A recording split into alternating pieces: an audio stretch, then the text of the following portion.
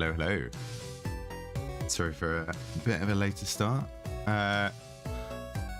Hey, Poke Bro, how's it going? Not live on YouTube. Maybe that was a few minutes ago. Yeah, looks like we're live and ready. And hello, Ankit, how's it going? Sorry if I missed you. I missed those messages. Just having a quick shower. Right, a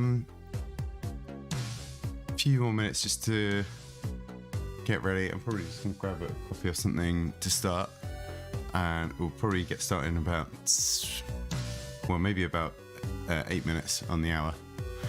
That will probably be best. Let's also make sure that our timers are right. So how long have we got left? 24 hours to 1 o'clock tomorrow. Submission has to be done by 9. So add 8 hours, 32 is what we're looking at.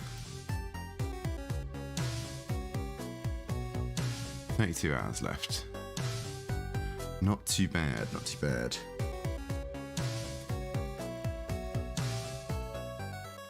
Right, let's just put a little countdown on screen. Where's our schedule countdown timer? 5 minutes will do. Right. I'll be starting very shortly. Right, back in a sec.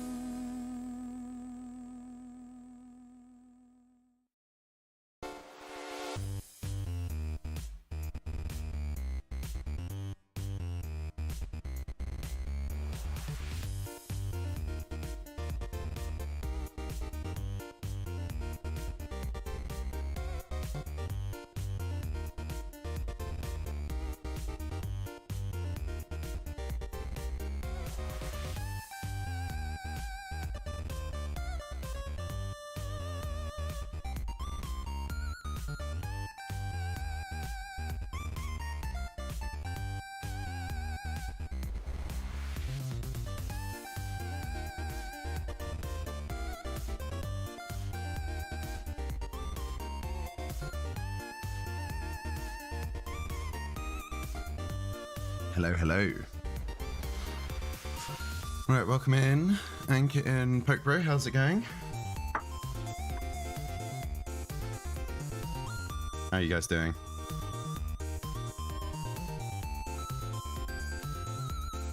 Right, let's we're gonna jump over to our dev screen. So this is basically where we got to yesterday. We've got quite a lot of the artwork done.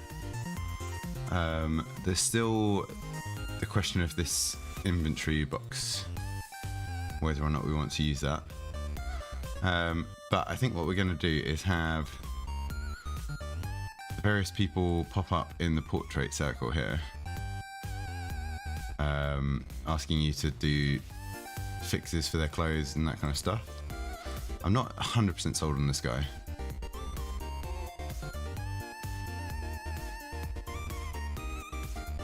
But we got a couple of different characters here to speak to, and then also on the bench we have the option to have the shirt, and then the trousers, and then the jacket. So we got everything in the game.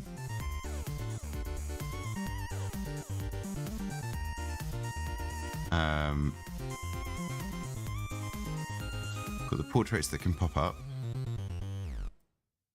So it's all about, this morning is going to just be creating the code to determine what shows up.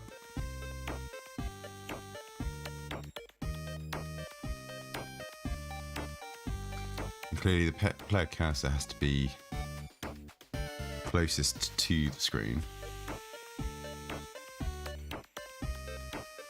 How do we get this?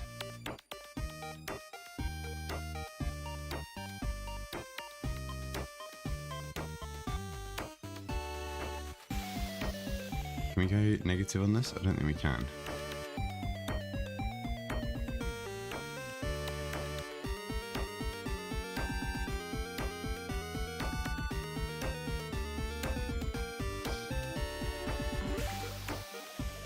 I'm not sure the Z position is controlling what's on top of what here. I know we've got the order in later.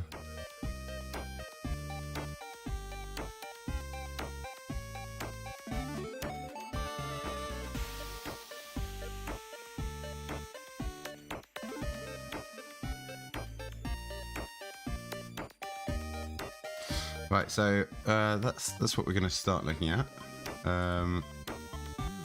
Maybe sort out our Trello cards.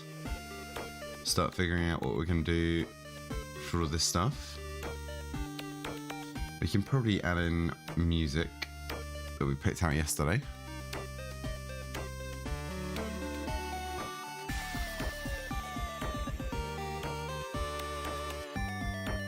And we probably need to have a think about mechanics a bit today. Don't know if we're going to be doing any of this stuff at the moment. Events maybe.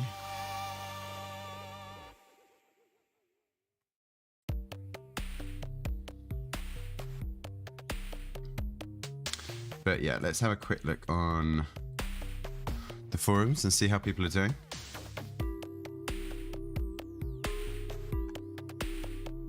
So someone's obviously doing a Dune inspired game.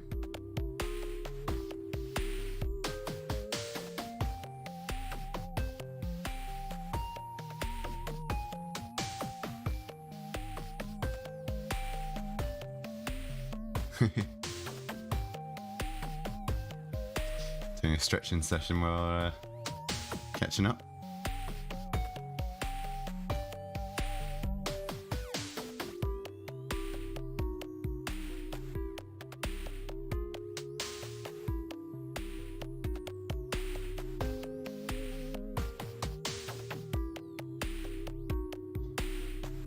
This is a cool style.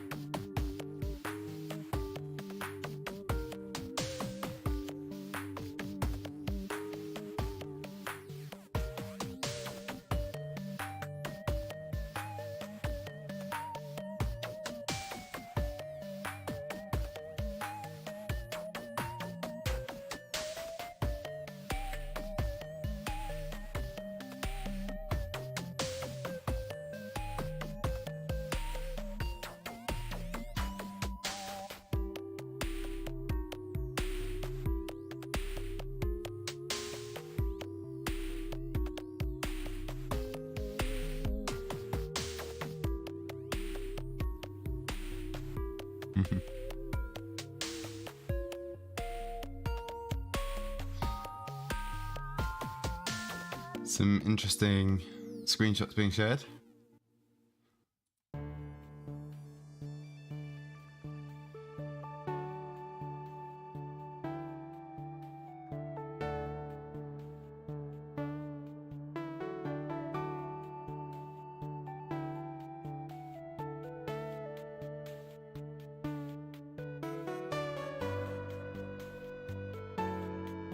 GG Pokebro, how's it going?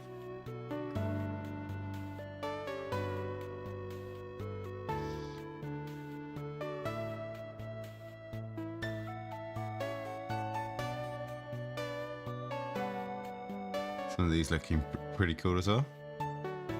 Right, let's have a little think here. What do we want to do today?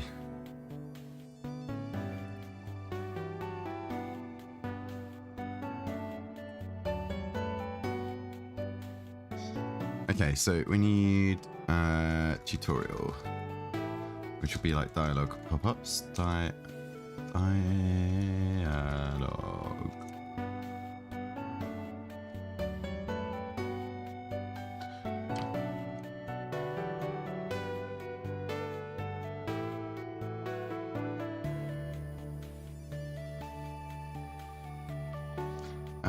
Stages slash difficulty levels. So for this we've got like let's just do a normal checklist. Calm seas, storms, battle. So I've got 3 different levels there. Maybe night.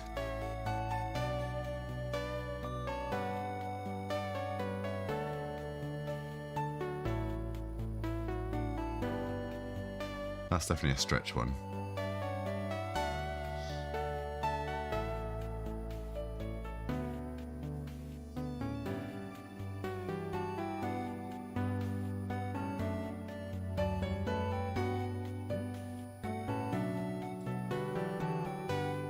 Okay, let's have a little go straight into this.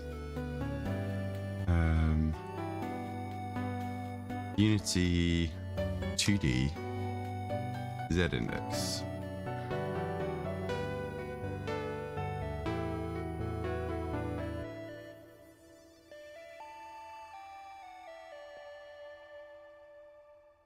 (2D) sorting.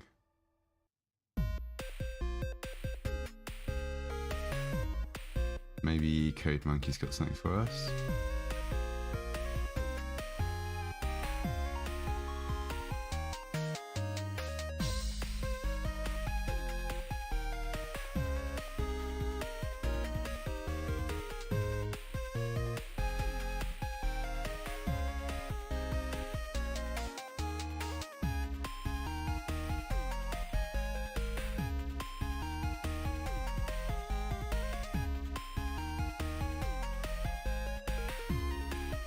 Render a sorting order.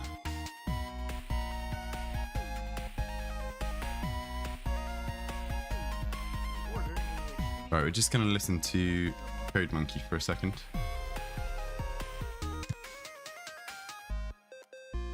Okay, so this is a very simple, very quick video just explaining how sorting layers and sorting orders work. Now over here I have a bunch of sprites. I have a background, then a building, and a health bar. And on each sprite render component, over here you can see two fields, one for the sorting layer and one for the ordering layer. Now the position of the object is what defines which object comes with. So an object closer to the camera is the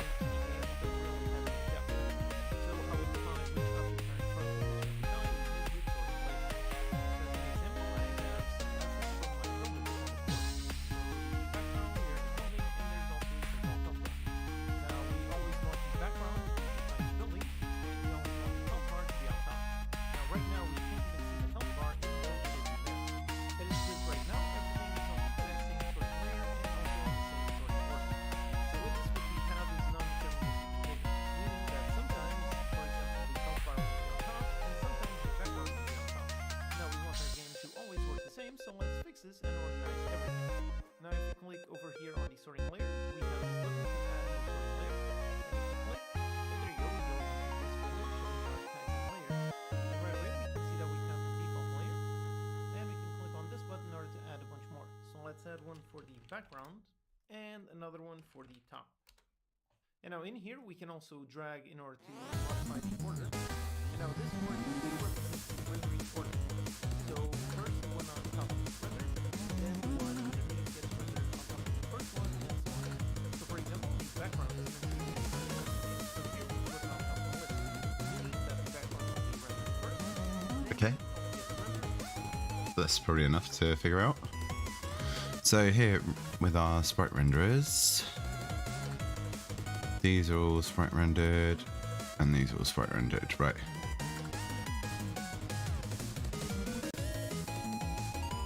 So let's add some sorting layers. Right, we're gonna have background,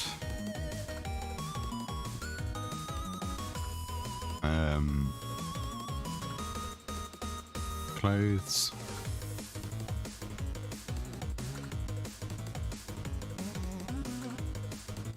and then characters.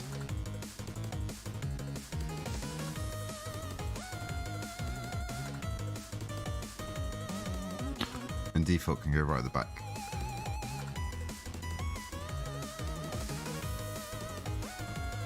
Right, so these all need to be in the characters sorting layer. And then ordering layer, is it higher, is further forward. Let's enable all of these. So let's say we put this at 4. We put this at 5. Okay, 5. So higher is in front. So really, these all need to be 1, 2, and 3.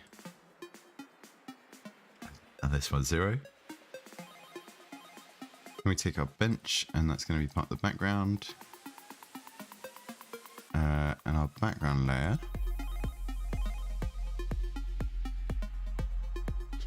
These 3 are going to be part of the clothes layer.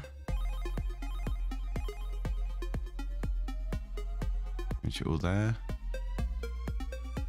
So 1, 2, and 3. And then our player cursor. These are all going to be part of the arm layer. And let's give them in order as well. 1, 2, and 3, just in case we have any on screen at the same time.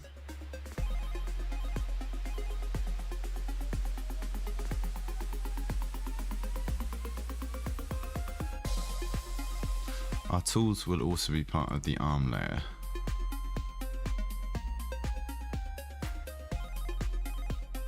Just so they stay at the front.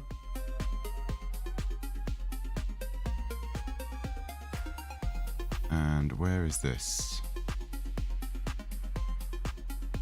Right, so on the canvas I can also put them on a layer. That's good.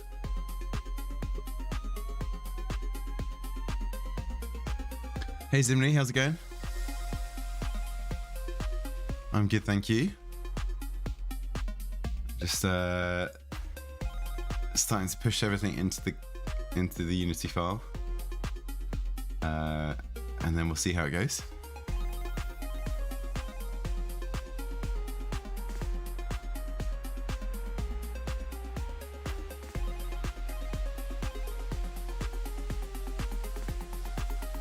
You're tired, but you keep going.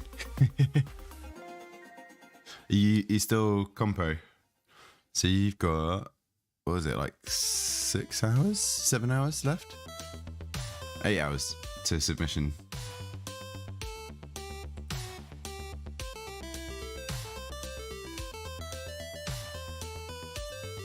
Exciting.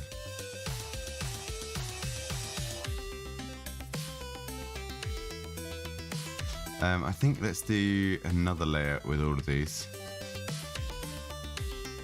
Rather than this, we want a UI layer as well.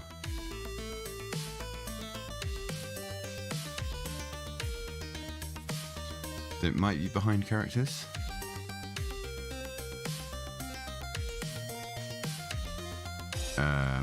Yeah, let's do a UI layer and a GUI layer.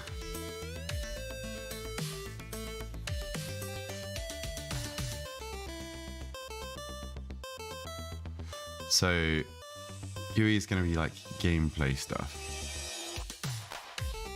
So that's where these are going to go.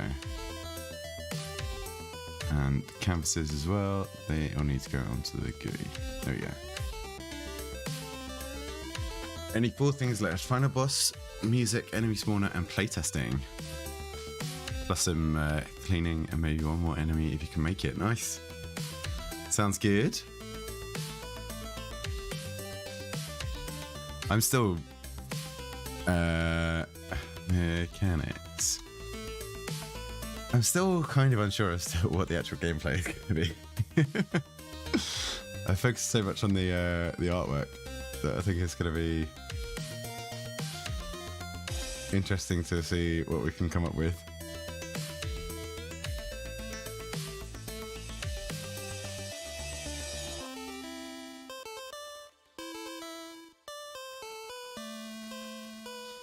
Thank you.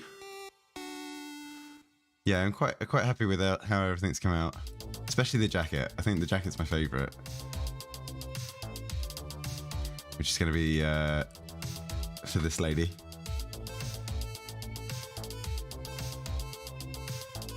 And then if we jump over to the trousers, we've got trousers for the guy.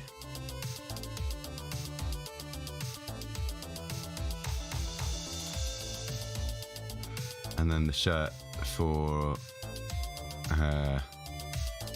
this other guy. I'm not set on his on this character.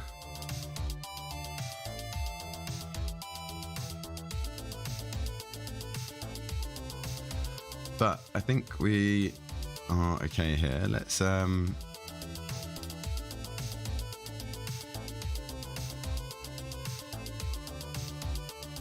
start figuring out. So if we're going to disable these tools,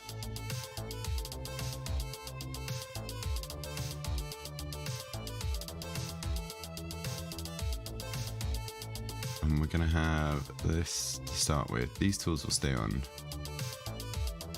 So I need something that selects the item to be repaired or to be changed.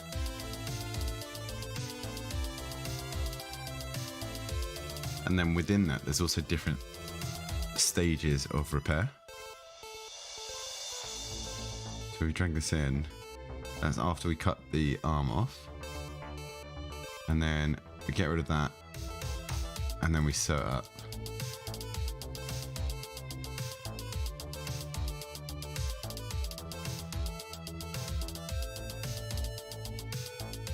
Right, I think what we've got to do is just get into some coding.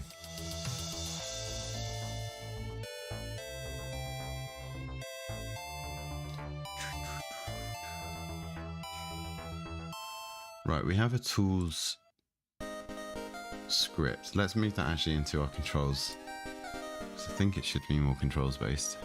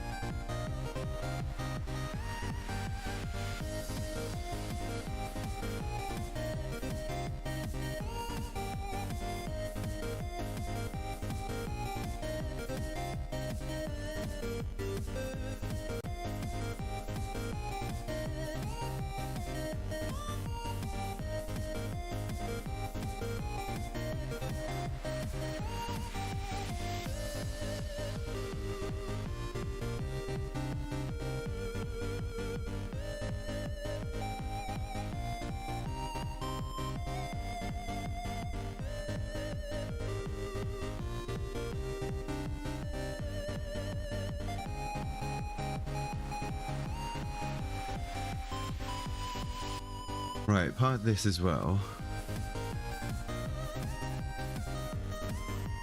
Probably drew more pixel art this time than all the 6 previous Ludum Dares combined.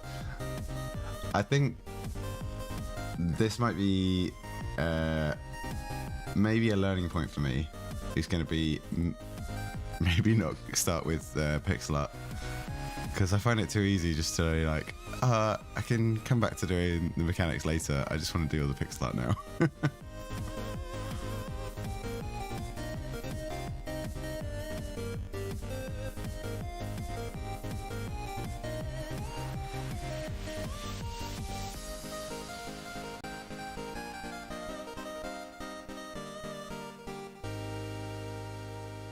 Right, also in here, we want to do game object,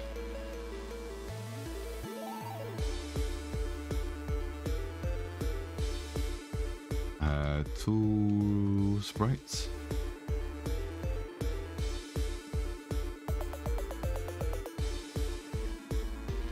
and here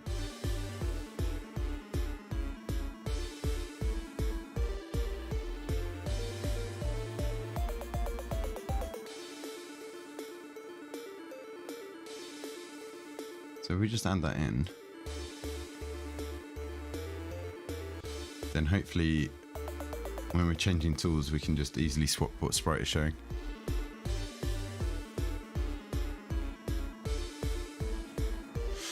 For sure, one of the veteran tips of most of the time in Discord is start with the prototype, the art and the music.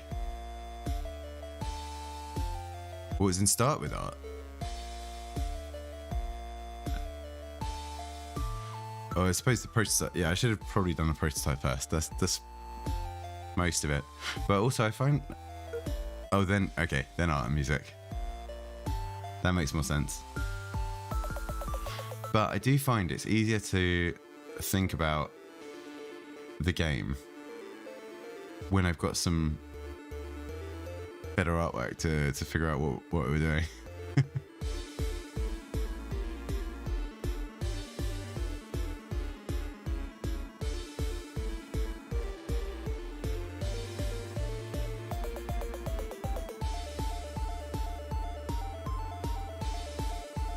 Right, let's see if this works. So hopefully 1, 2, and 3 swap out the arm that's active.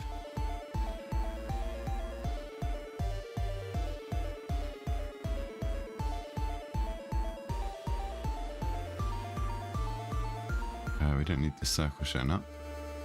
Where's our tools though?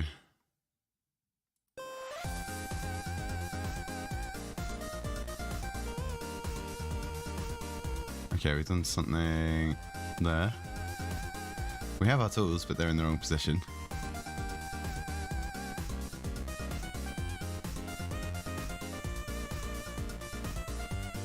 Or are they? Wait, are we zoomed out properly?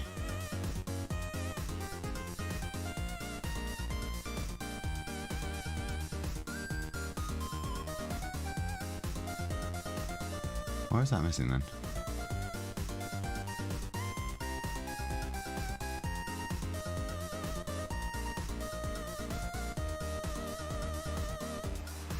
So we're going to be moving around trying to stitch. So you're trying to hit little targets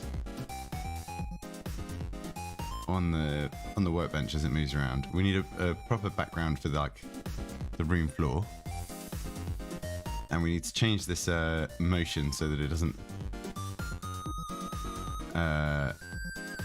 change velocity so sharply. But why is this not working?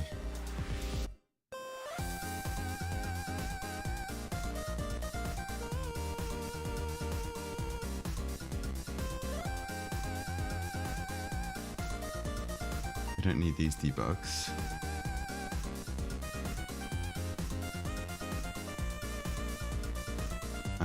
Let's see, log.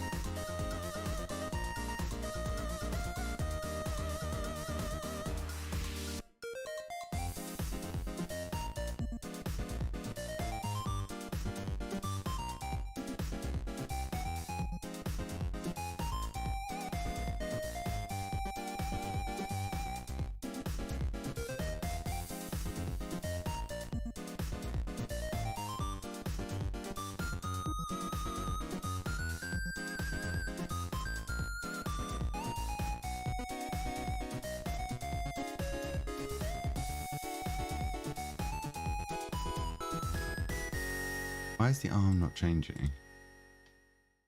This is the sprite that's being rendered.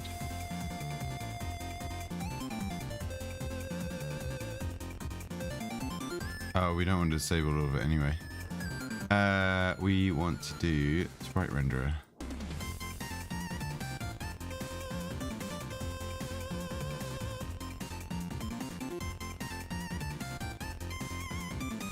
So this should be sprite renderer. Tool sprite.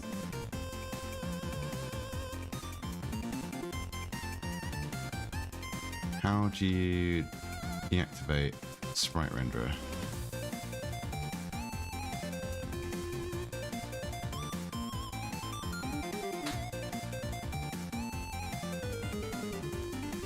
Like this?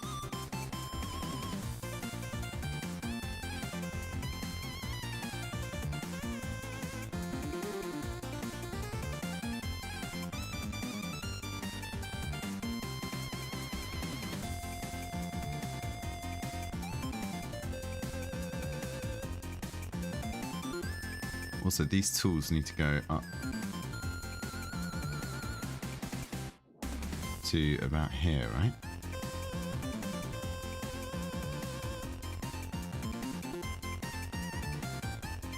.5.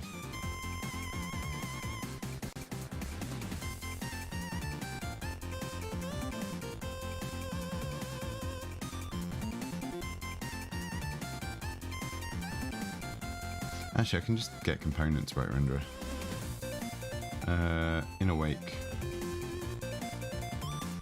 Tool sprite equals get component sprite renderer.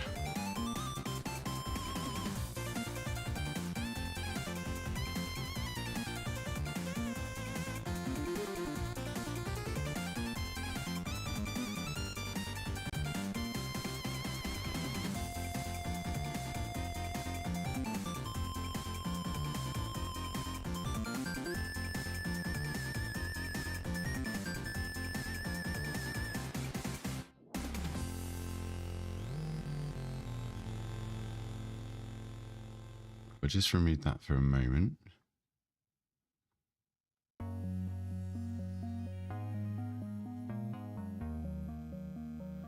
Initial Y. Y equals 5 here. Minus 0.5. Well, this is 0. Let's set these to 0. Let's set these to 0. And then we'll figure out the right space for them. 4.5.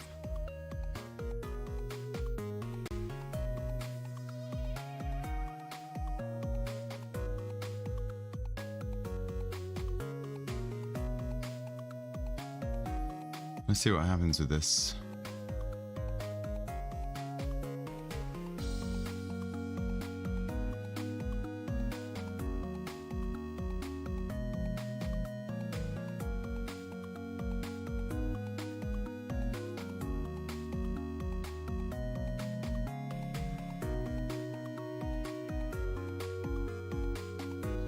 Variable tool sprite of tool control.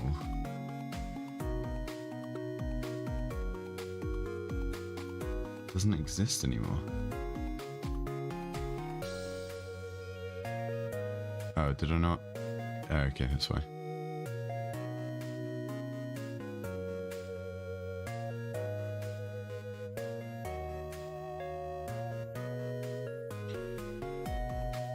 Good, I don't have to restart it. Oh, it's doing the wrong sprite though.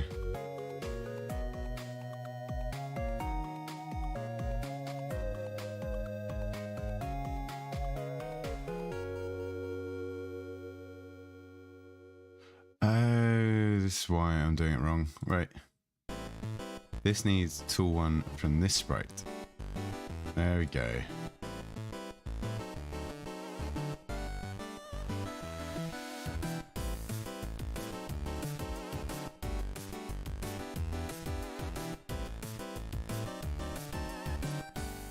Right, these need to be enabled as well. Right, that's starting to get there, and then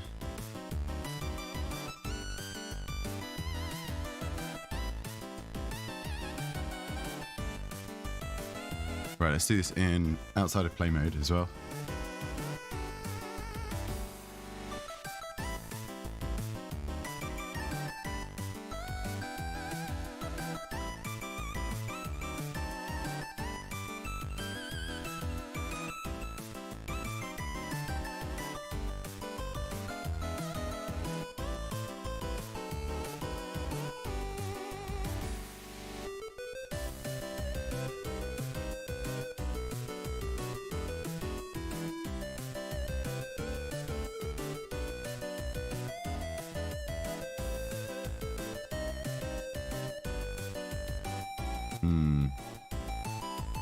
Oh, right, no. There's the... This is wrong now. We don't want that.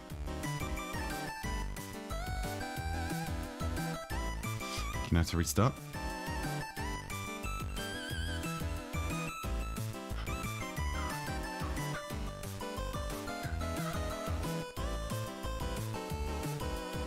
Got a miserable day today. It's still dark outside.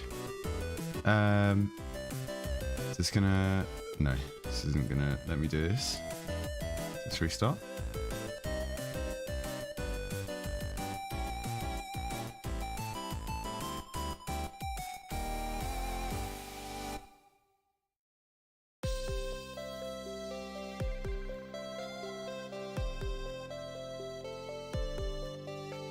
Okay.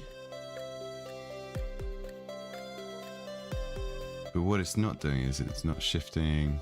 Oh, because Y change is 0. All of these need a Y change of minus 0.5. There we go. And an initial Y of 5 maybe? 4.5.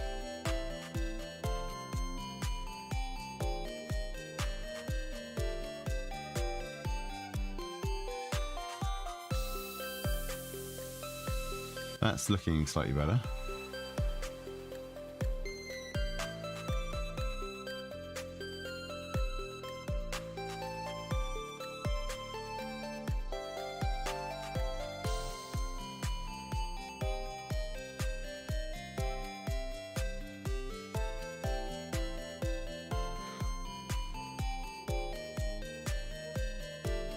Right, let's make sure those are set properly. 4.5 and minus 0.5.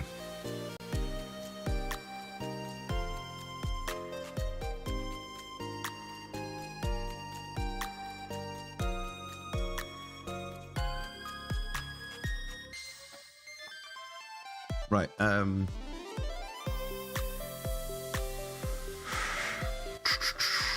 right, what we can do next.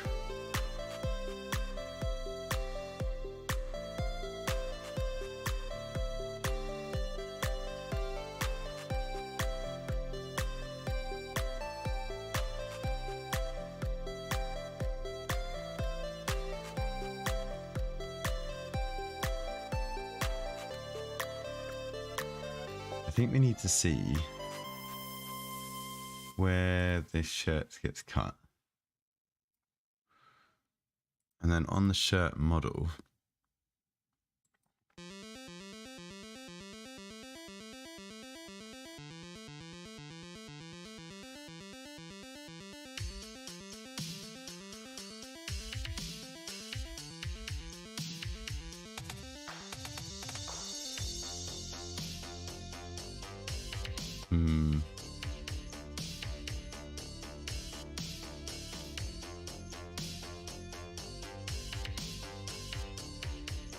I think we need to overlay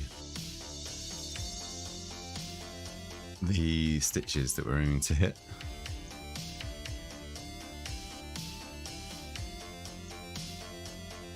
So really all we need another sprite.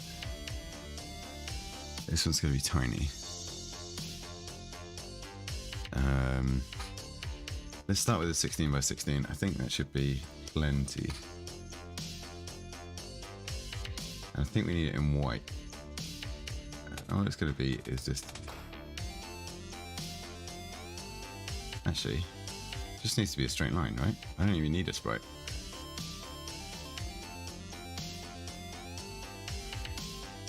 How do I make a straight line?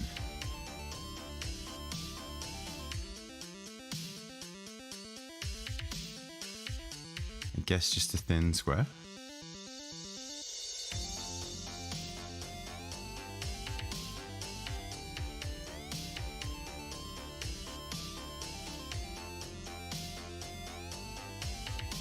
I want to rename it. I want to find it on here. Here we go.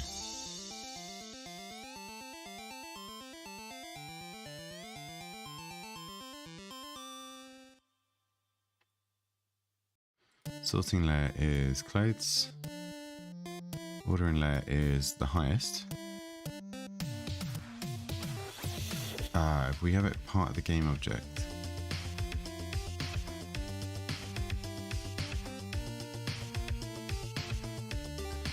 It's going to take the scale from here.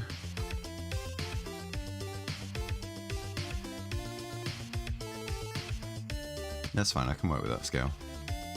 So 0.1, 0.01 by 0.01.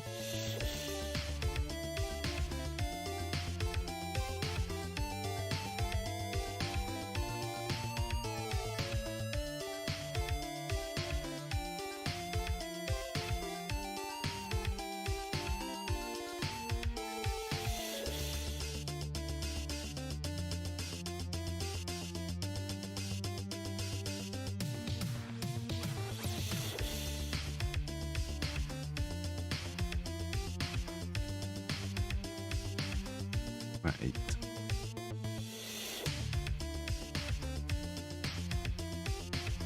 They're going to be too small.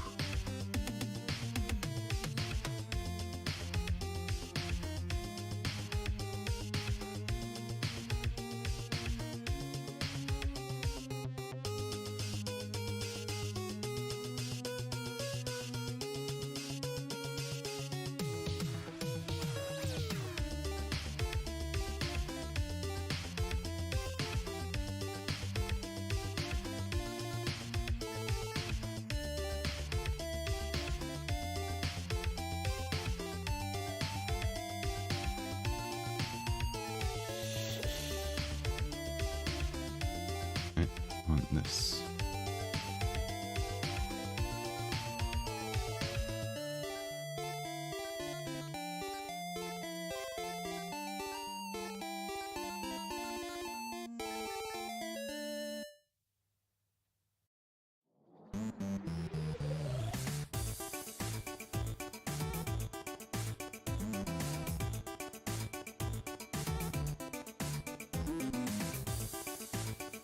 So we do that, and then we go to shirt 2. Right, so all of these need to move to like there.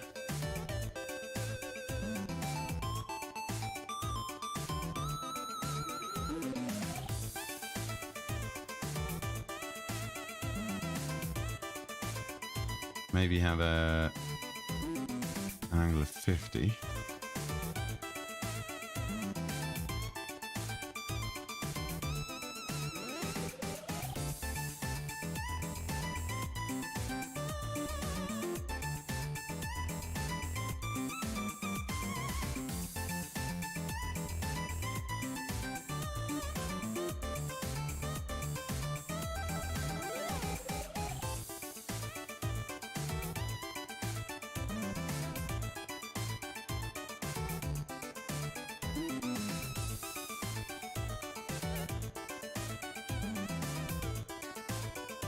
And what I'm thinking is each of these should have a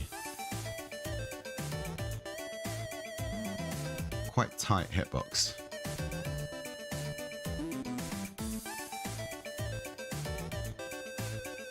So all of them, we need to add component 2D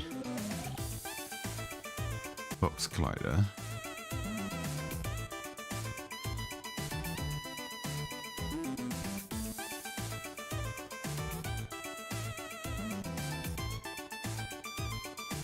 And we'll increase their X size a little bit.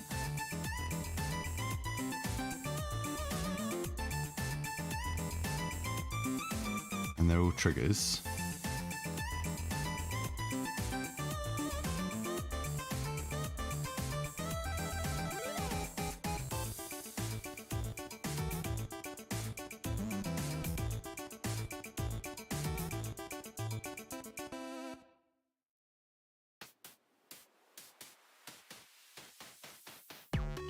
So then if we look at cursor control, what we want to do is on stitch,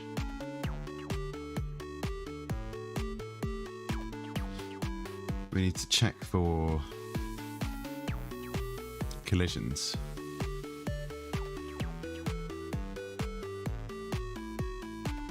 Right?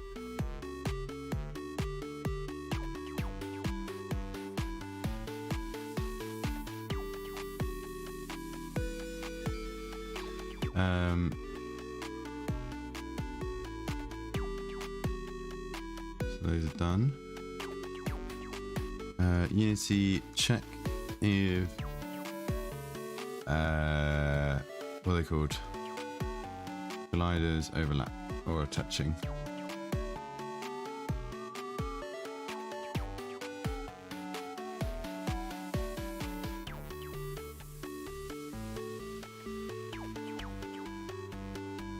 Is touching.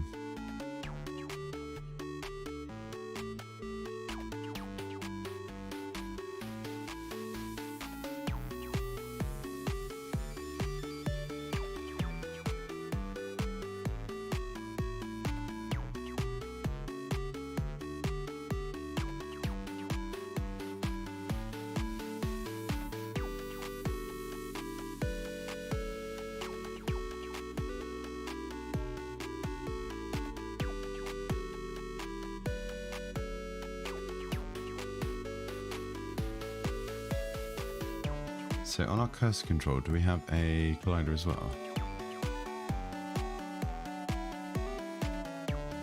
Player cursor, box collider.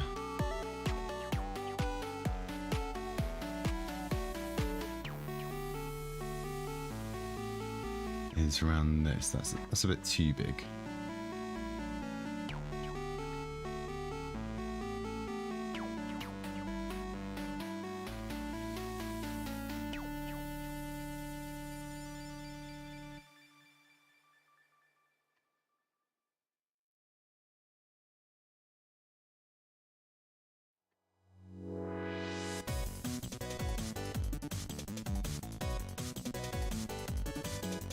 Let's just see how we did colliders in the last game.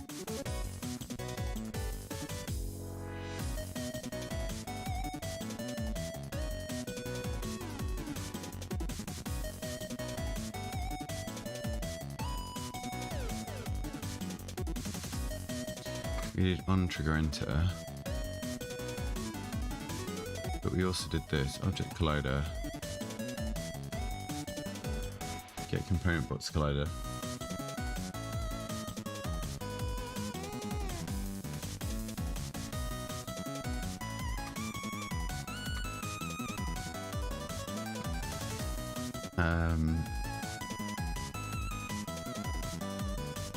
Right, so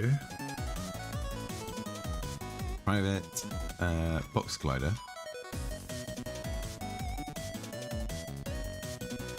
Box collider. And then in start, we want to say box collider.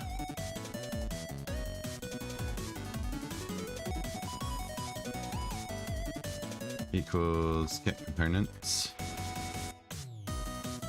Box collider 2D.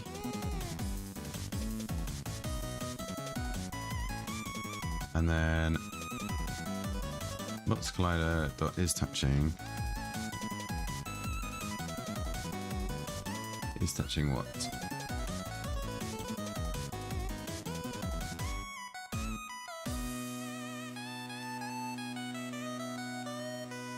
So we can use tags here.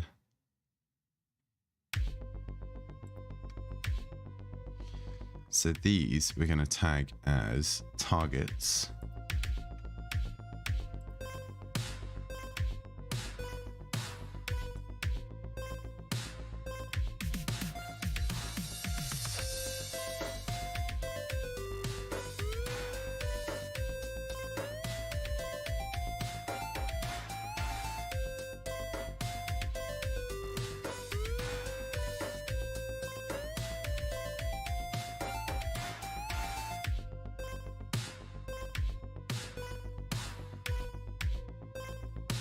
Targets, get component. These are all going to be box colliders as well, so we can narrow this down.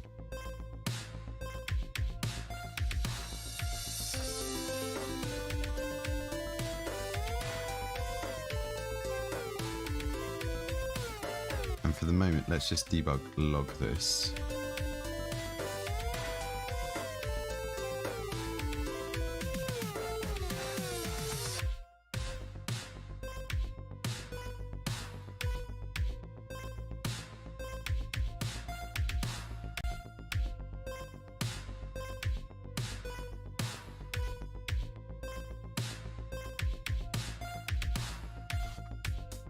Right, so what we want to see here is that as we move our cursor around, which is the arm, we want to try and hit these white lines. And if we hit them, we should see true. And if we miss it, we should see false.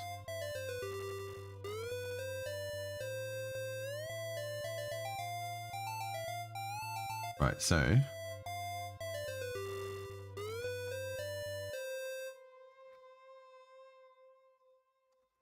got this. This might be quite tough.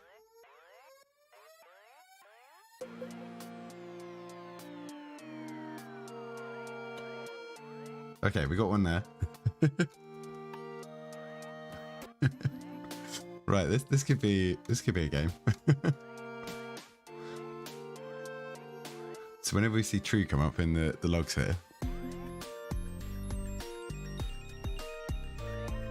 so let's start with, let's tone down this max velocity quite a bit. I think we need to change the stitch key, because using WSD to move and then E to hit might be a bit tricky.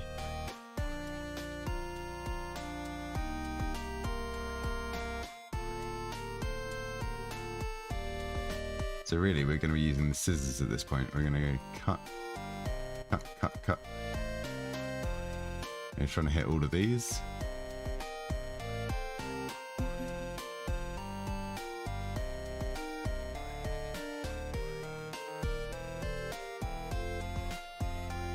And once you get all of them,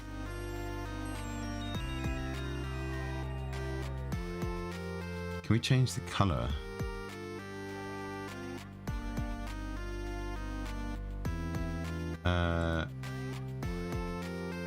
Change color of sprite. Unity.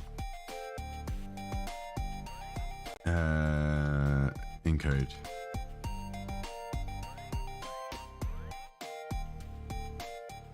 Sprite renderer.color.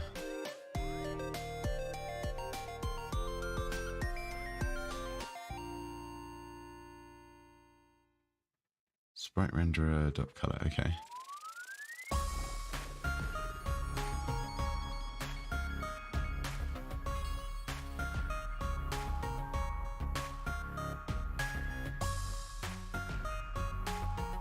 How do I get this object?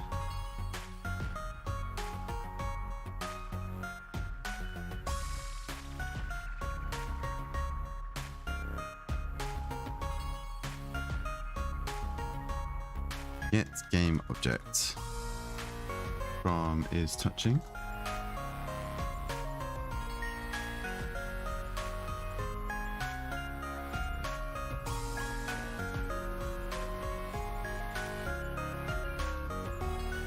No, is touching.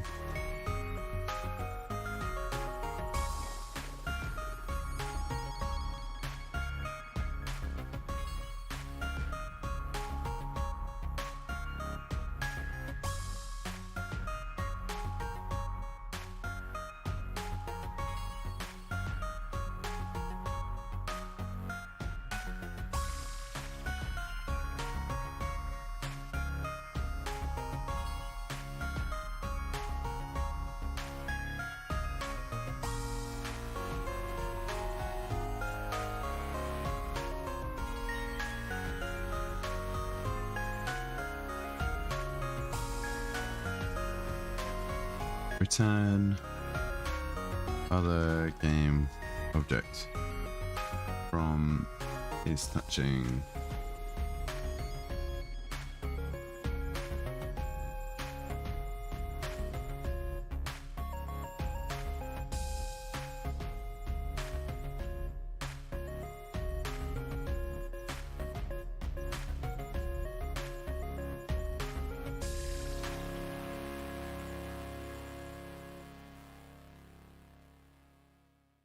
How do I grab this object?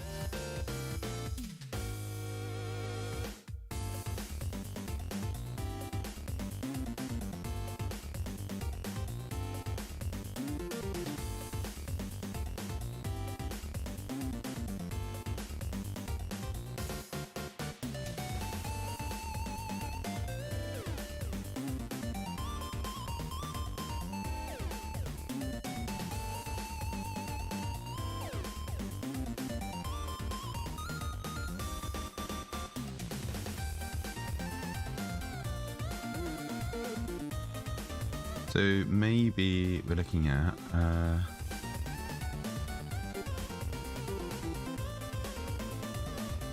overlap collider,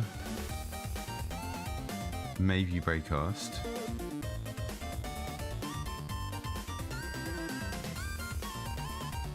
or cast.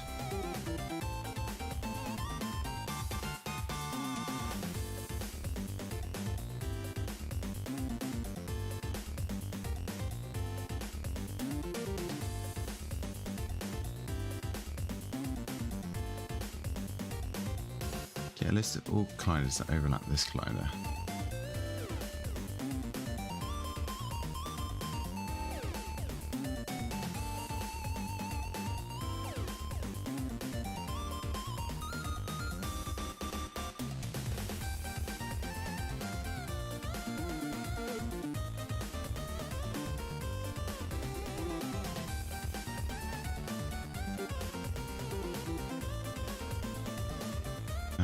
We were doing raycast before, but maybe cast is...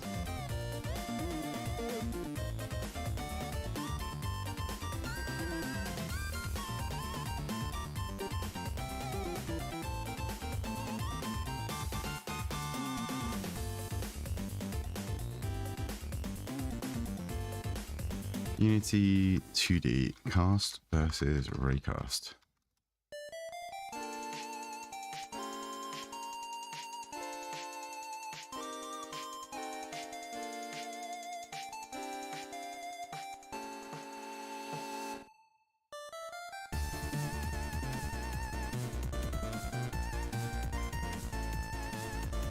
I think we want a raycast, don't we?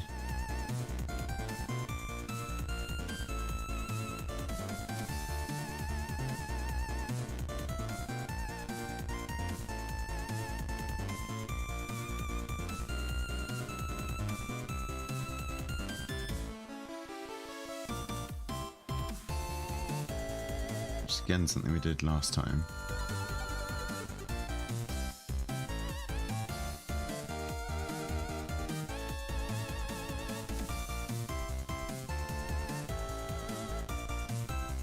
When did we do a raycast? Hit info.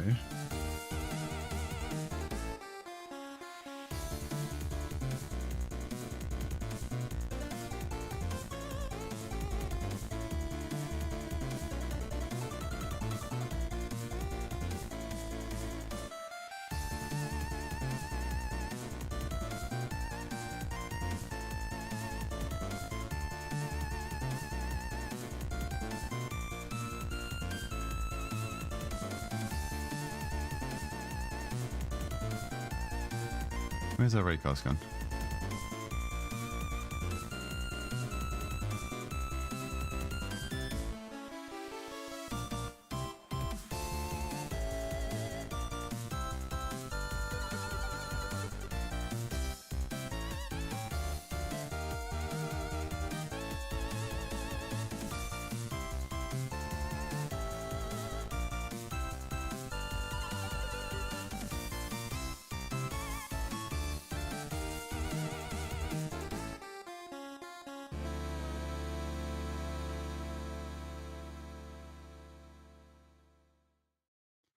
This might be what we're looking at. So let's copy this across.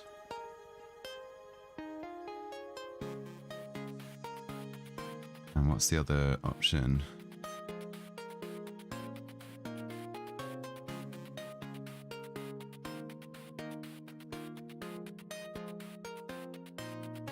No, I didn't mean to do that. It's Control B, isn't it? Gets rid of these. Yep.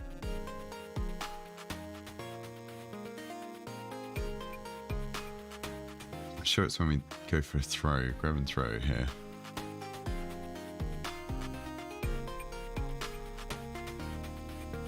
Let's look at one of those. Close that, that's fine. Right, we're going to do a quick pause here.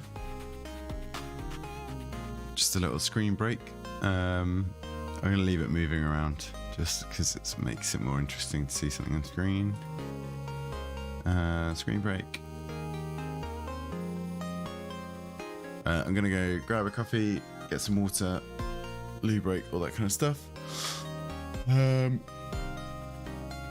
Please do the same. I'll be back in about 5 minutes or so.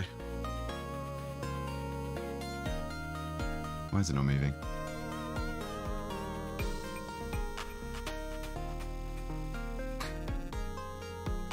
Let's leave that running and let's increase this to like 1.5. Just so there's something a bit more interesting going on. Cool, back in a sec.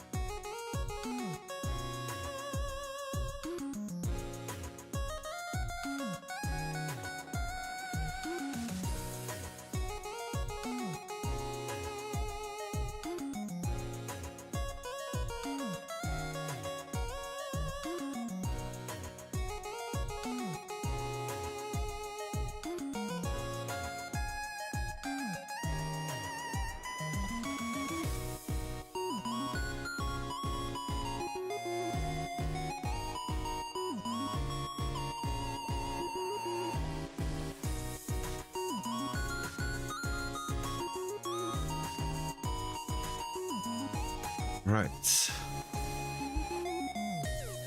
Let's see how we're doing.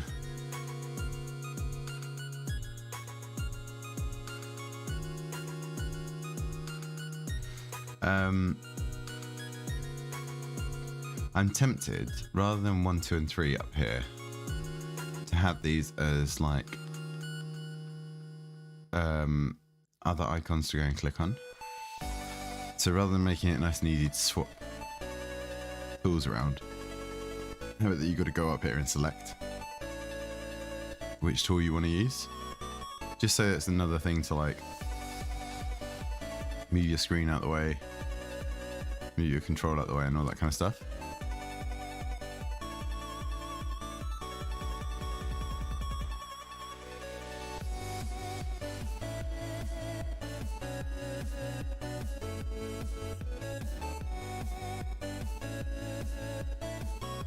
But we'll have a think about that after.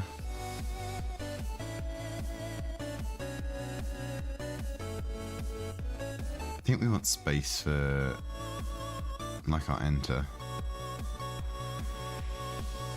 So rather than stitch, this is going to be action. And then here we're going to go here.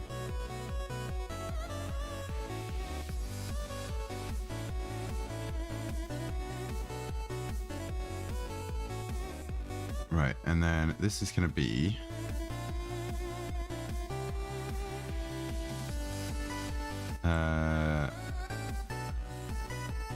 targets in area.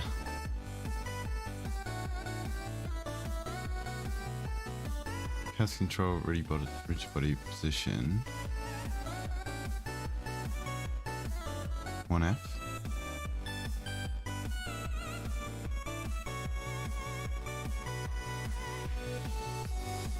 What are these doing?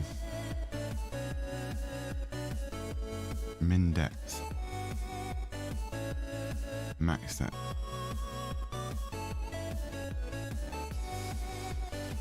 Don't think we need those. And then log, targets in area. Let's see what this does first.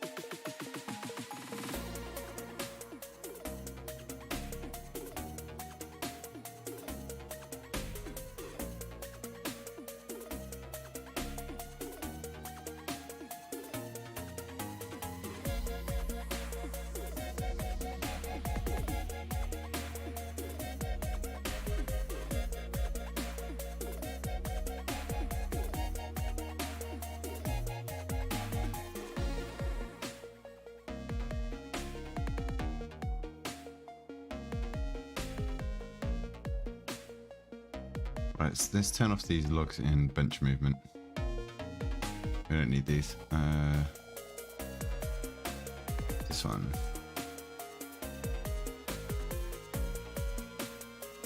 And let's start putting some to-dos in.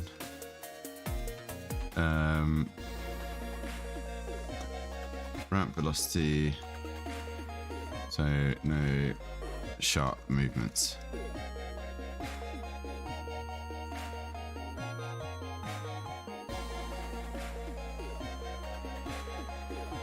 Don't need this. Those are okay. We closed our other one, didn't we? What needs saving here? Something needs saving. Oh, got rid of that.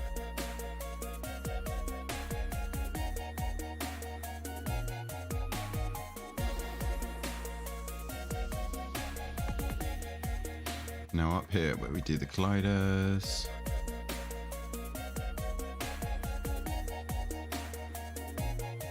For each target in area.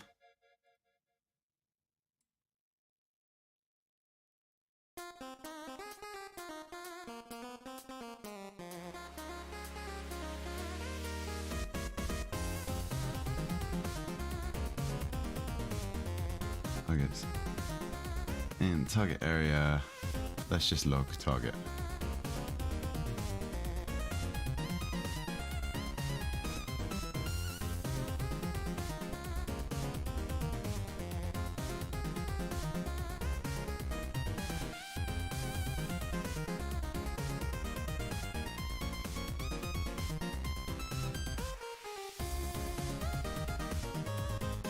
So I'm hoping that we see stuff like square, square 1, square 2, but I'm not sure that's the case.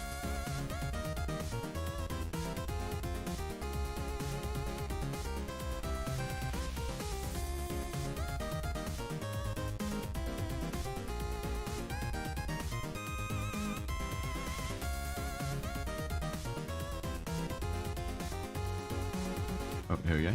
Oh, yeah, there we go.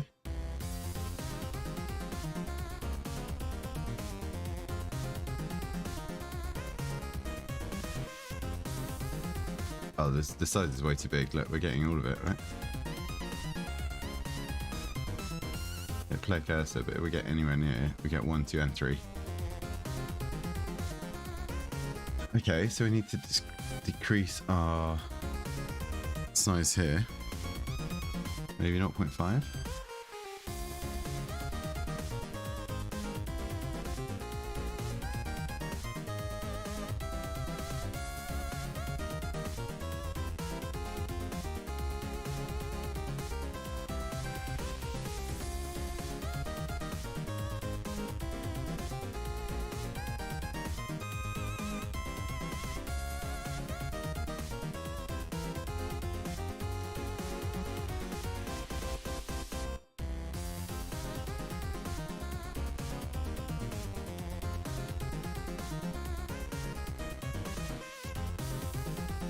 Alright, let's change some of these names then.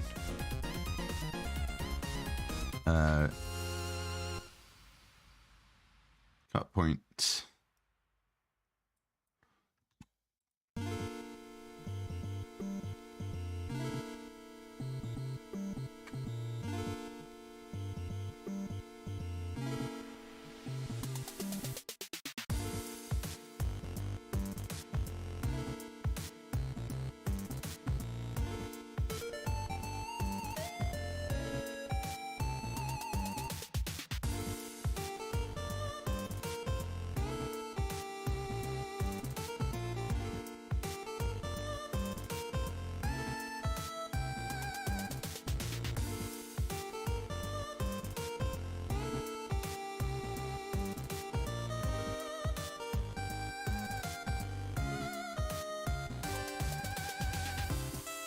So what are we doing here? We're doing overlap circle all.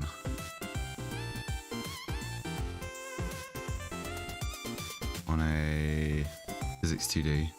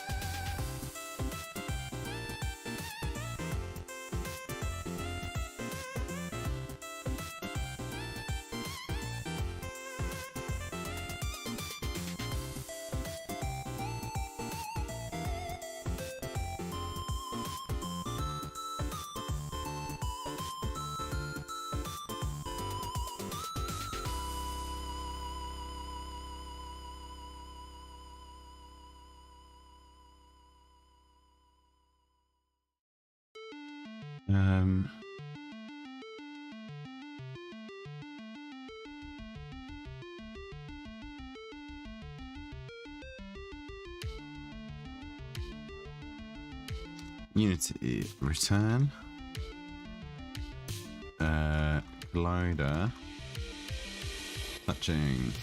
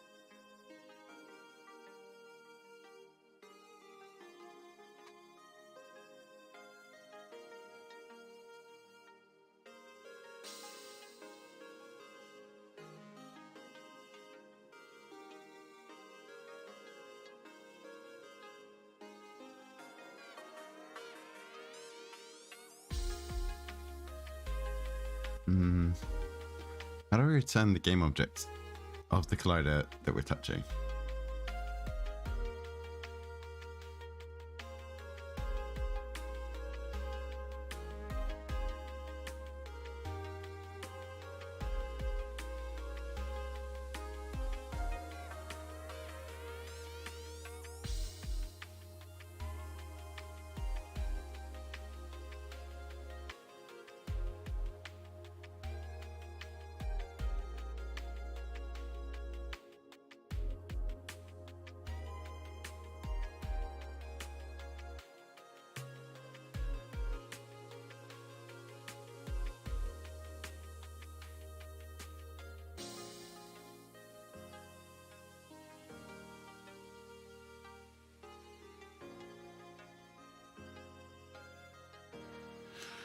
It's not quite this.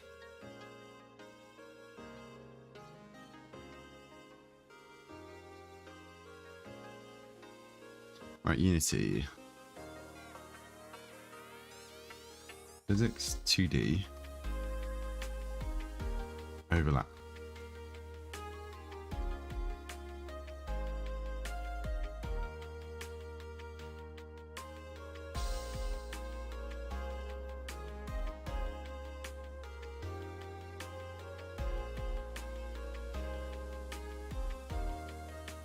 What size box are we using here? I think if we look at our player cursor, it's this 0.5 by 0.5, but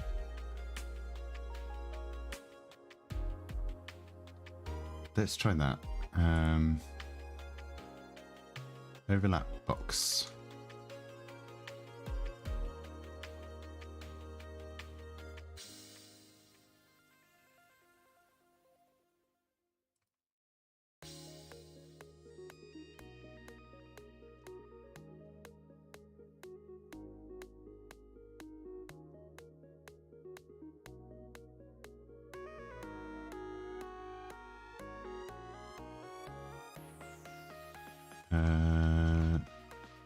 Private vector 2.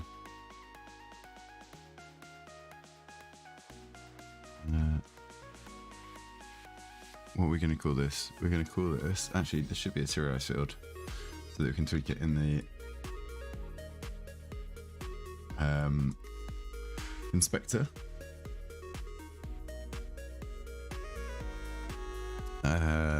What's this going to be called? This is going to be called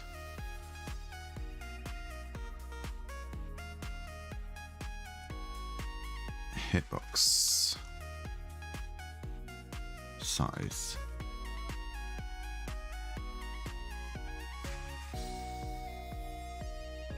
Let's put this under velocity actually. Hitbox size equals new vector 2 0.5 0.5, and then it's going to be hitbox size goes in here.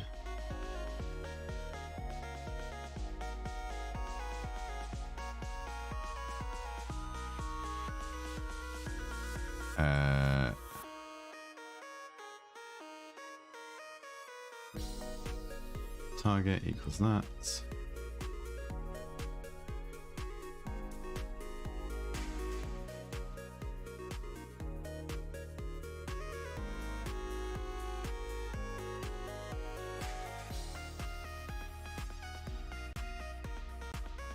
Right, and then actually to make it easy, let's make sure that the bench isn't moving.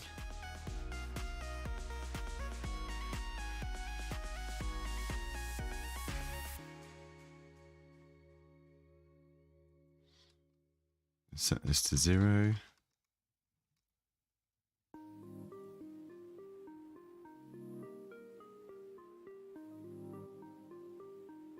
Oh, actually, I think in our code we've got something divided by this number, so we might get an error because we're doing divide by 0.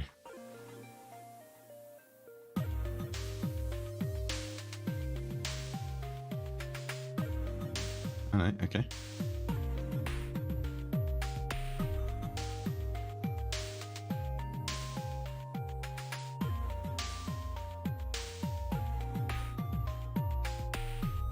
We want to not return the player cursor though.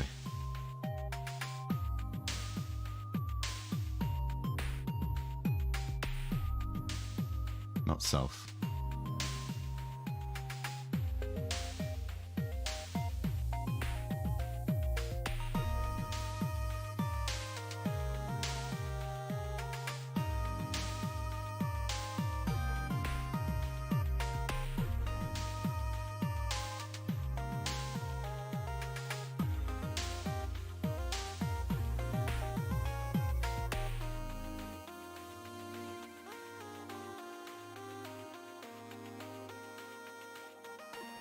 Min depth. So what we could do is set our player cursor to a depth of like 1, because these are going to have a depth of 0.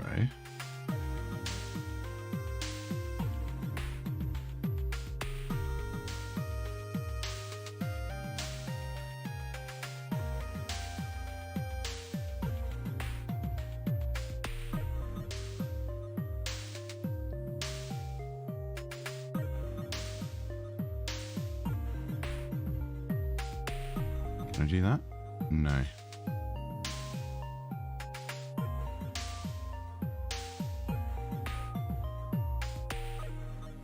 How do I leave them blank?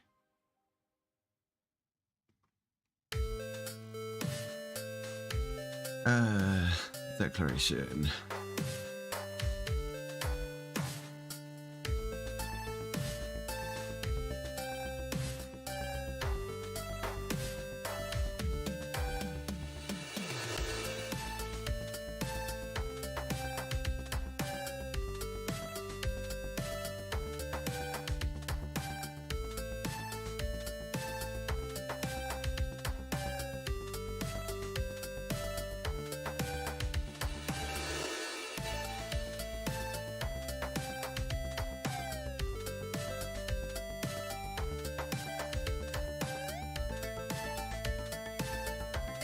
That seems useful.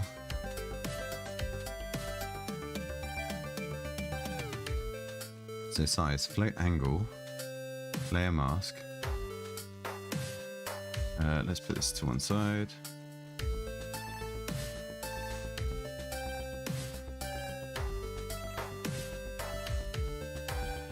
So this is apparently the angle, which is a float. So let's do 0f.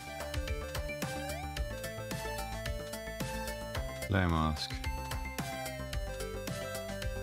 Min depth, max depth.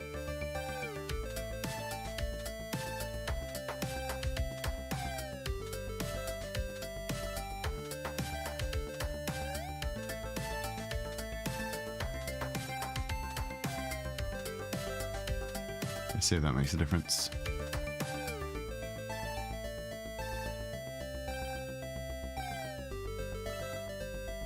So we've got a min depth of -1 and a max depth of 1. And our cursor should be, I think 1 should be okay, but let's just check.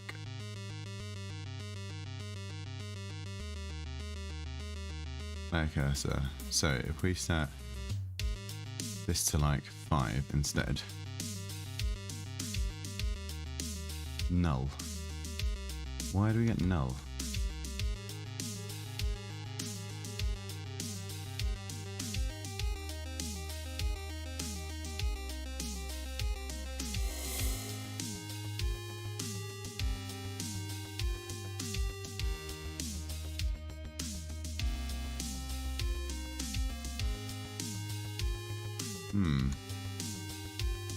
We're getting true because we're hitting.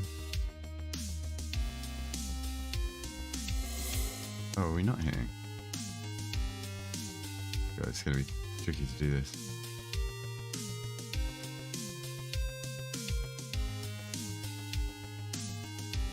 This and this. No, in this. There's definitely an overlap.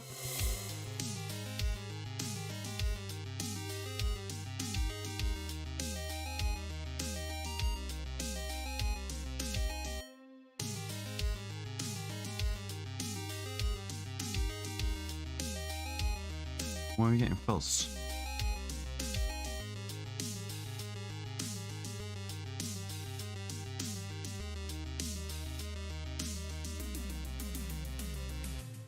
Taking this box collider.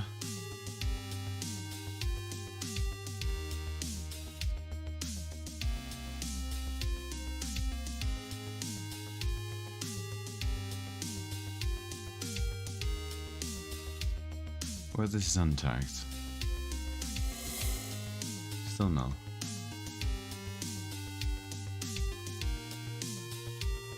Where were we getting true then?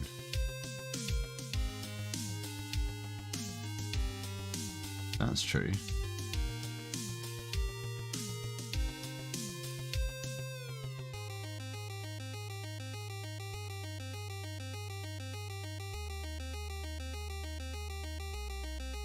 Was this true or false? This is... where's the true or false coming from? This. Find an object with tag target. Oh, if we run out of music. Onto some game chops then.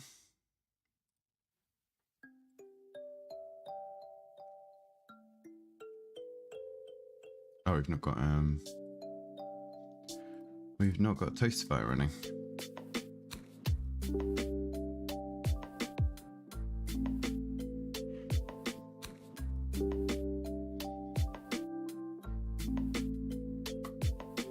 There we go.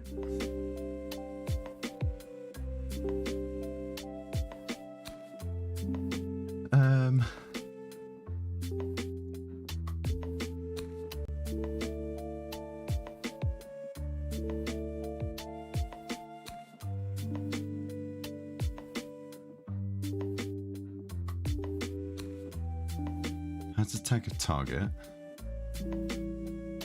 Why?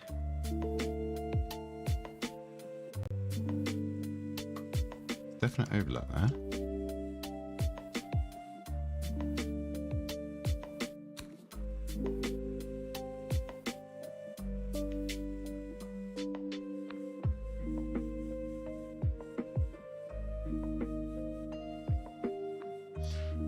Let's see.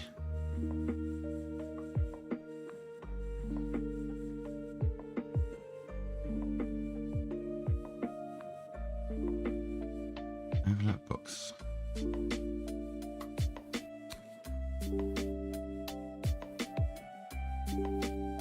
Filters check any boxes on a certain layer.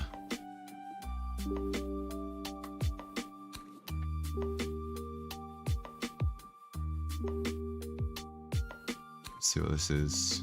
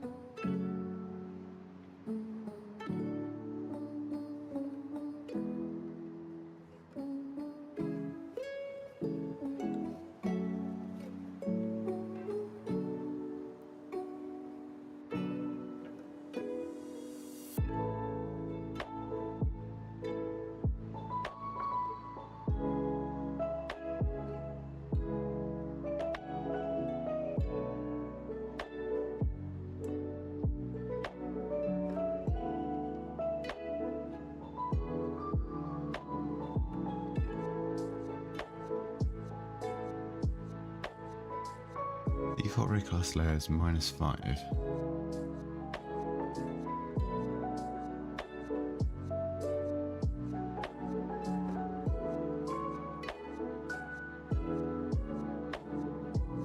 That's 2 point, that's 2 size.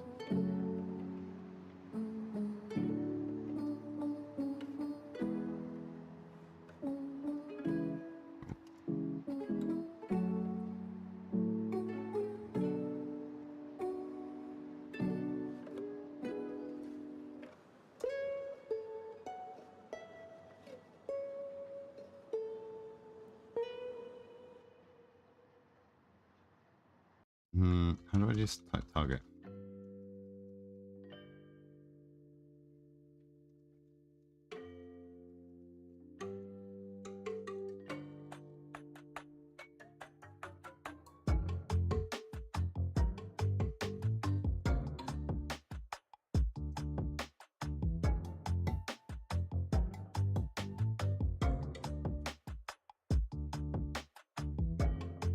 How was I doing this before?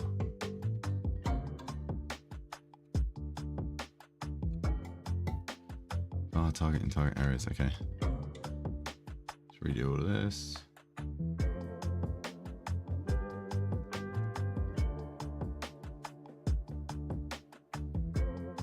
See if that changes it.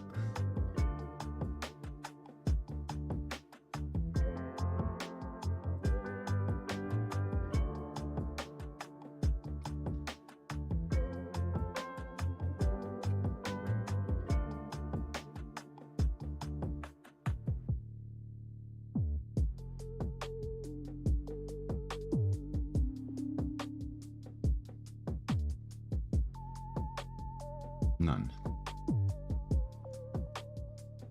Oh, good. It's not precise enough, is it? Tricky. Why are you not logging out anything here?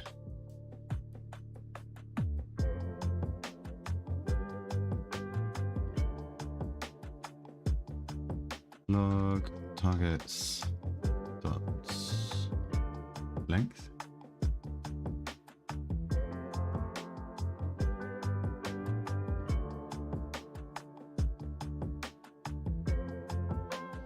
Is it not finding them for some reason?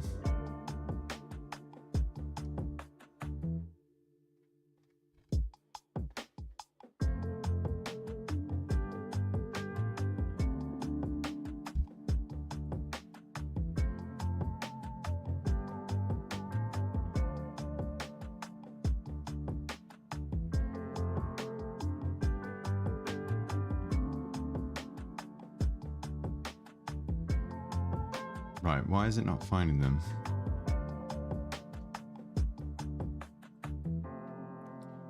Hitbox size, let's do 2 by 2. No. Let's slow down our cursor speed as well. That makes it a bit easier to control.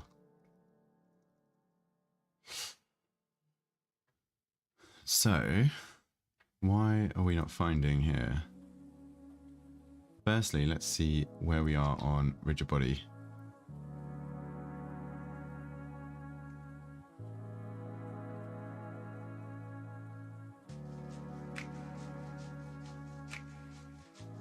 I think this might have to be transformed position.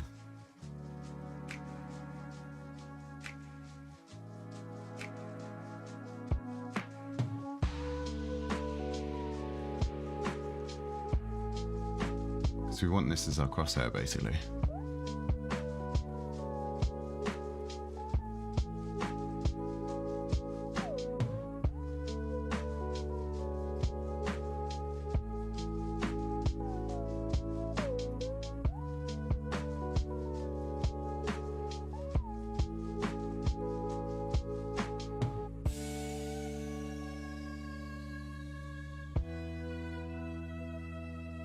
-3.1.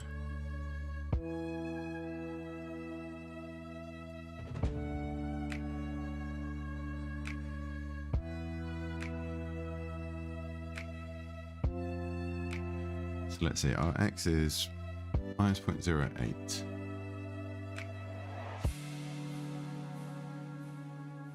Plus 0.013.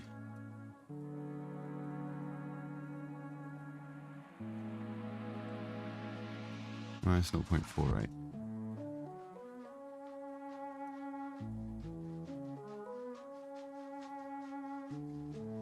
Oh, but oh, the scale effects as well. Oh no.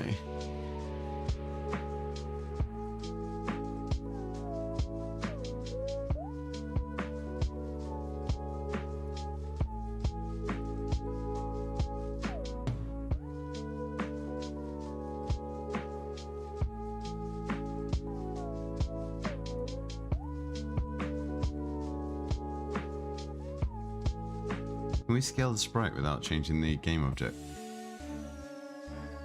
Unity scale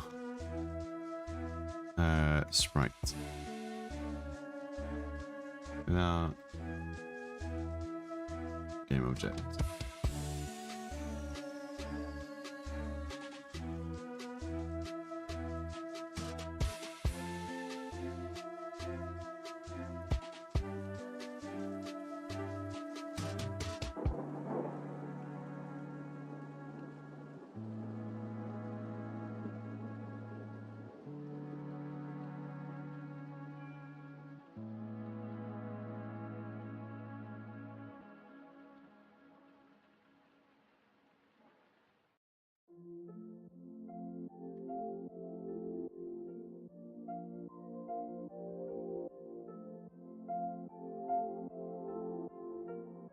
Sliced mode. Ah.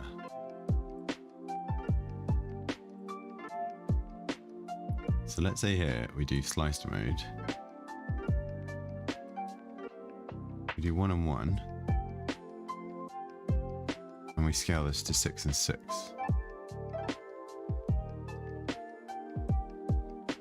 This we might be getting somewhere. Because now we don't have to change the scales of the items. That would be better.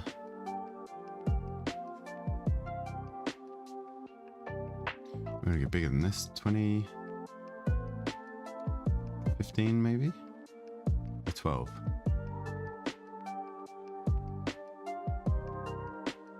And then our shirt, similar kind of scale.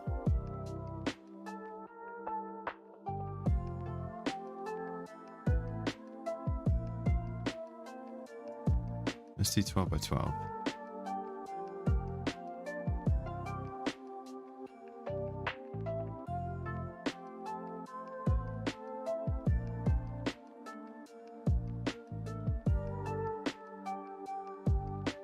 Is that the same how I drew it now?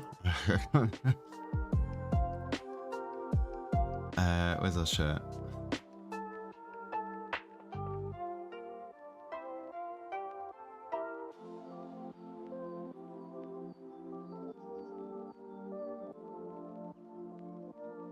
No, it looks different. Why does it look different?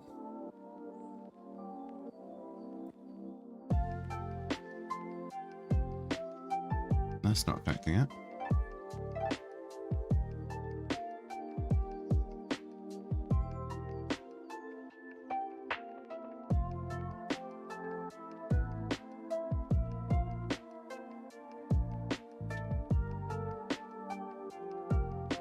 Why?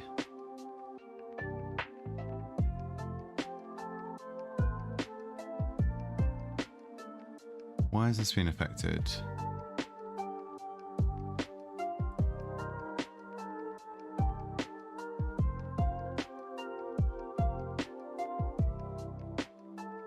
The width more than the height, for some reason.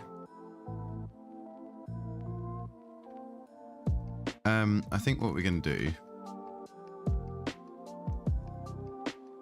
is, rather than doing it like this, we're going to keep everything simple. Simple as well.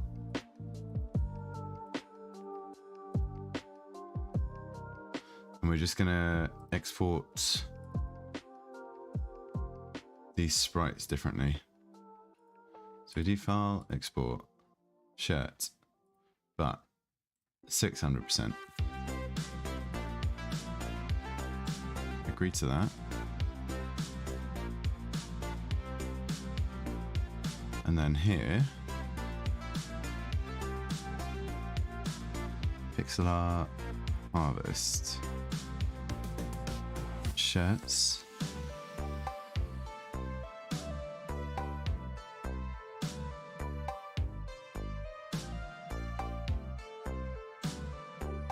actually, let's first delete them all here.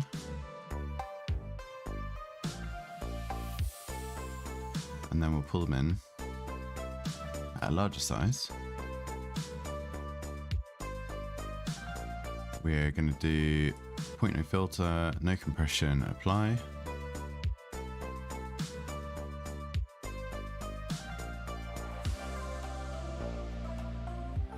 Right, and then this shirt, do a 1:1 scale. That's correct. Right, where's our bench? Sewing desk. No.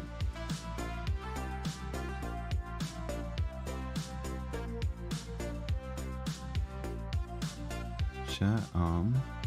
Maybe it is sewing desk.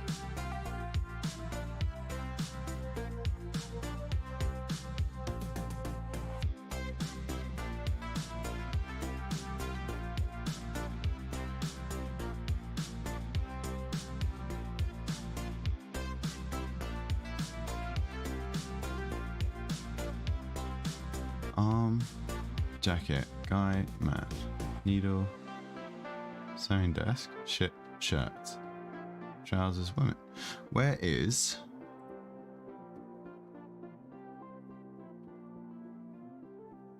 our desk?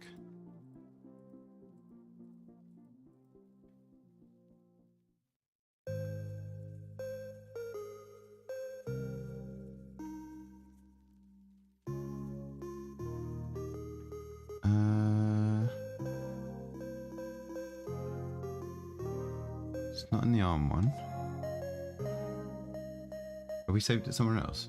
Aseprite.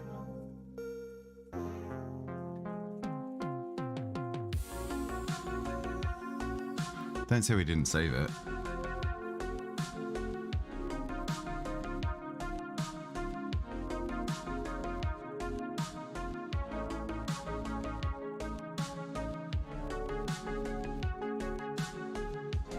Oh, did we not save it? That can't be right.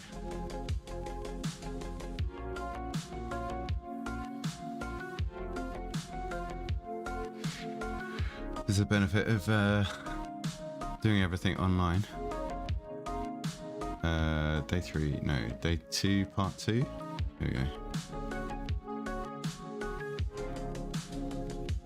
Let's see, where did we do the desk and how?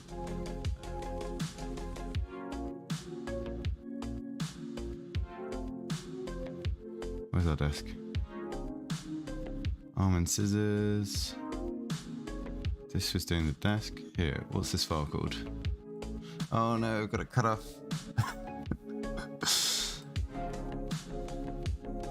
Right, when I exported it, I must have. Okay, we're exporting soon here. Jump forward, jump forward. Sewing desktop PNG. Did I not save it? I don't think I saved the Aseprite file. I just saved it as an export. Oh, that's so annoying. Right, okay.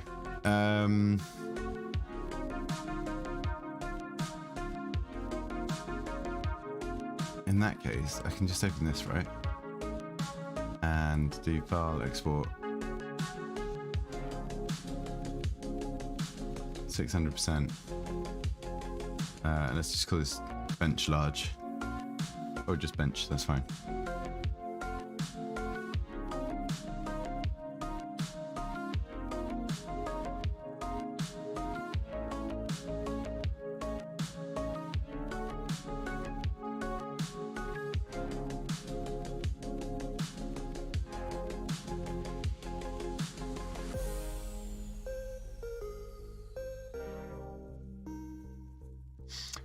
The only problem with doing it like this... this is not going to work, no. I mean, it can kind of work, like... That's there and it's not scaled. But it does mean that the scale of this stuff is way bigger than it needs to be. Like, the game size goes up massively when I do stuff like this. Let's not do this.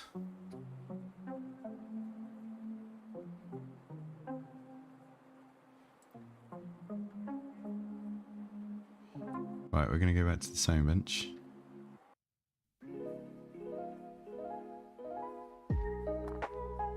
And it's only the shirts that we changed the size of. Let's get rid of those. Let's see, what size are these? That's too big. We get rid of that.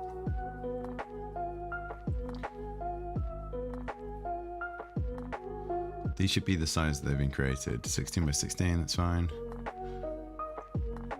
These are all perfectly fine sizes. Only kilobytes. There's going to be quite a few of these, so we've got to keep them small.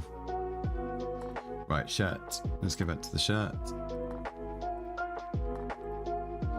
Export at 100%. All frames. Export. Yes, agree.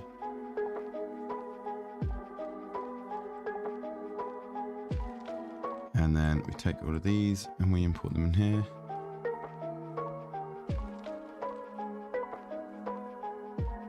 And our filter, no point, none, apply.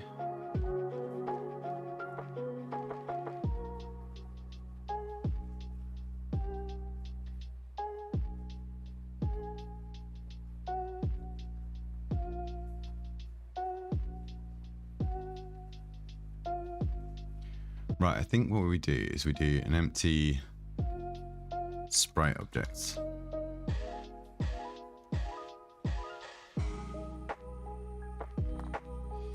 And we move this copy component onto here.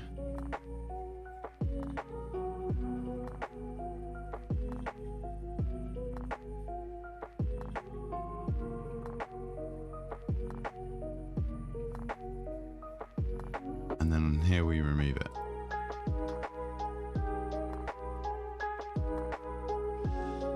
And then here we can scale it up.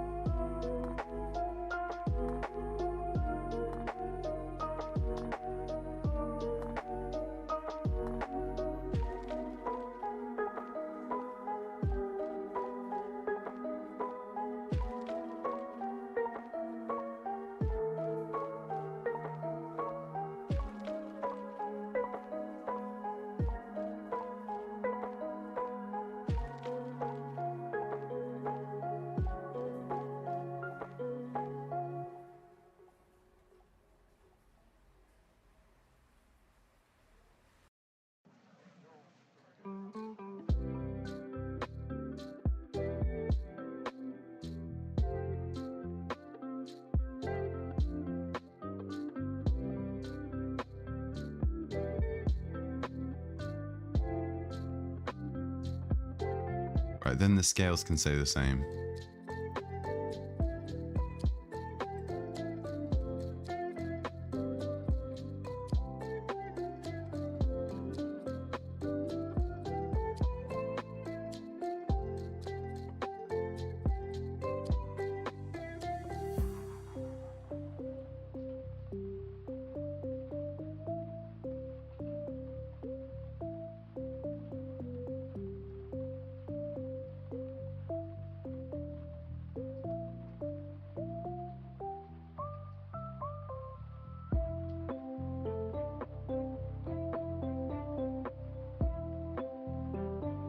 Oh wait, can I just drag it onto the shirt?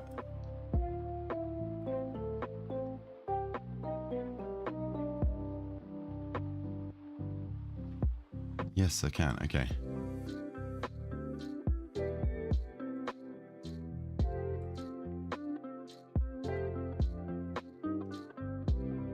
same way. Can I just drag those on as well? No.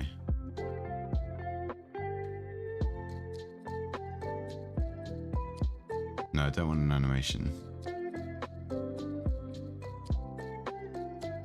Oh, actually no, I probably do want an animation. It's just triggered by certain cut points.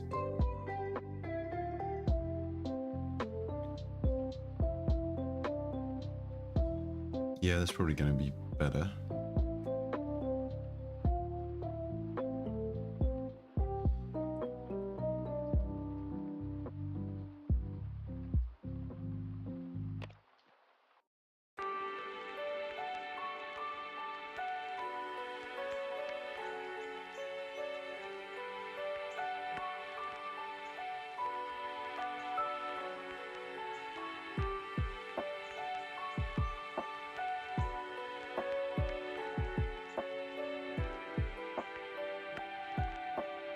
Right, let's halve these in size. That's better.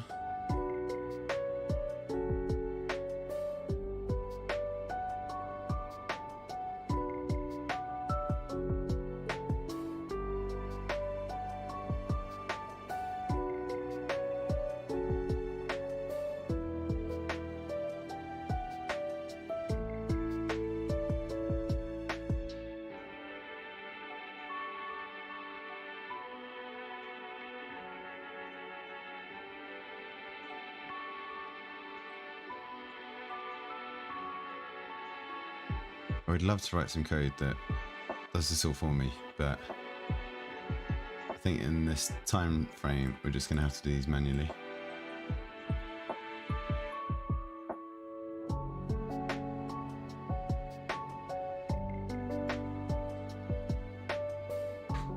And I think what we want to do is basically have these like grayed out.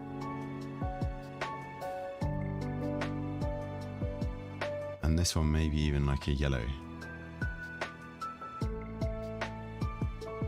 What's going to be obvious? What's going to stand out most? I think white stands out most, to be fair. And then when you cut it,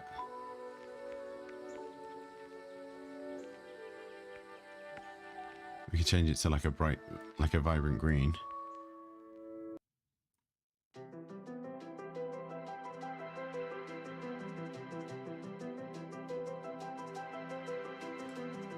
And then the next one changes to white. So you can see like your progress.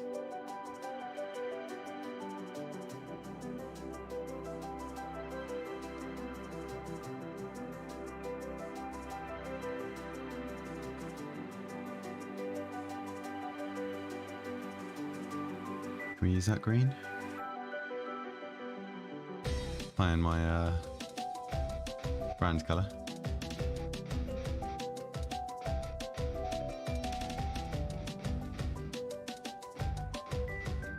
Right, let's see.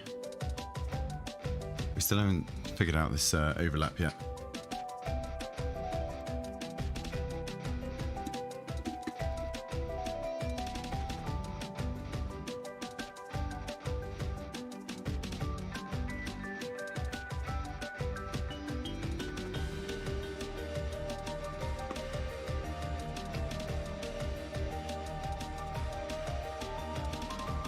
One.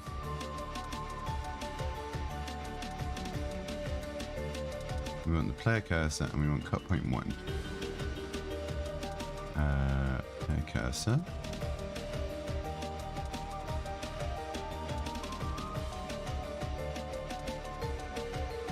So I'm just getting player cursor. But we did. Oh, we didn't change the hierarchy here. We do that as 5. We don't get anything. Why do we not get these ones? What if I change that to 1?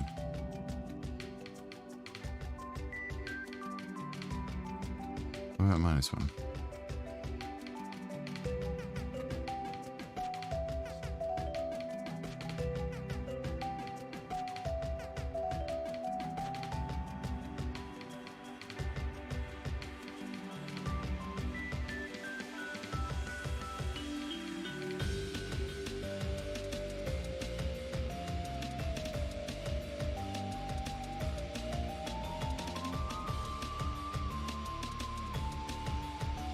let's do on collision, no, on trigger.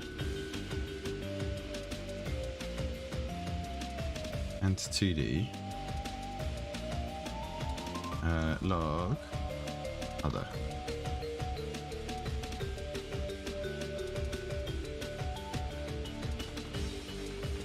Right, this should tell us if we are colliding at least.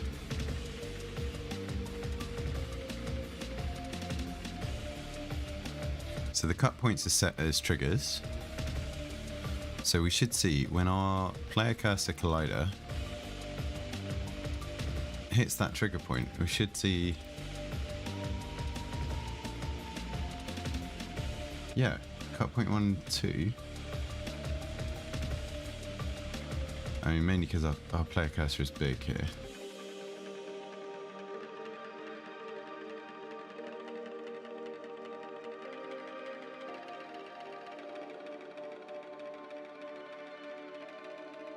Oh, what?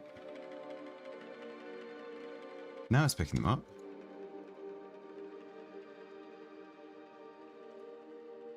Cut point 1. Yeah.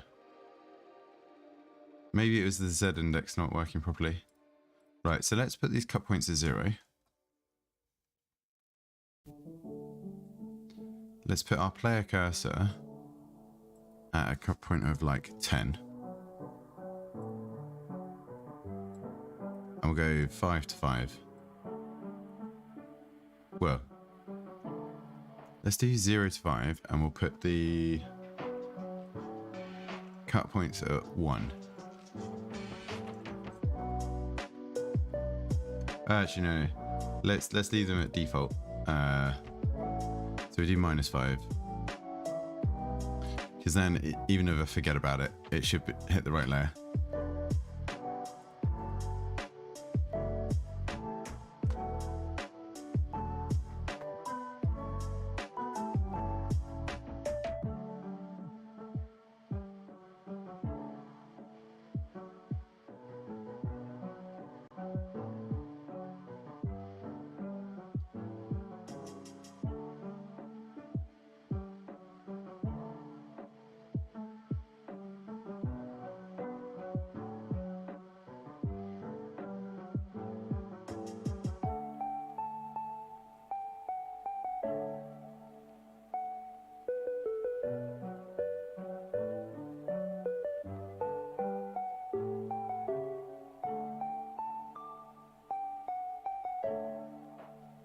That's a cool mechanic.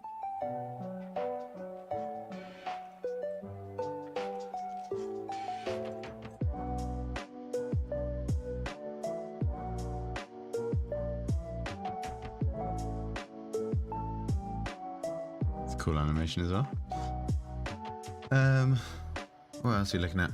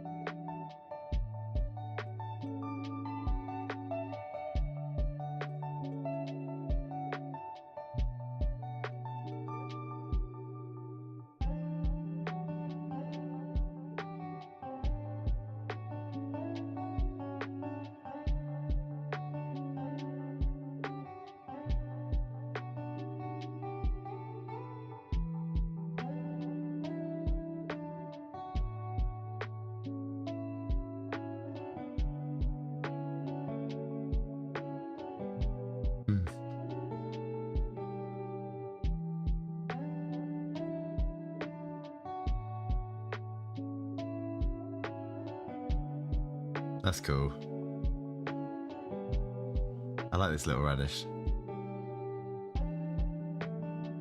Animations are really good from this guy.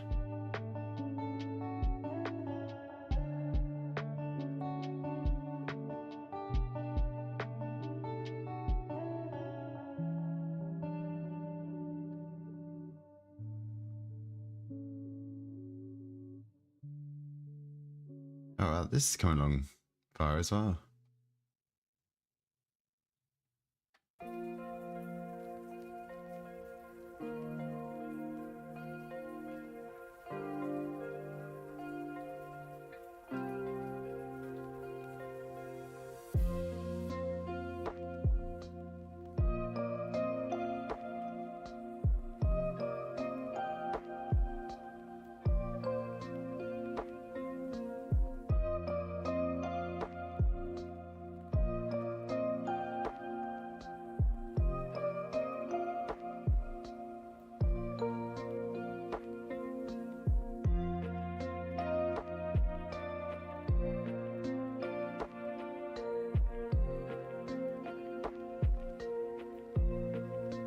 Ooh. Interesting character design. And then we caught up. Cool.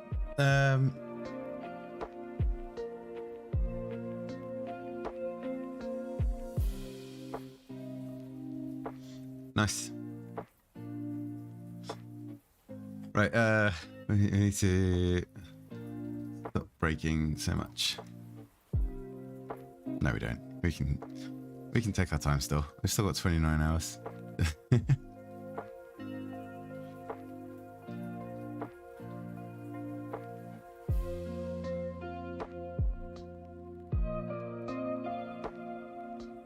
Where's our arm gone? Oh, because we don't start with the tool selected. We need to fix that.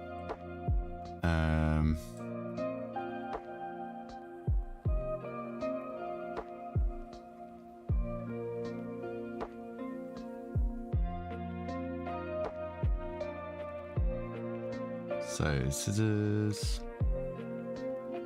We take our cut point one. We take our tool. No, our cursor. And no overlap because the very center of our box isn't overlapping. But this should give us... Why is it not now? Oh. Cut points at level 0.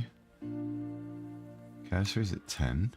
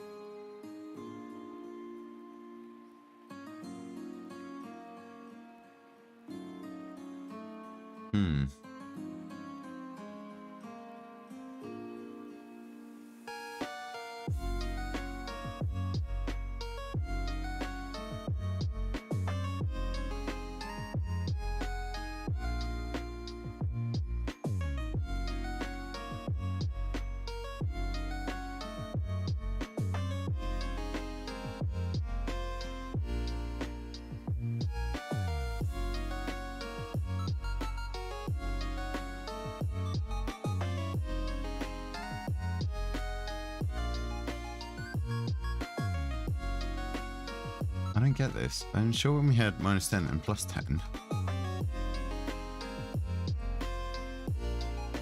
we were getting all of them.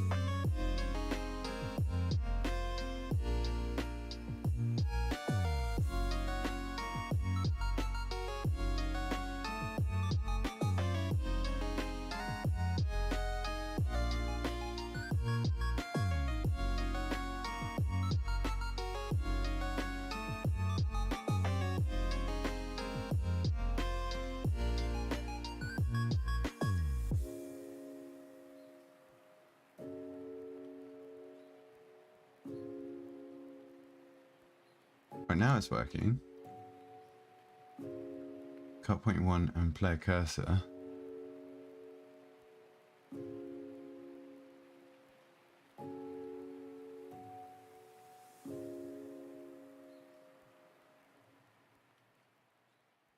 And if this is like -1, what happens now?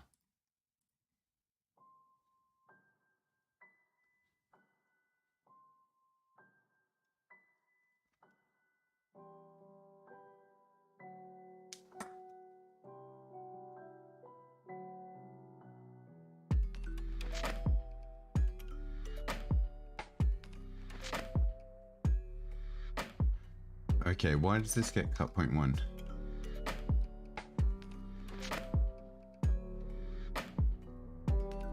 Oh, because there's that tiny overlap.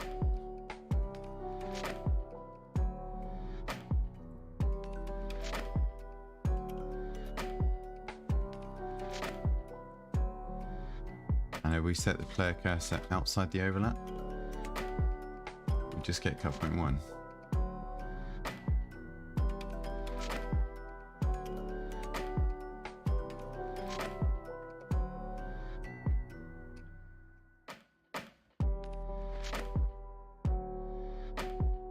I think we can comment this out. Why is this not hitting?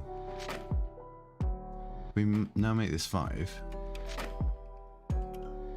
I think it's something to do with starting status.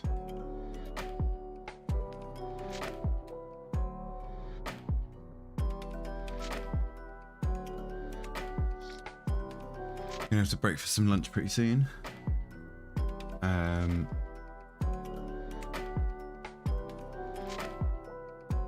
See, now it's 0.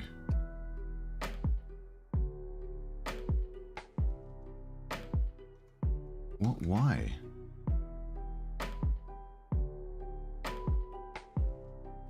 This Z index is 0. This one we can go back to 10.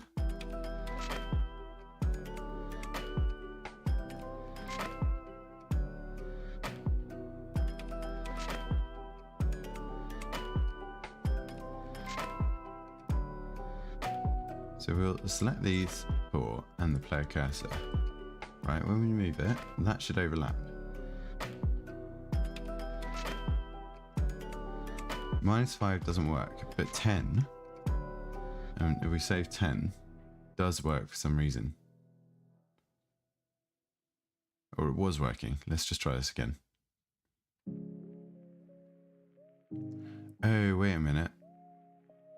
I wonder if there's a Z index on one of these as well. Let's just see if this works first. So this is now giving me player cursor plus 0.1 and 0.2 because there's an overlap here on this. So if we moved down, so we only have an overlap on 1. Yeah, we only get cut 0.1 and we get the player cursor.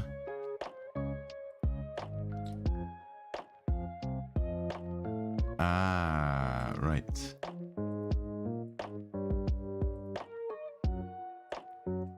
Let's set this to 0. And this is 10, right. This can be 0 as well. There's no reason to have those. Actually, everything should be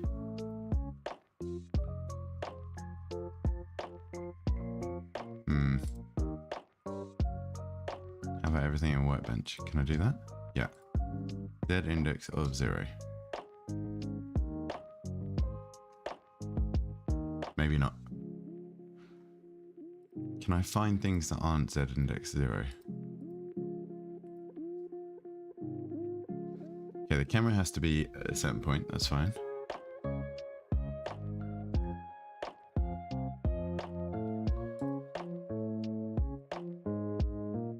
These scales we're going to look at. Bench. Let's just check everything here.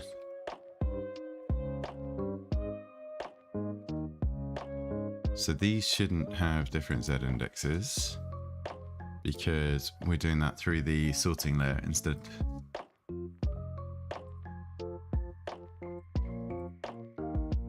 player cursor is the only one that should be different, because that's the one we need to ignore. And then our tools doesn't need to be -3, does it?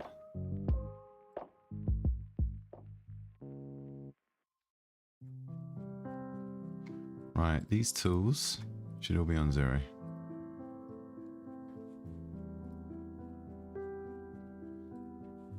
Right, so player cursor is on 10. These are no longer on different layers.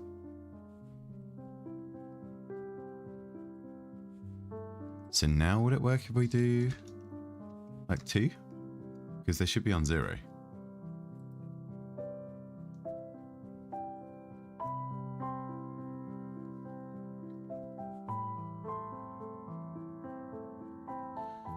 Right, what I think we're going to do is hopefully get this bit working. So we need to look at this, this, this, this, and this.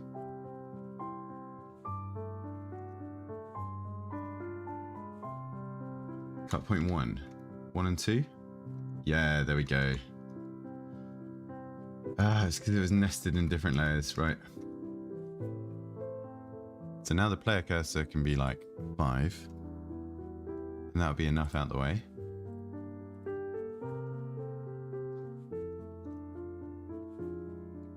Nice, okay. Now all we have to do is apply that all to here. So let's just double check.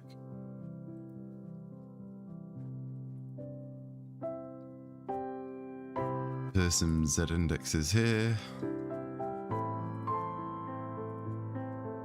Do do do, bum bum ba dum. Do do do do do. Right. Trousers, they're on 0. Jacket on 0. Bench sprite 0. This can be 5. These are all 0, and then you're 0, but also we're going to turn this off for the moment because I don't think we need it.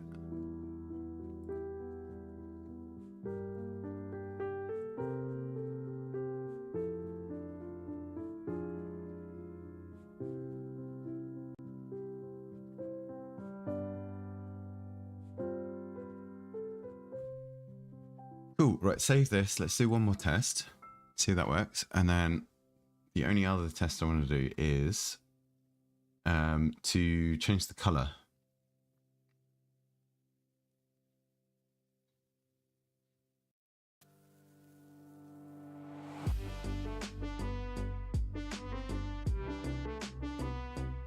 Cut point 1 and 2, good. Should be nothing. Cut point 1, yeah. Nice.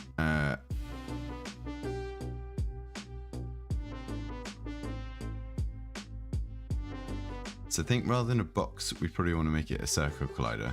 But that's just so that we don't have these weird edges. Because as a player, it will feel weird that like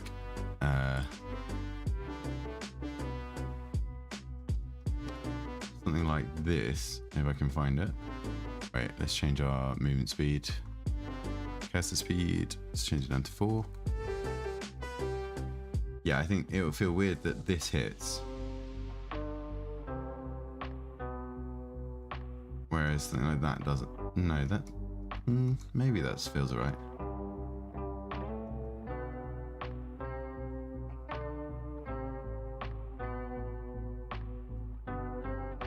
What might be weird is something like that hitting.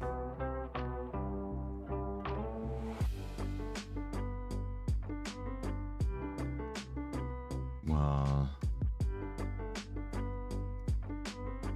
somewhere here, maybe we can get in between. That would miss.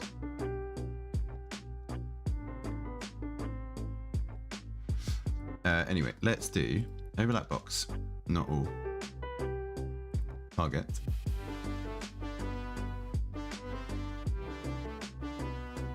Log target. And then target dot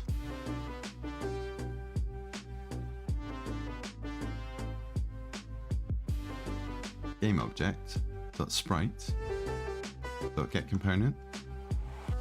Sprites, renderer, dot color equals, how do I set this? Can I just say white? Color dot white?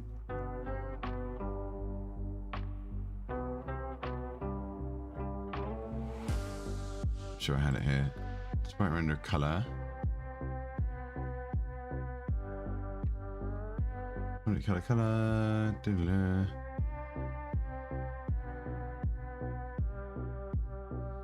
So color dot blue.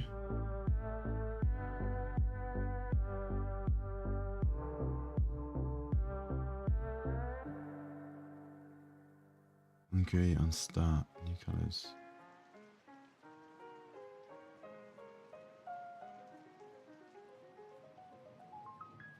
Unity sprites dot color hex.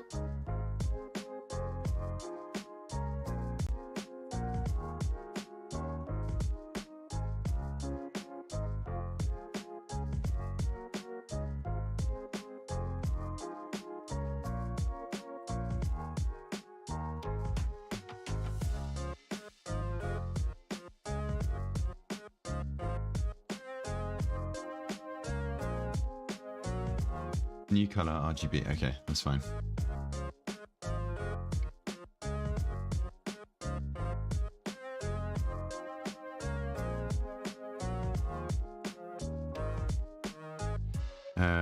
Private color.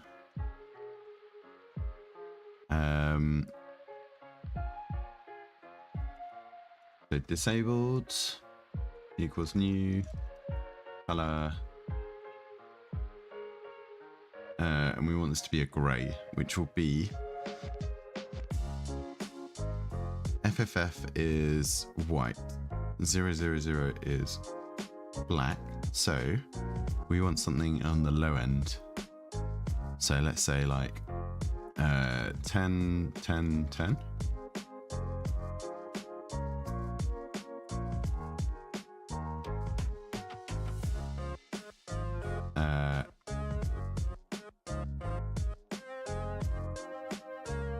So active, complete.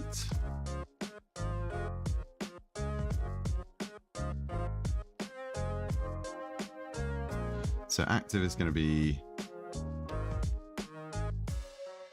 I'm guessing it's out of 2.5, but let's have a look.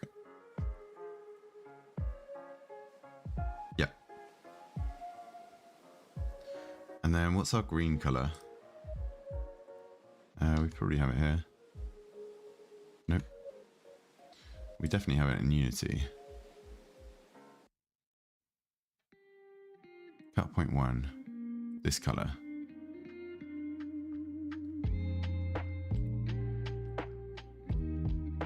Zero 168 119.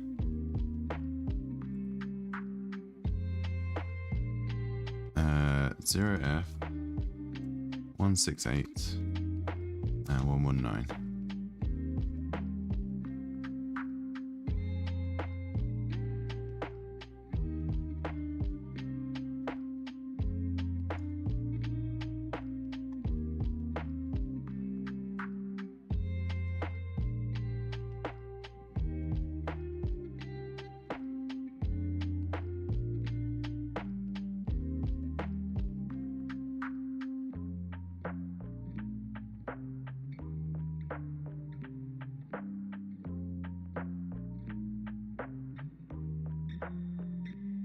Right, we're going to test this and then we're going to break for like 45 minutes for lunch.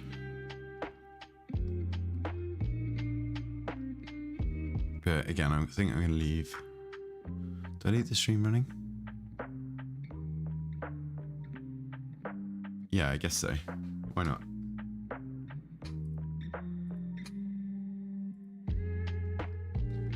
Right, so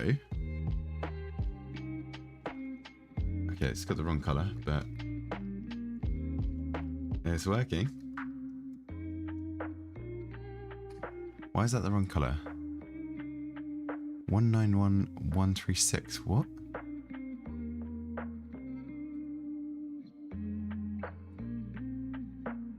One 168 119.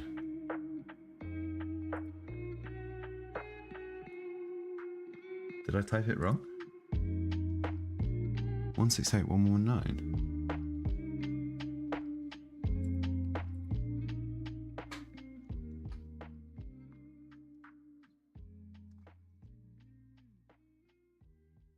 RGBA. Red, green, blue. What do we go for? Red, green, blue.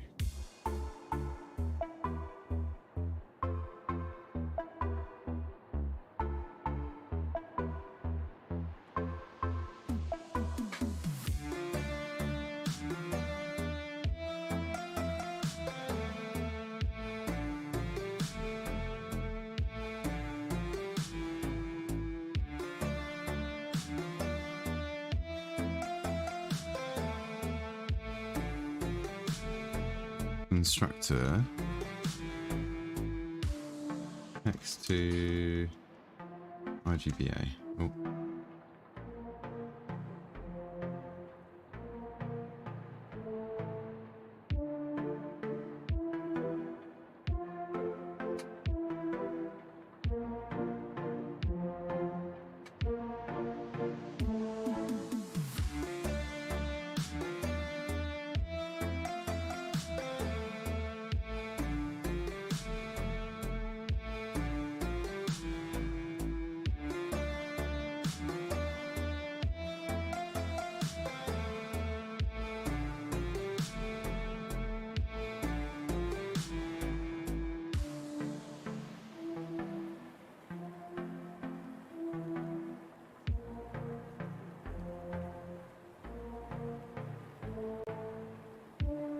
So let's say you wanted to use hex codes in Unity, but by default Unity does not know how to work with hex codes for colors. You need to convert the hex code color to the actual Unity default color. Find as many colors as you need in this sort of manner, and after that, in color utility. Okay.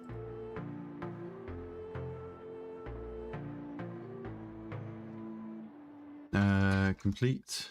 No. Color utility dot to HTML string RGB.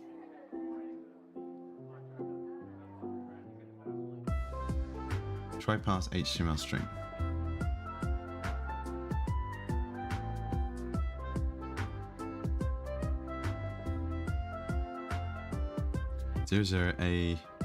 A877 out color complete.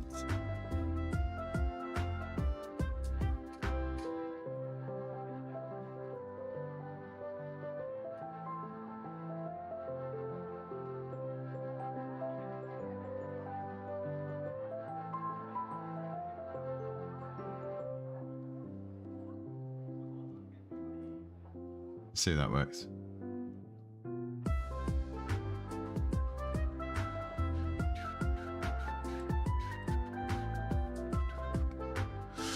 Right,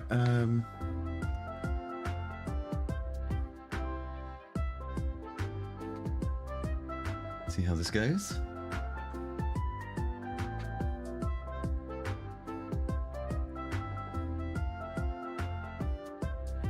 Oh, I'm gonna have to restart it though. So hope it didn't change too much there.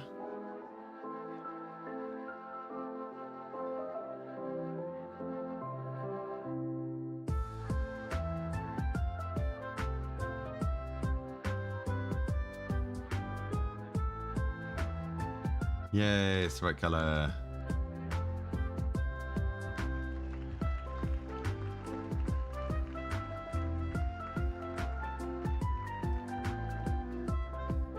Nice, okay.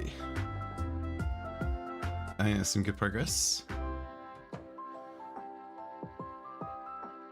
So we're going to do Screen break. Back later. Break. Has it stopped raining? It hasn't. I'm going to leave that up though. And we're going to put our timer on.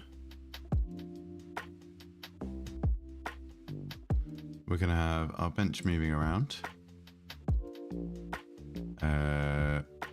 Which is here.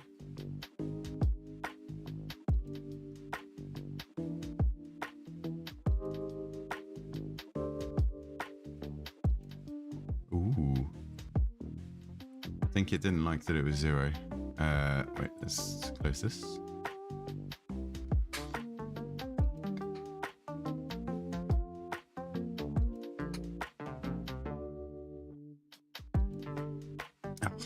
God.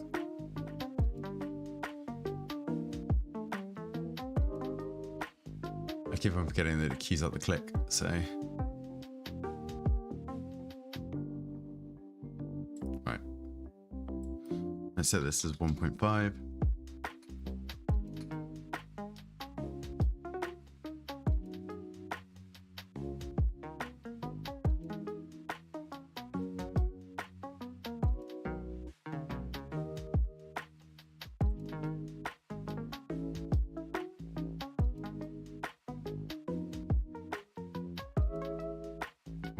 Might be a bit too much. What's this circle?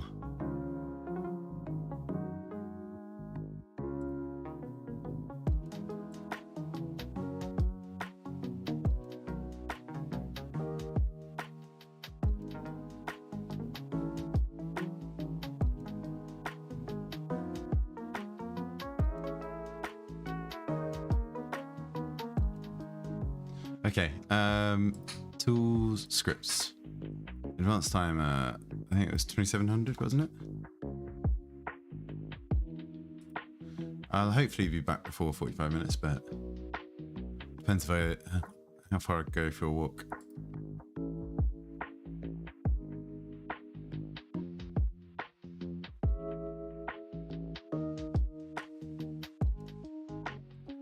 Might change this to back later for the moment as well.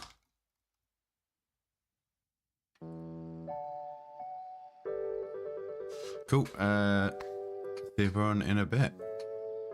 Bye.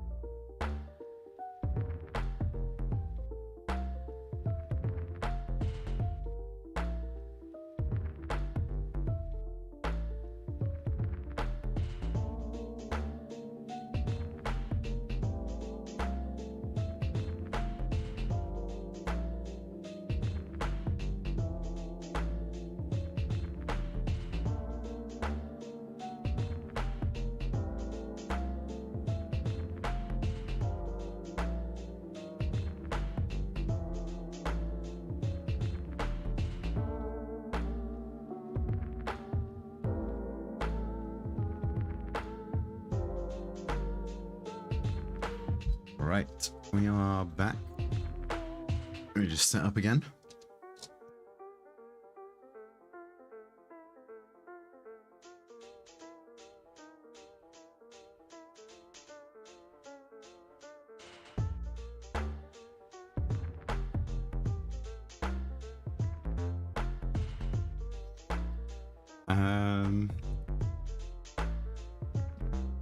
Right, so I had a couple of ideas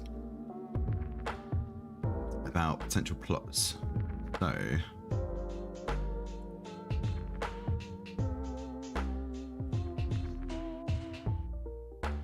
where's my dialogue?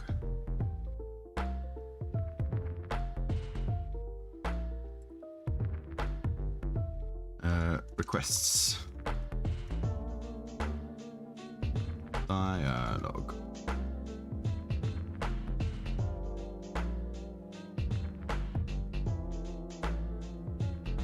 So, guy needs sleeve adjusting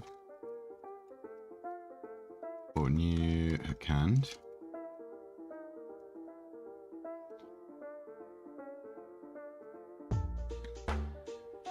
New hook keeps shredding the sleeve when he puts on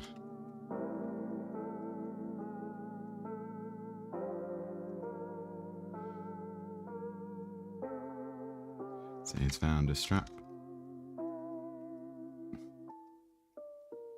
to attach the hook outside the shirt instead.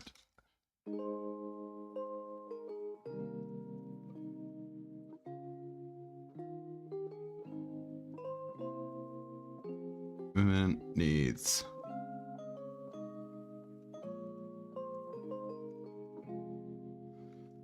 and side jacket.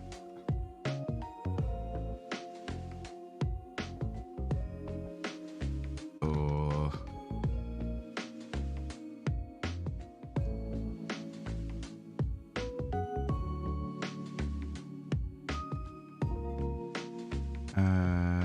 time better to solve. Cutting the thread. Where is mechanics? Threading. Needle to start.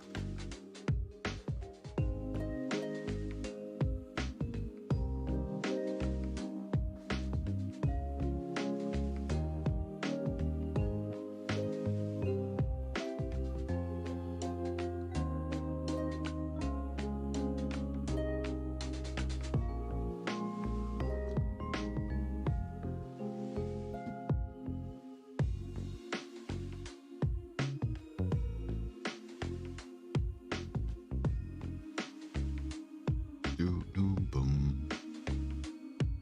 Right, I want to adjust this. And I'm considering. Oh.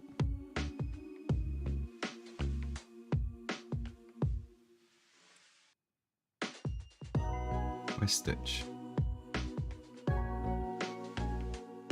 Why was it trying to call Stitch there?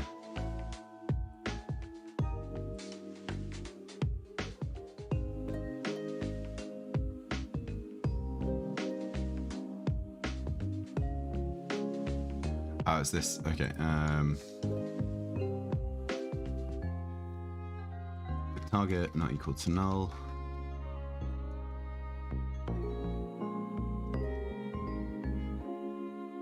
Do this. Yeah.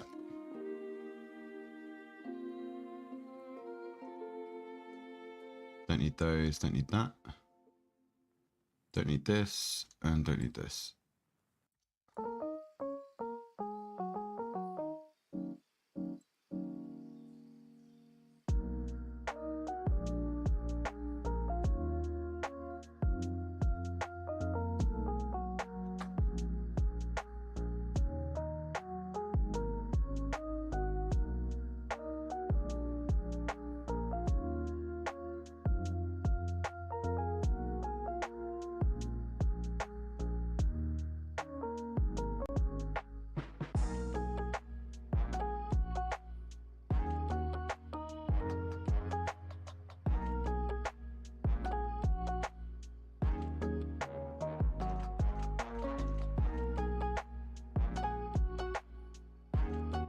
Finish my coffee. Let's have a little think.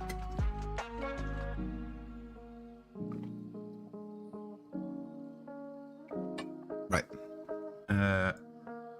What do we want to do next? So this is going to be dialogue. Dialogue. The circle needs some work.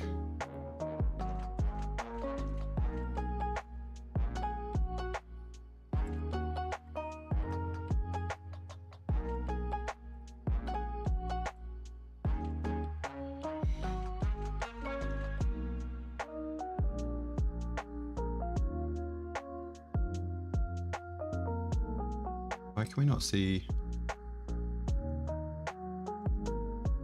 Let's close and reopen, because I think we're struggling a little bit.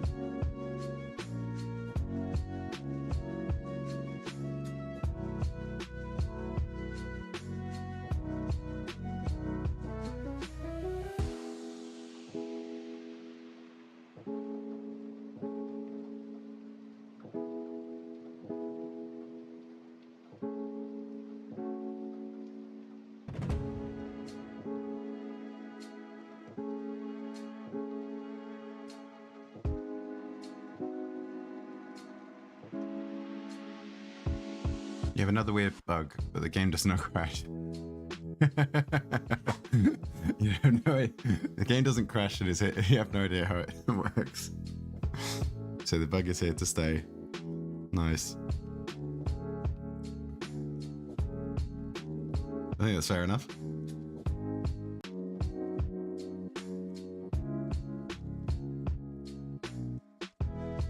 There's some interesting stuff coming up.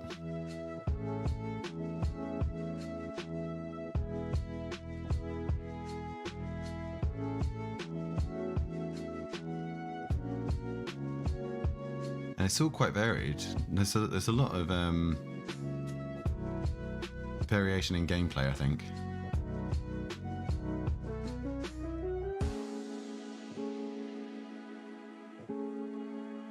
That's quite cool.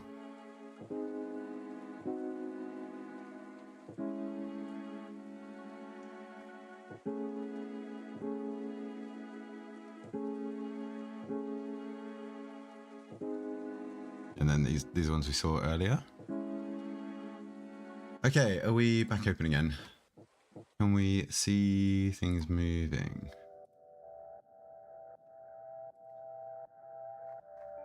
I don't know why we're losing these.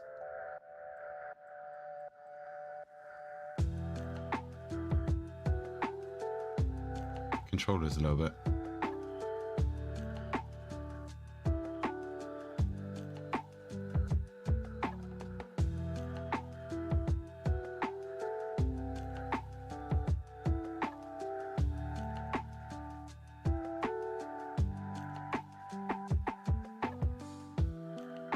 Don't like the look of that.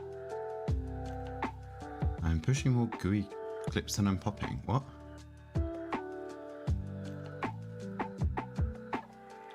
Not pushing or popping any of them. Right, we're gonna get rid of the inventory. Don't think we need that now.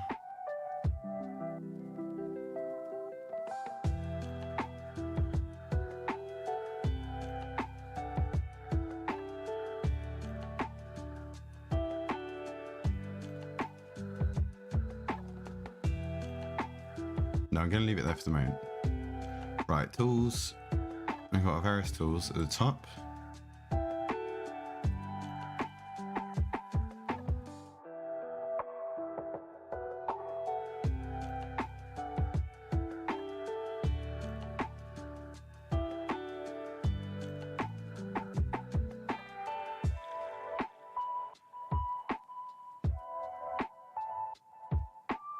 I'm going to start tool 1 active. Let's just double check this is all still okay.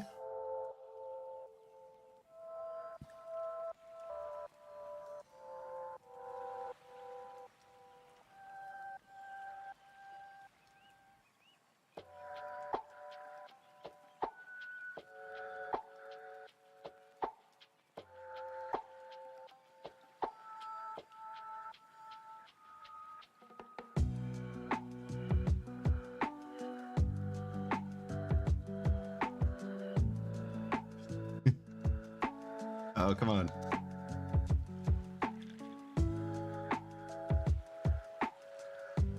Why can I not get the last one?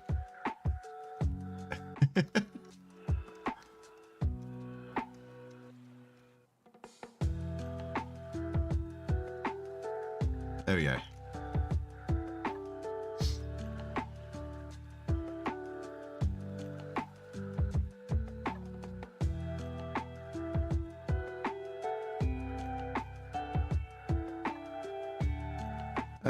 Right. I'm just trying to think how I want to do this properly.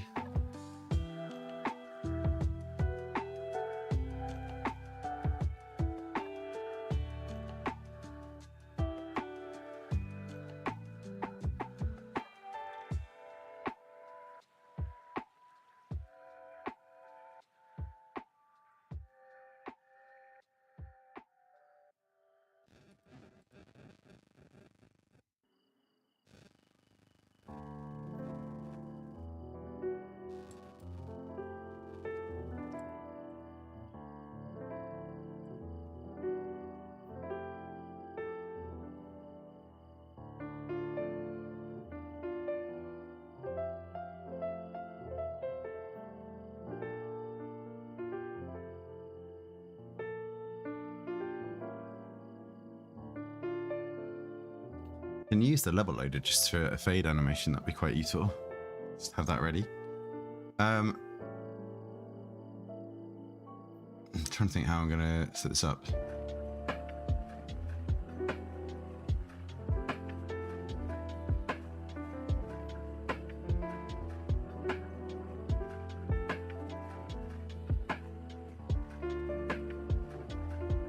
Right, let's start on a game manager of sorts.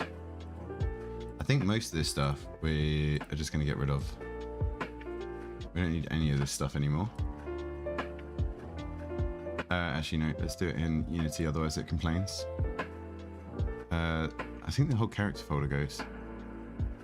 So let's tidy up. And let's do it out of the play mode.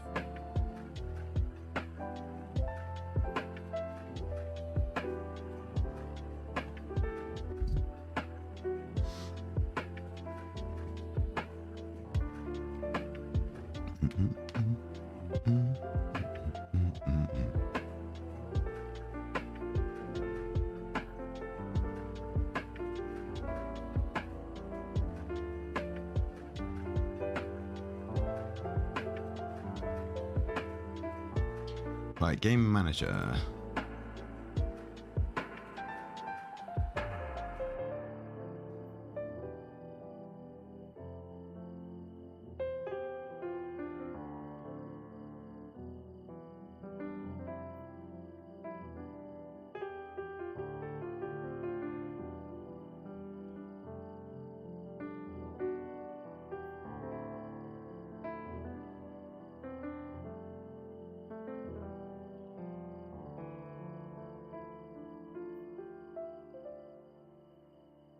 Well, that'll be an idea. Right, so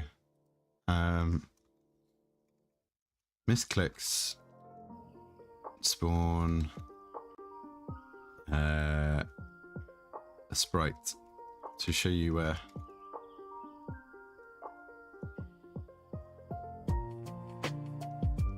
then that can be used to track score.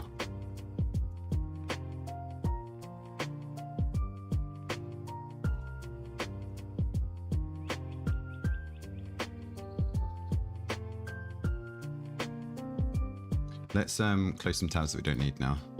I think all of this stuff can go. That can go, that can go, that can go. Sure, that's done. Right, so we just got those. And this, we've got a load of potential sound effects and stuff.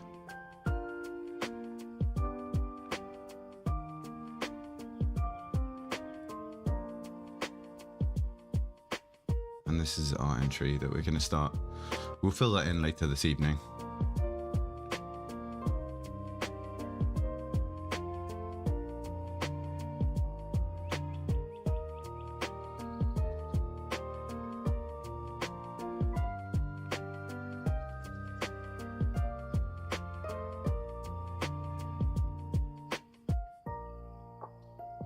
Right here, I want to add a UI, which is a canvas. And this is for dialogue, which can also be the tutorial.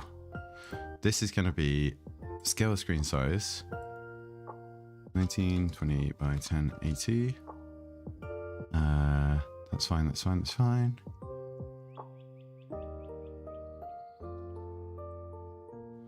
And in here, we want to add a panel,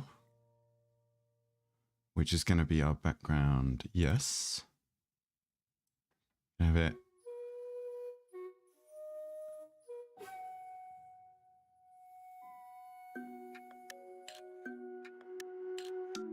Like this.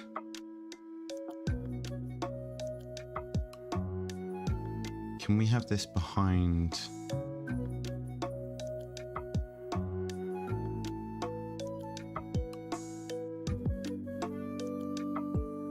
Just type simple.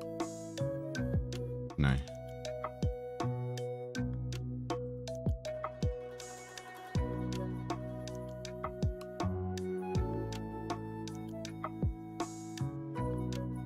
We just have that as none. That's better.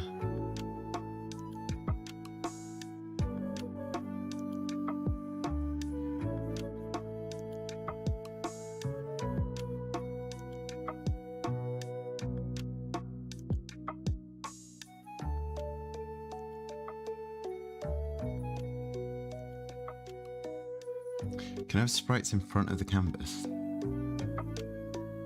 How have we done this in the menu? So we've got menu canvas and then the background's here. But if we move the background to the bottom, it comes in front. Okay. But the background is a canvas, not a sprite. Don't save. So maybe these need to be canvas stuff.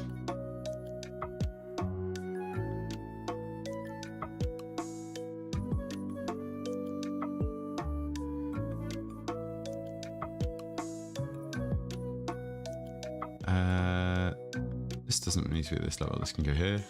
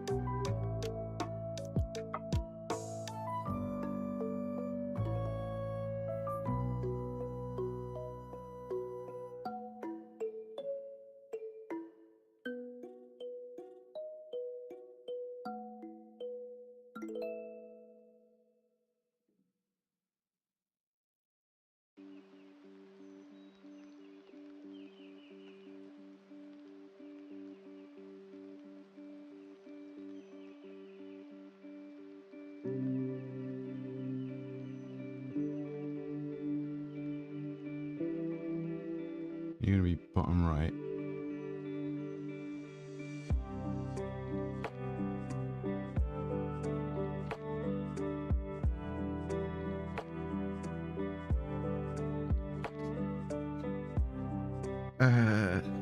Right, so this is going to be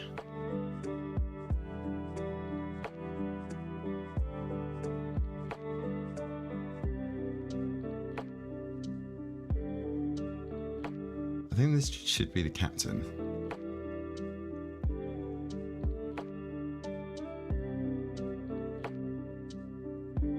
Right, so this is going to be our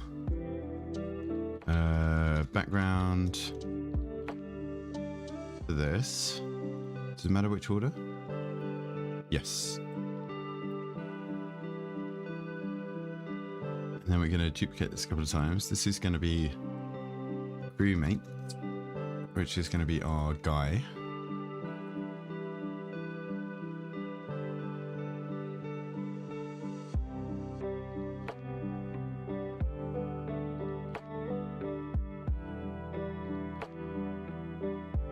Now, why is that not hiding? Oh, because we've got another one here. And this is going to be the man.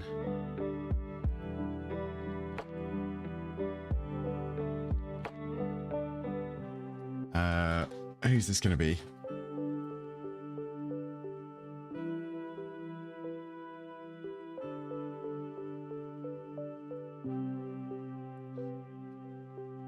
Crew on a pirate ship.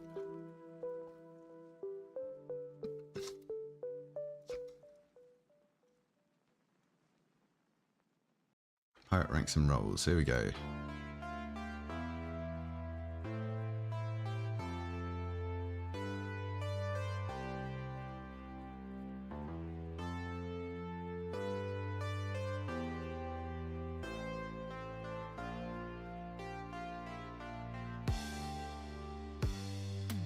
Quartermaster.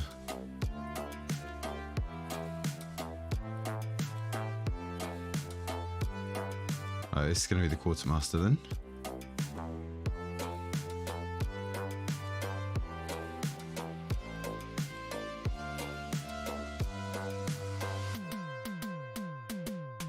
And actually, I suppose instead of crewmate, got any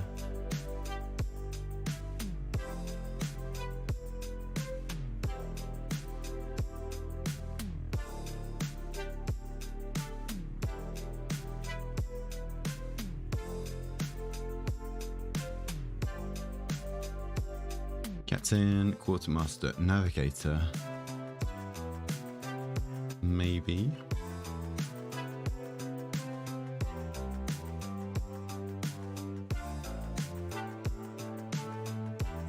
Those carpenter, cooper, sailmaker, gunner, cook. Okay.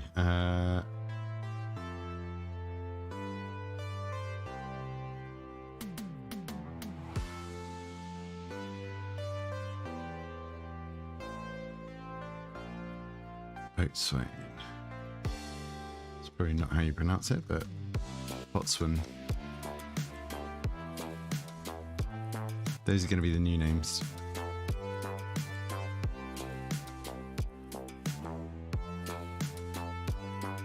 It's going to be the quartermaster and captain.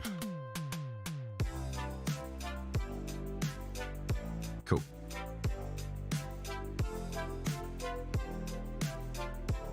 Right, I think we're going to get rid of this one.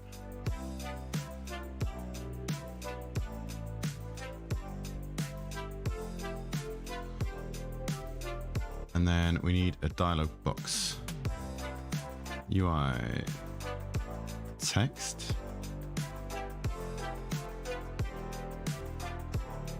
Fonts, we can use this.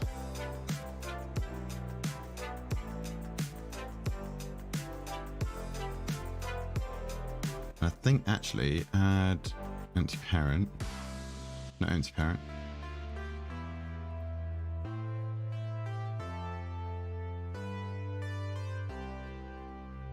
panel.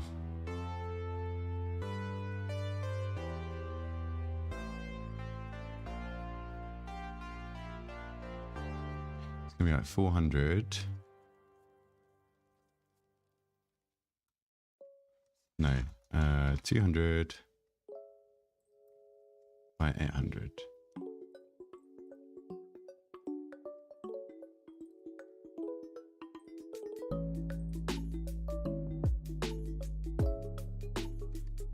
And this kind of thing.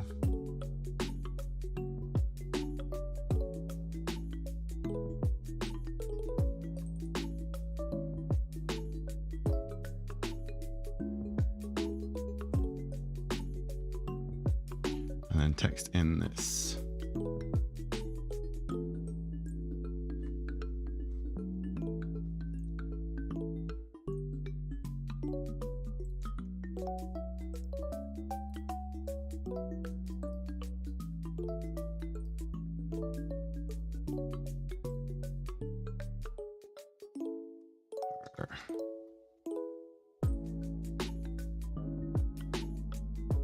Right, so then when we want tailor to pop up, it'd be nicer to fade in, and then the captain can pop in and the text at the same time. But we don't have to worry too much about that just yet. That's gonna be how we do dialogue.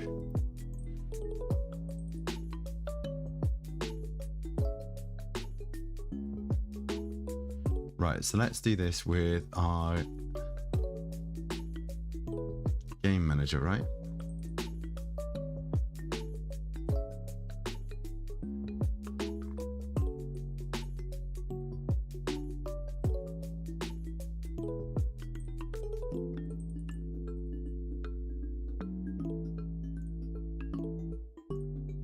God, we got to do all of that.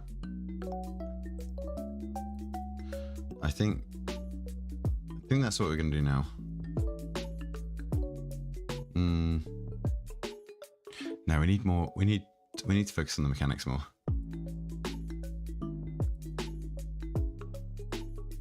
I don't think we're going to do much in terms of this later. So UI. Oh, UI is there already. Let's put tutorial screen with the UI. And testing can go for tomorrow.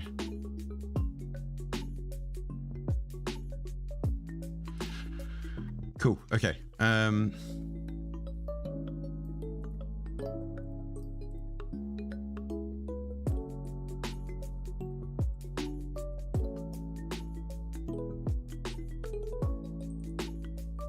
So I think what we want is we want a new script for like game direction.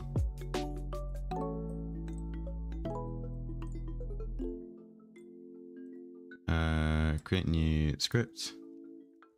Game director.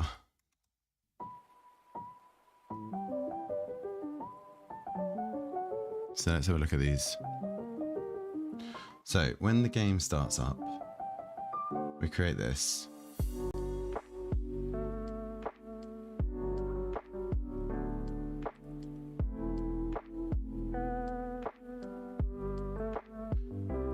Let's get rid of this. Let's get rid of this. Options menu.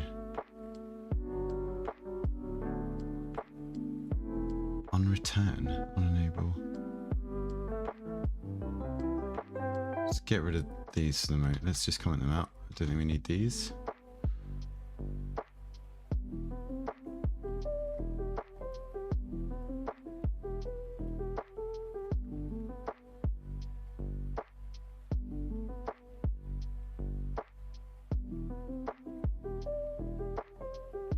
I don't know if we even want a restart game.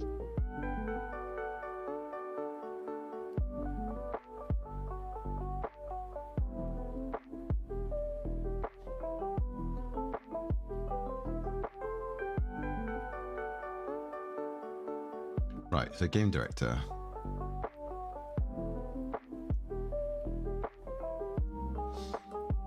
What we want to do when we start. Update, we don't care about. So I think we're going to use a lot of events.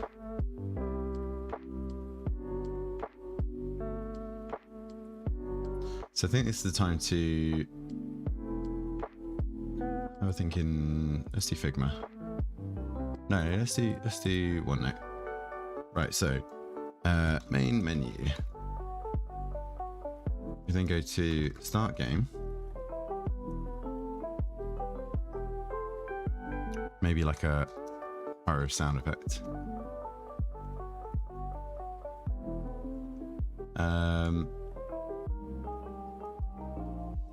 Fade into cabin view.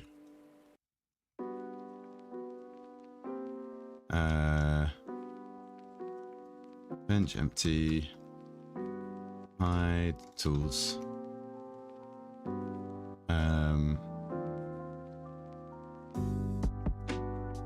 Wait like 3 seconds.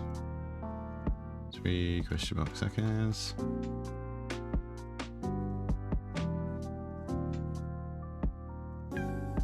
Maybe snoring. How do you spell snoring? Not double O. That's how. Dialogue. Why can I? Why do I keep thinking that I'm spelling dialogue wrong? Right, dialogue fades in.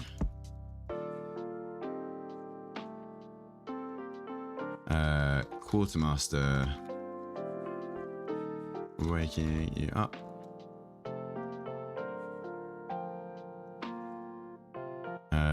Tutorial. So thread, needle.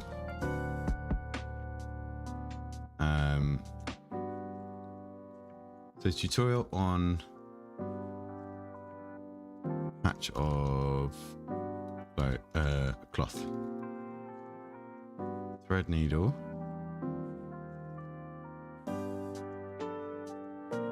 Cut cloth. Thread, needle.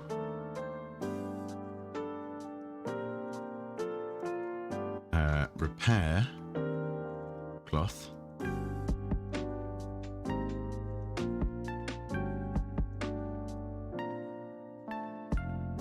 Let's do pin cloth to table. Thread, needle, repair cloth. Finish.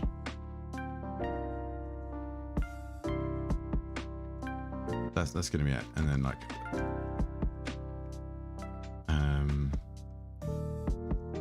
point out scoring / misses, etc. Maybe have different responses based on accuracy.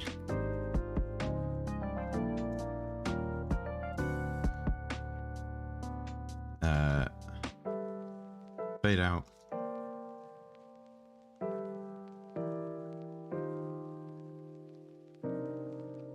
Next day.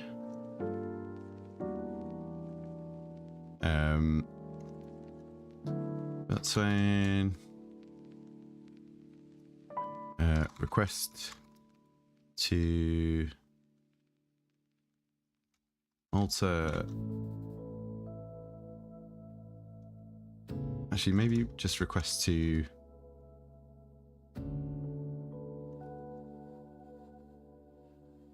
wait. Why are we down to 1 out of 1? Which stream's struggling? That's live, isn't it?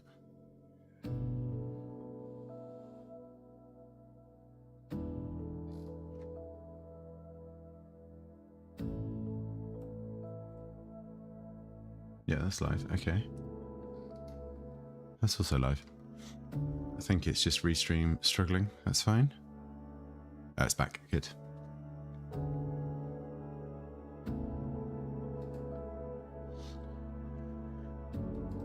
Let's repair small hole.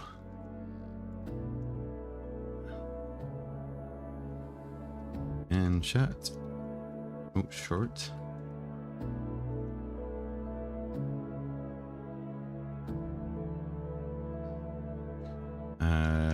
birthday.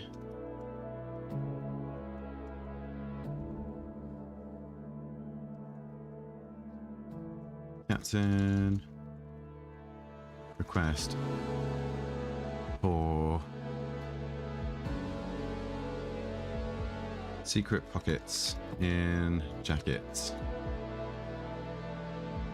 There could be a whole storyline. I don't know if I'd be good at writing a story though. I've not really done that before. Although there is ChatGPT. Oh, maybe. Get ChatGPT to come up with a storyline.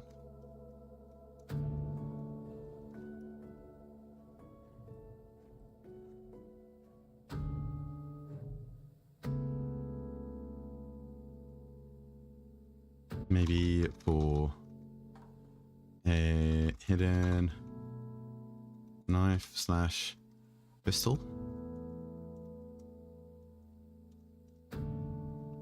That can be later on, actually.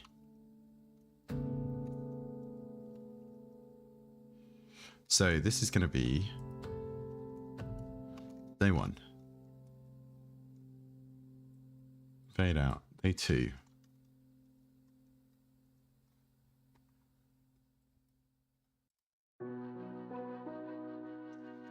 Day 3.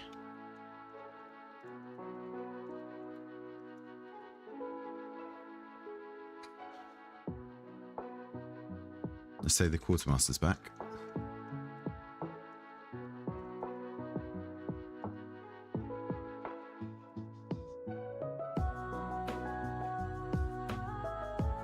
Asking for trousers to be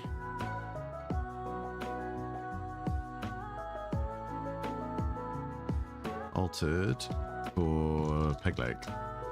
He needs a peg leg.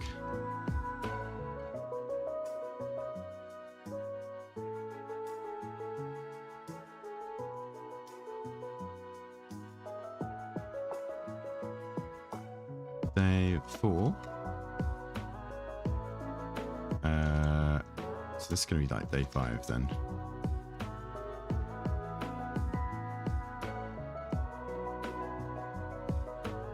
Art Swain.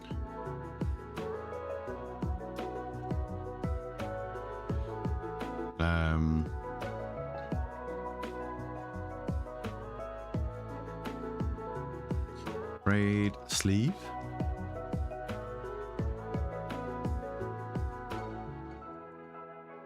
Saw repair for captain. Can same be done for shirt sleeve to stop hook slicing it.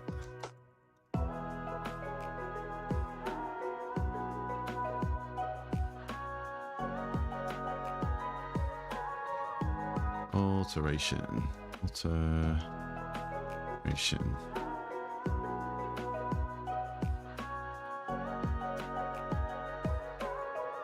Okay, I think we're getting there for a bit more structure now.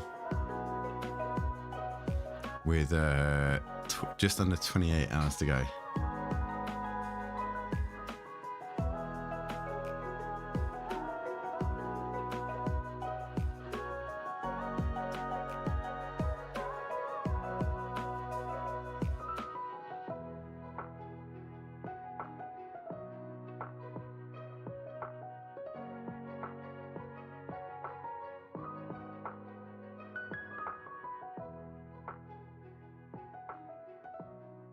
Could maybe ask if anyone else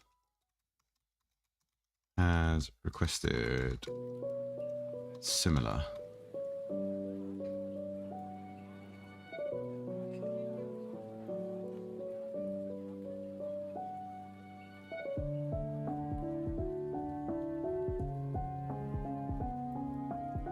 Secret pocket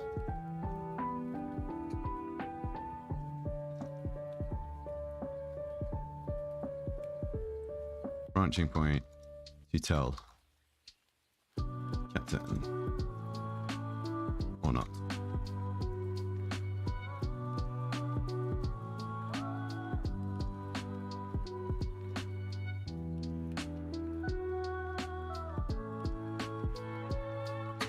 And then mechanics we want on different days.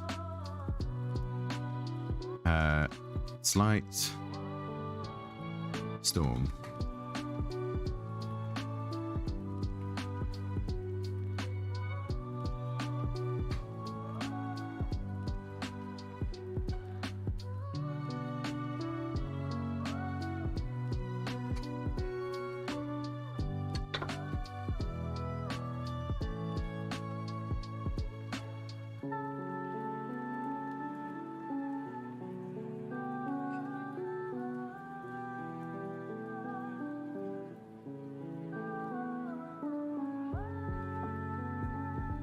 Let's leave that there. Day 6.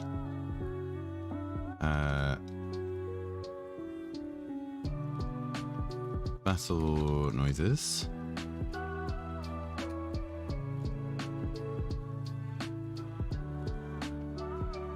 Actually, no, we want that here. This will be day 5.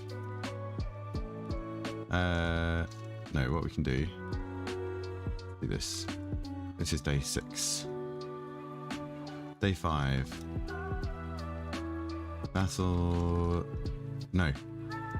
Yeah, battle noises.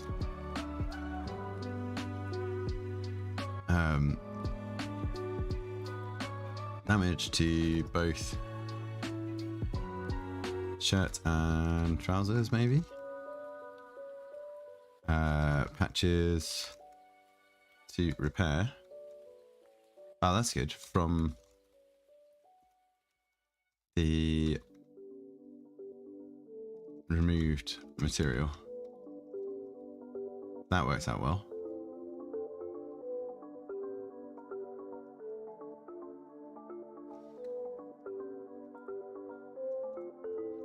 Use material from removed section.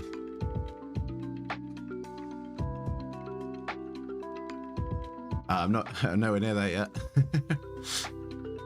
Still got 28 hours. But yeah, I will be uploading my game eventually to itch. And there'll be links on Ludum Dare. So if you enter the jam, you click on, I think it's like, I'm not sure if it's just my game straight away or if it's like create game. There's normally an option up here to enter in once you're logged in. And then in here, you write descriptions about your game and you add a link to wherever you've uploaded it and published it. No, at the moment, I'm just looking at a storyline.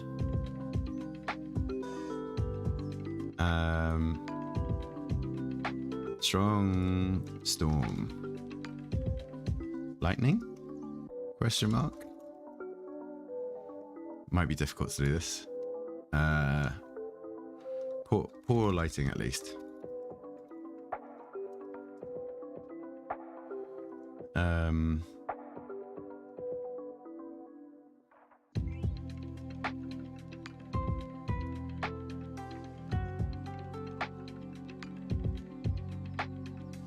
This could be the confrontation. Oh, confrontation. Between captain and quartermaster.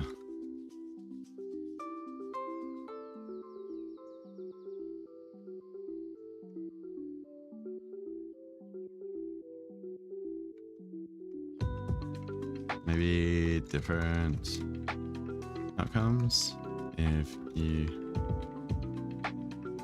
report it or not.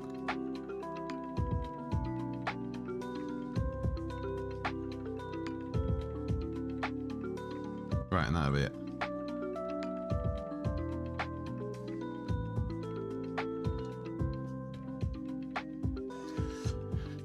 Cool. Okay, so we need a structure to do for the game director to do day by day.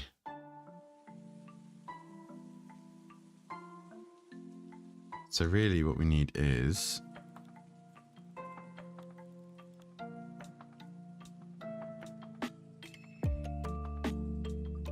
private void, no, void,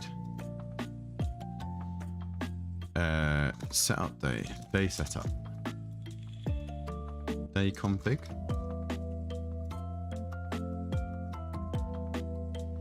and this is probably going to be a switch.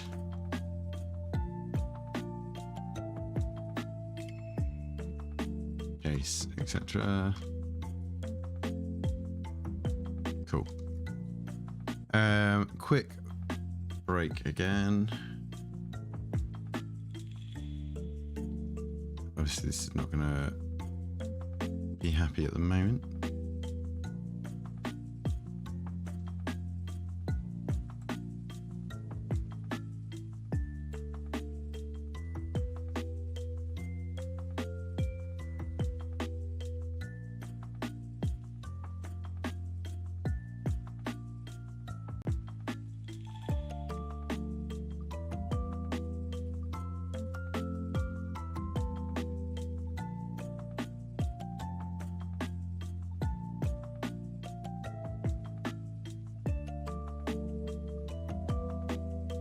Maybe complaining captain.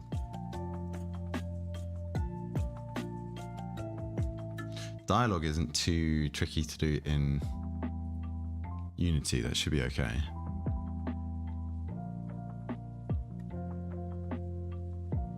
Right, let's get this just running in the background while we just do a quick break. This back soon.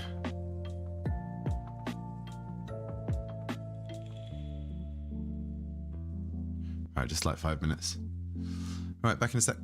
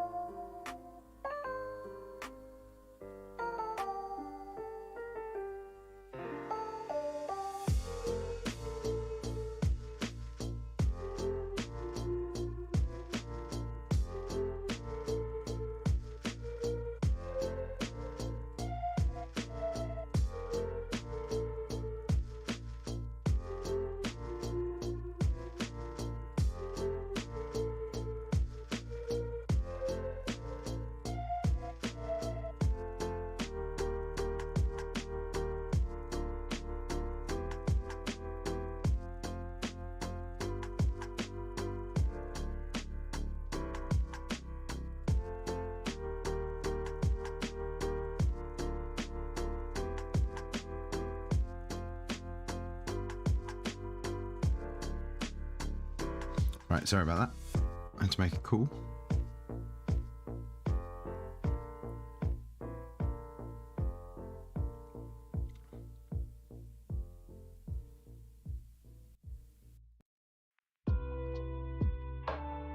Right, we're gonna have to start coding this game director.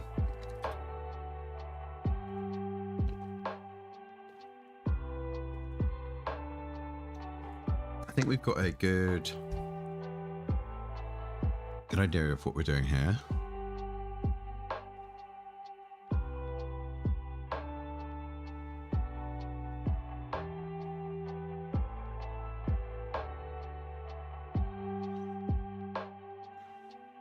Yeah, it's just a case of considering how we want this all to be set up for each day.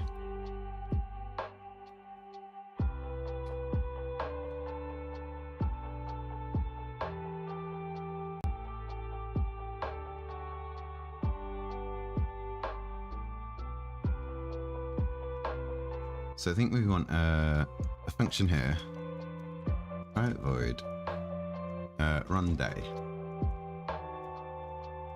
and we take in some kind of structure, int day number,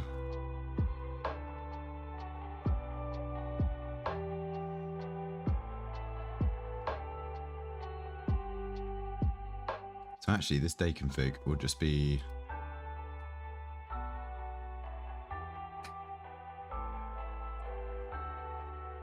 instead end of day.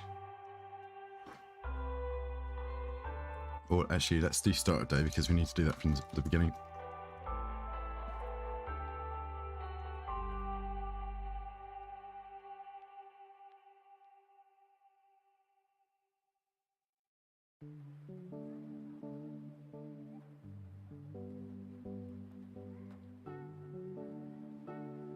So what's a good way to store dialogue in?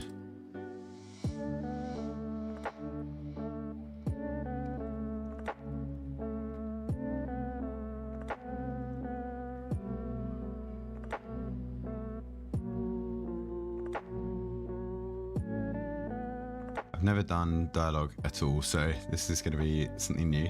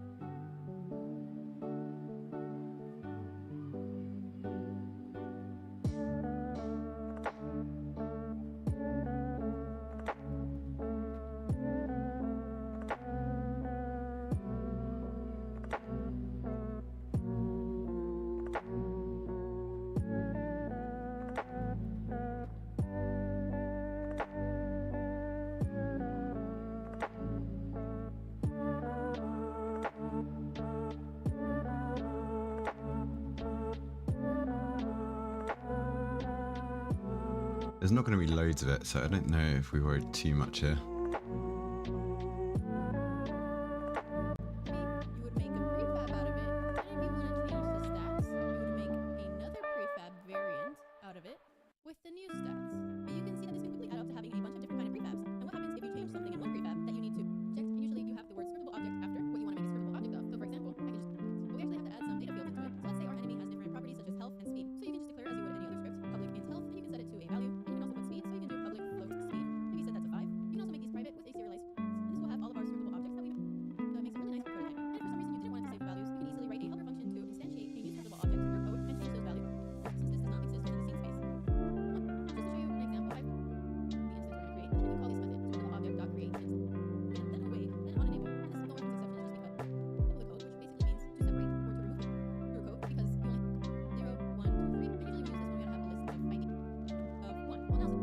don't think we need to worry too much about that.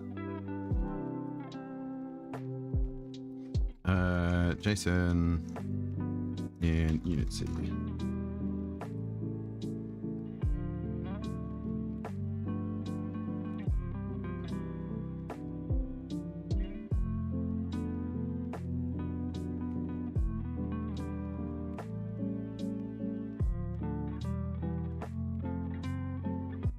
How do we want to do this? Let's have a look. Have we got any examples that we can use from our previous? We just kind of want to store data.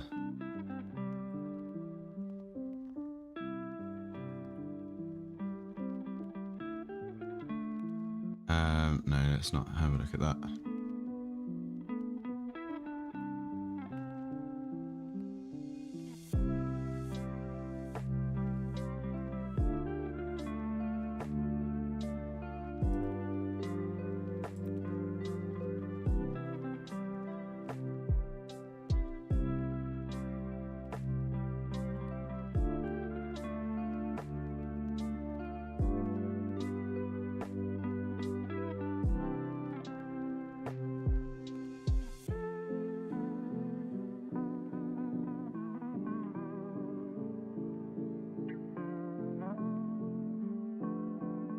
Newtonsoft.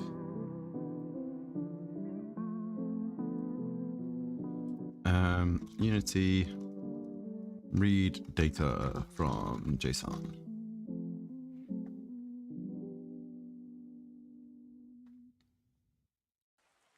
This was 2 years ago, so it's fairly close.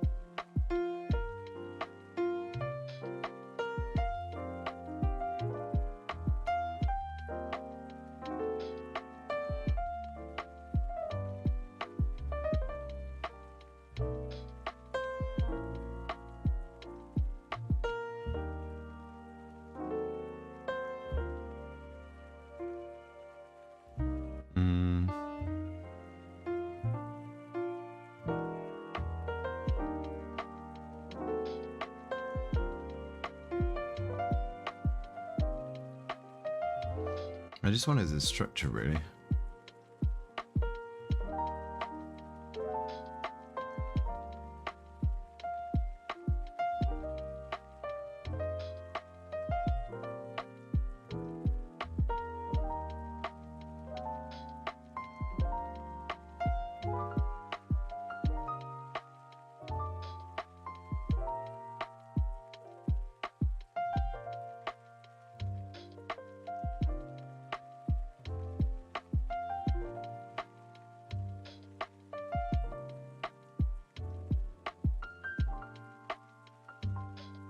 Let's close this for the moment because I don't need it. Oh, I'm struggling to figure out how I want to do this. Can I create a JSON file here? No, just C# scripts, I think.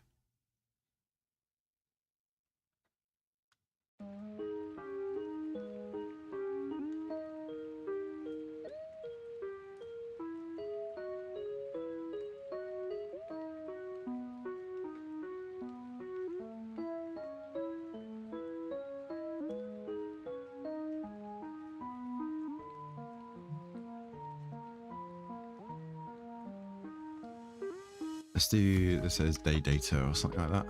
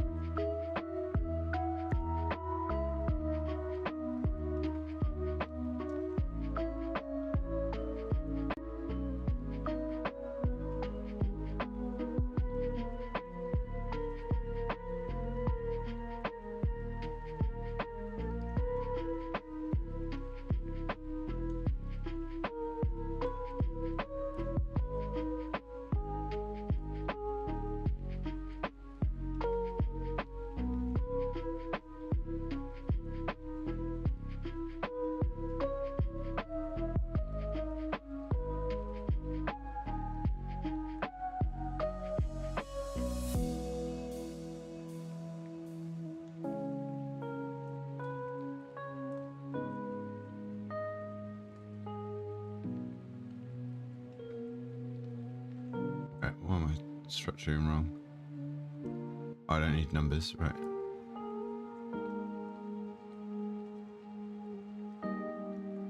Do I want to do it like this? I'm not sure I want to do it like this.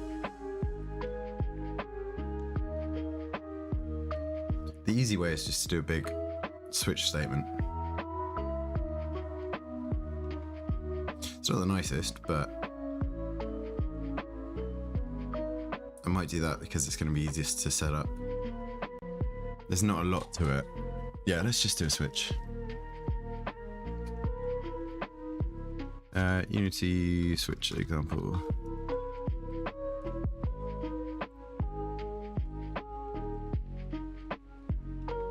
Let's just double check the structure.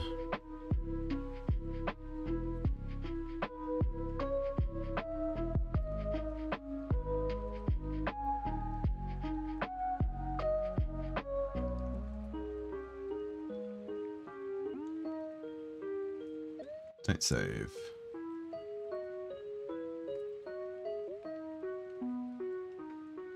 I can go. Yeah, let's got rid of it. Okay.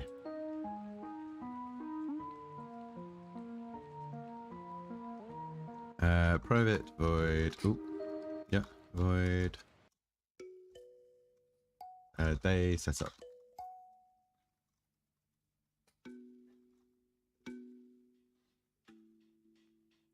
Right, this is going to be int day number.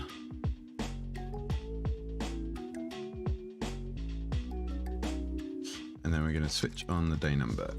Right, so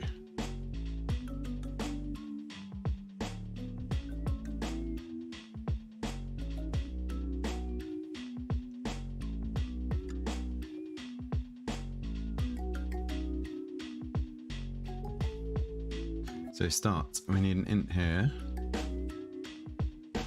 Private int day number 0. And just in case, I'm going to say day number equals 0.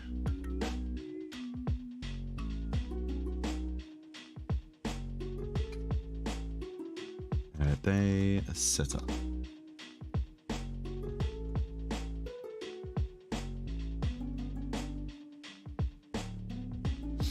Actually, this should be this in the start of day, and this will be start of day.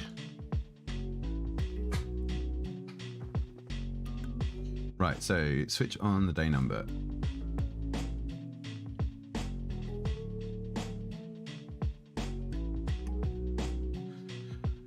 So we have case 0. And I'd rather do it in ascending order, to be honest. Case 0, case 1, 2, case 3, case 4. Right, so case 0.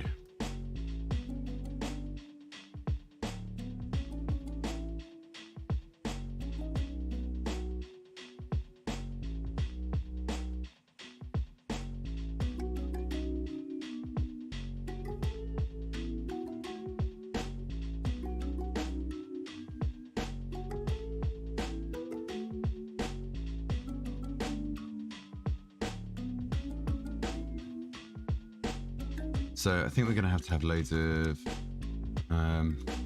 details here. So tools active equals an array. No, tools active equals 0. So this is going to be an int. Private int tools active.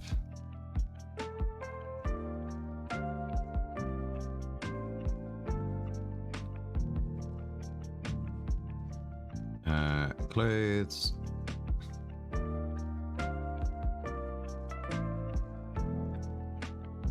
I need a few of these. Right, clothes.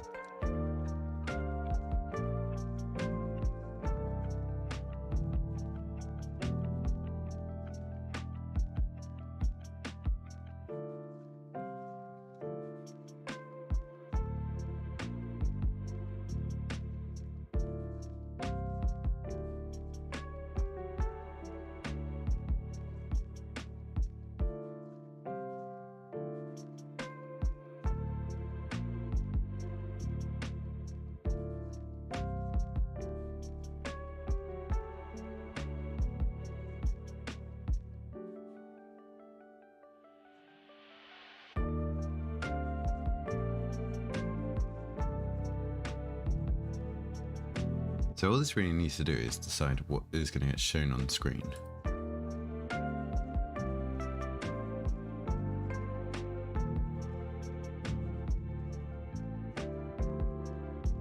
And then at the end of the switch, we do run day. Day number.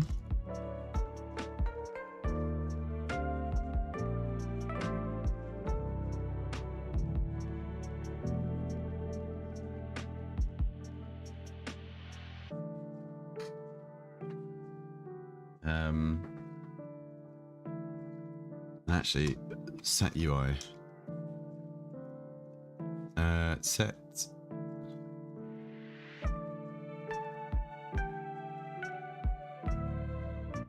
Set UI will do. No, we want a function called set UI. Good.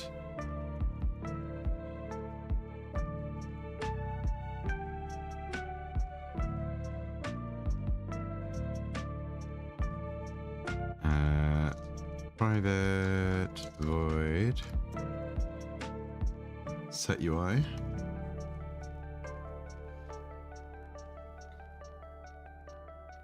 So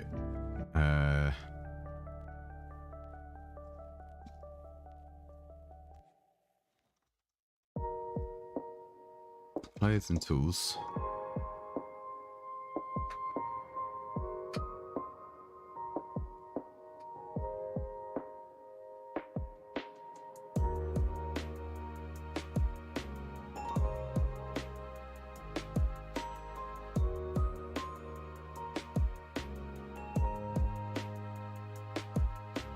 Then we're going to have to do function calls.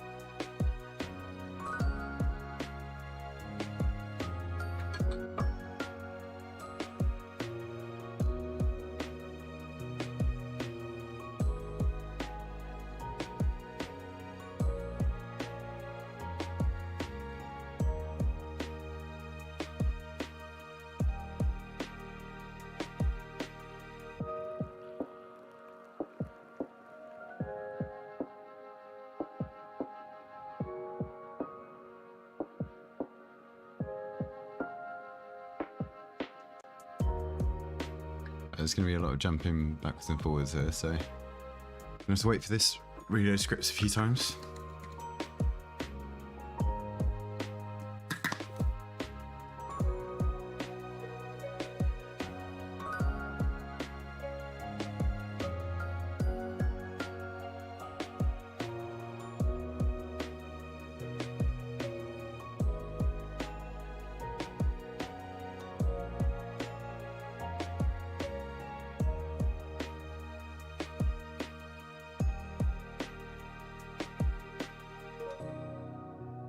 I'm tempted to make these,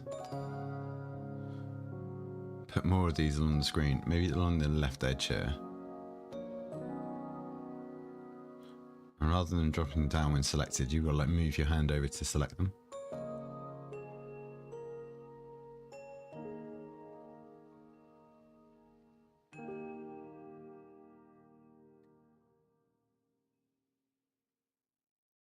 That might be better. Right, the bench is always showing.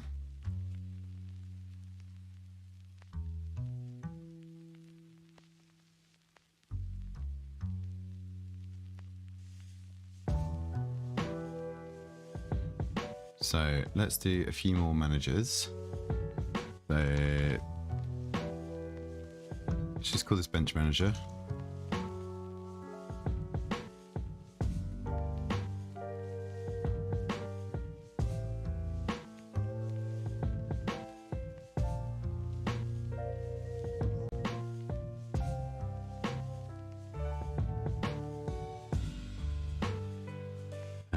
Public void. I'm just going to use publics a lot because I'll worry about tidying it all up later. Public void. Set clothes, and this needs to be an int of clothes reference. Let's say.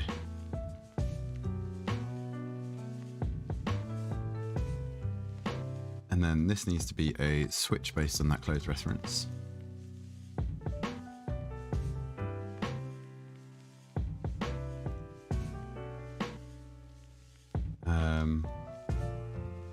And a for each. Close. Game object. Close ref. Close.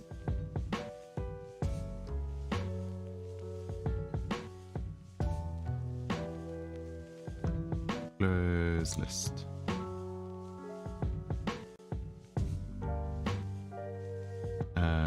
Close dot set active false.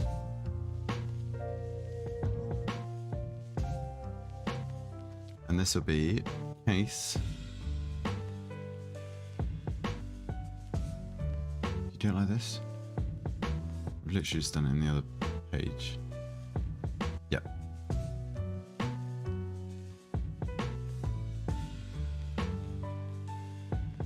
Case 1 is close list 0 dot set active equals true.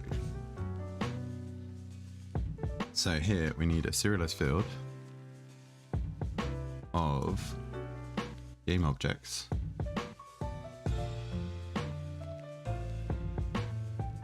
called close list.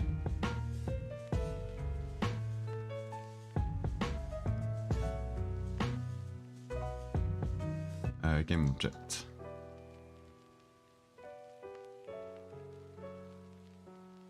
Why does it not like that? Cannot assign to set active because it's a method group.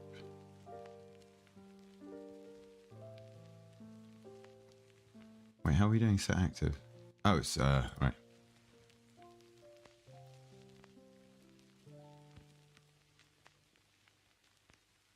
It's like that.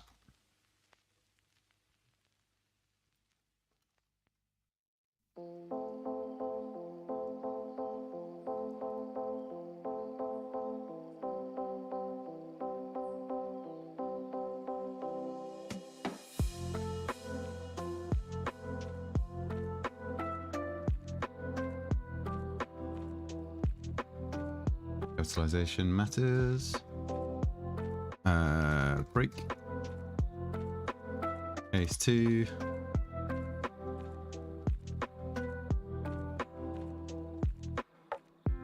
Yeah, I don't even need to do this. We just do clothes list, clothes ref dot set active true. We don't need a switch. And that should be it.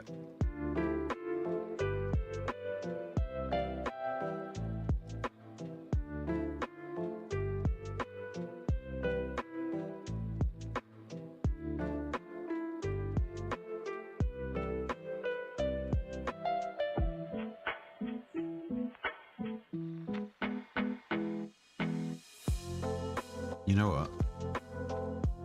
Public void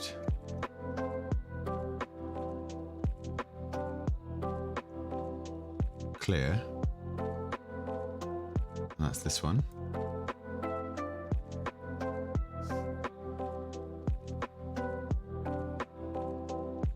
Actually, this doesn't even need to be public. This can be private void clear, right? Let me just check how we were doing this. I'm going to use what's it called? I'm going to use events to do this.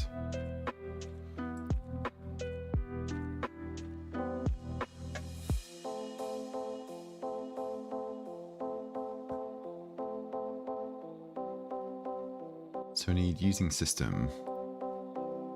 So in our game director, using system.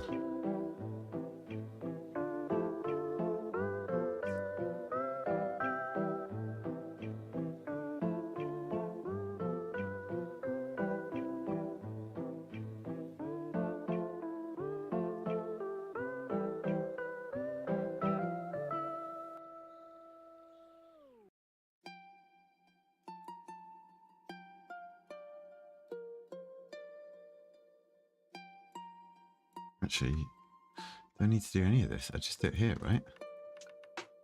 On clear bench.invoke. Right. And then in here, we do an on enable. And then how do we do this? We do game director dot on clear bench plus equals clear. Like that. Let's just have another look at our audio manager because I know we've got some set up for that. On enable, yeah, perfect. And then these can be privates, right? Yeah.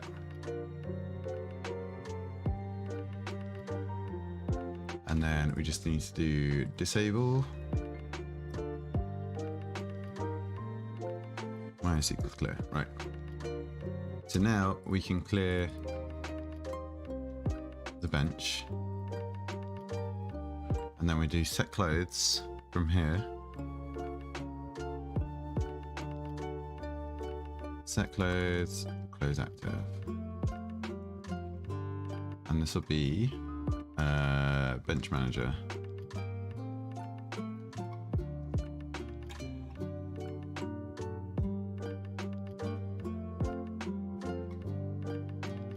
And up here we need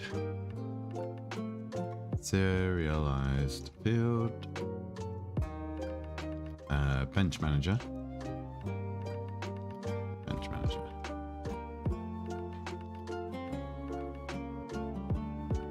This needs to be this.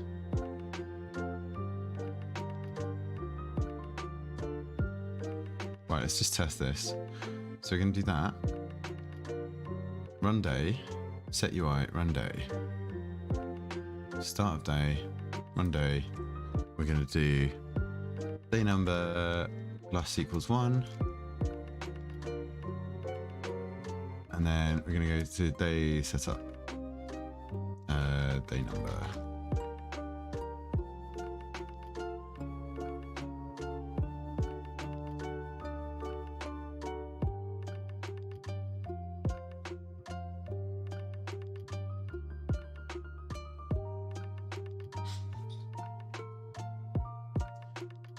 It's going to be a lot of setup on this. Probably should have. Might need to structure this better.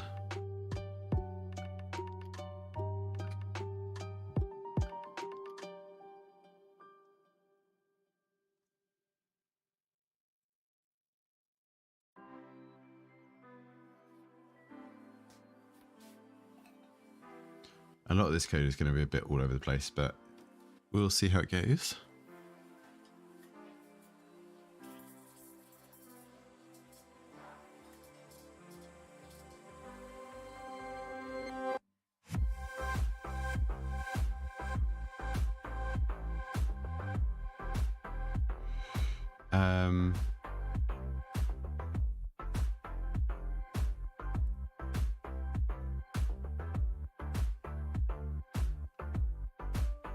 Let's cut this, let's put it here. And what we're going to do, we're going to do invoke set UI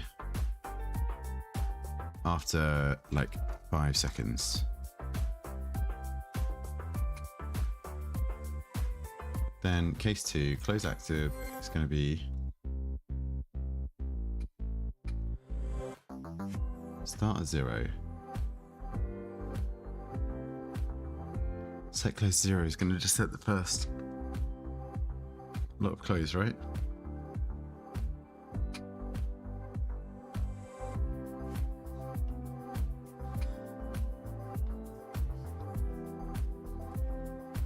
Let's see what this does. Close active 0, close active 2, 1.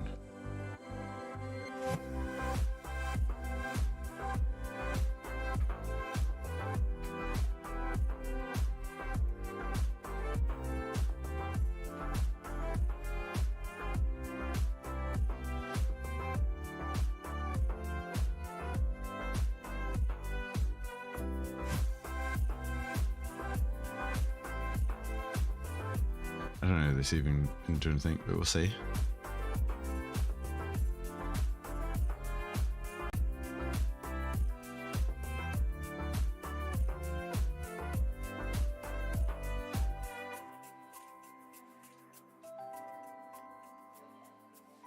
And then I think what I would do is switch. Yeah, I can have steps for the sprites, I think.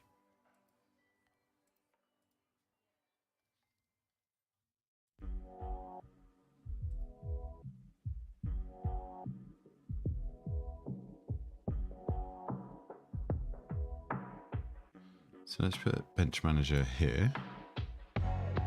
Our clothes list. 1, 2, and 3. So that's element 0, 1, and 2. Let's see how this goes. So I'm hoping that every 5 seconds it will change what's on the desks, on the bench.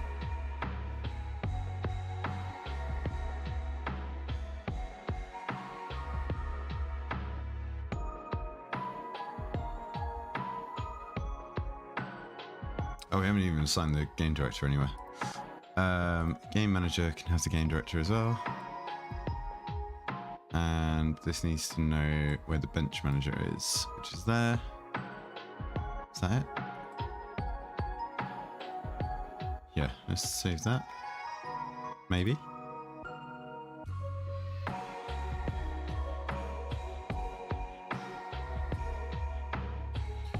Ba-da-bum-bum-bum. Ba-da-bum-bum-bum.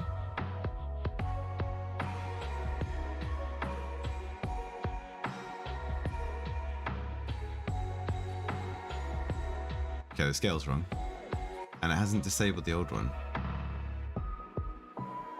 Because we're not doing clear, okay. But the scale's fine. I'll show us the jacket in a minute.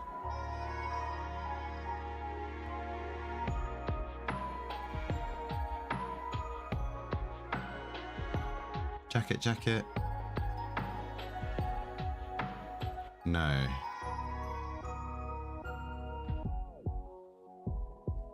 Why no jacket?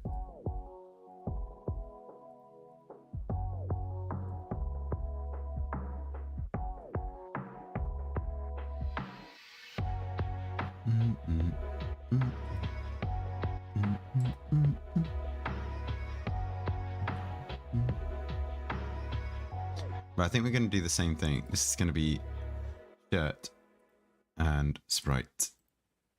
So we need a new empty, which is our sprites.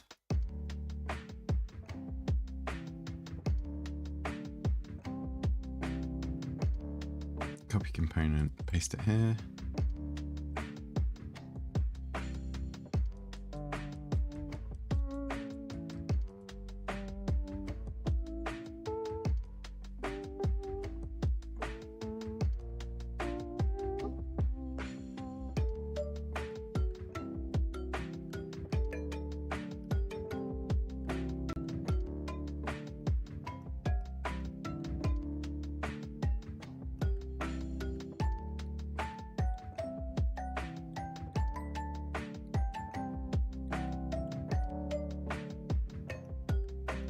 You can't click and drag components, can you? No.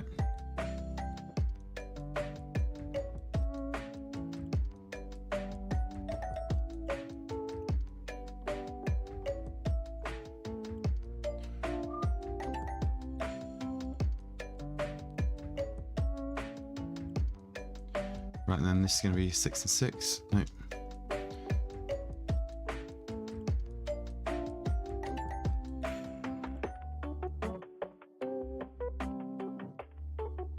Cool.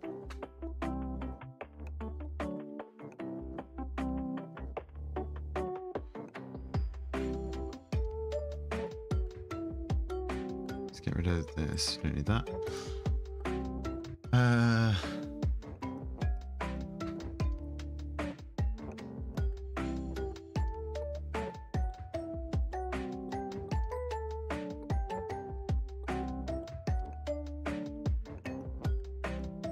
We don't need this.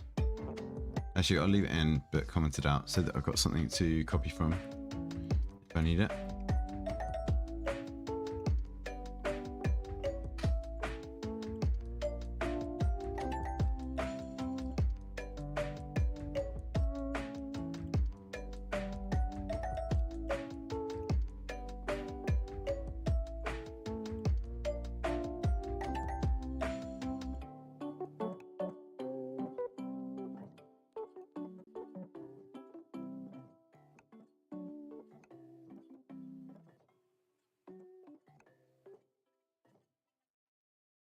Bench movement. Velocity change is never used. Oh, this, yeah.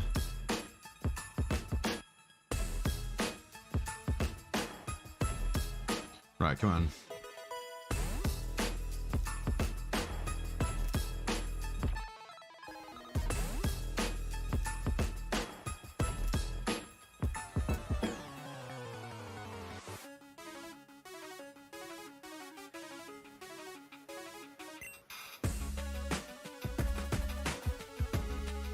Nice. Back to the shirt.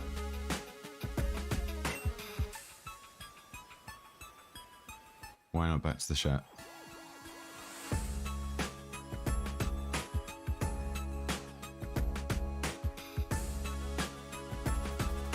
We've stopped off raining. What stopped? So, start of day, day setup.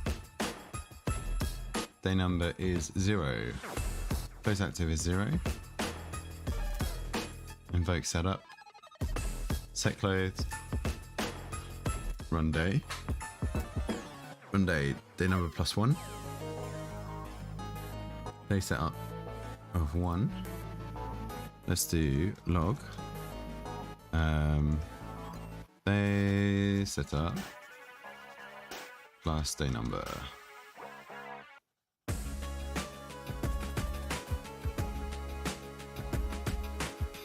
Log clothes active.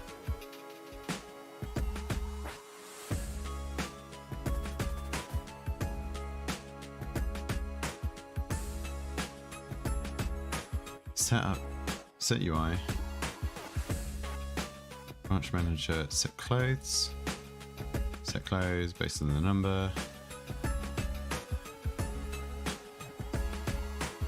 That should work. Why not?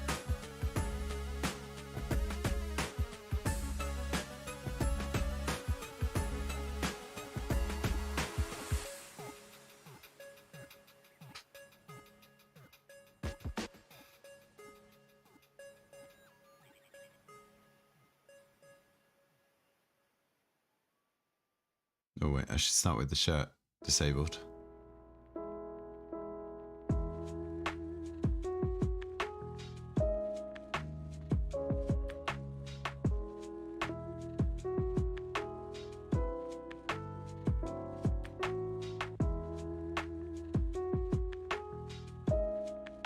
No, so we want the bench, we just don't want the shirt. Right.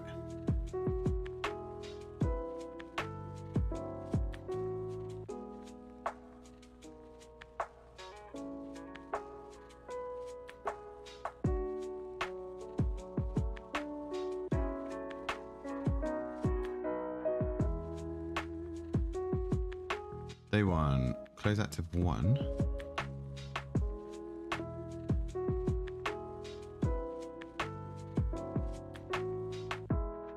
Huh?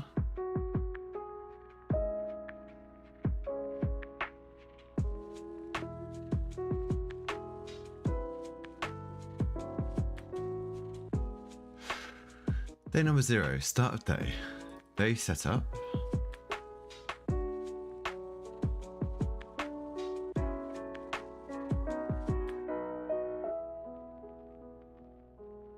Invoke setup in 5 seconds. After 5 seconds, we set the clothes and then we run the day. Running the day should increment the number.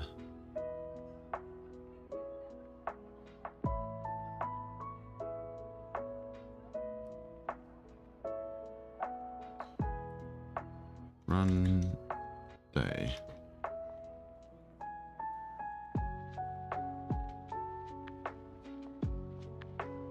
What am I missing here?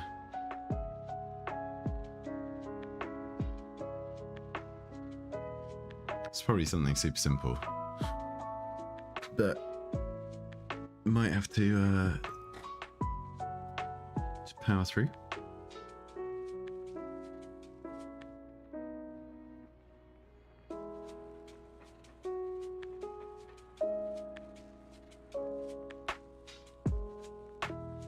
Okay, why is plus equals 1 not working?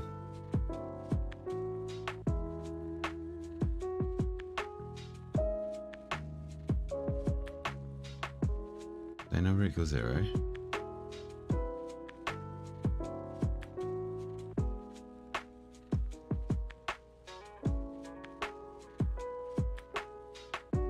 Right, let's just make it super simple. That should work. There's no reason why it shouldn't.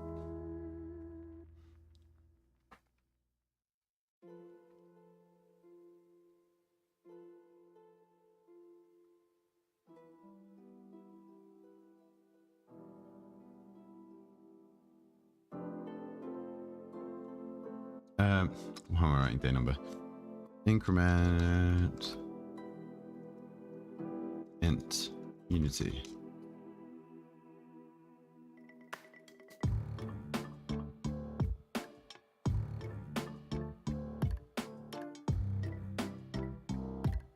Can you plus plus?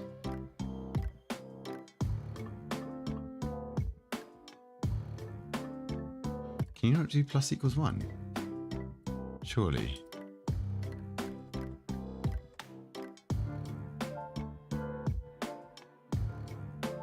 Okay, why is it not updating?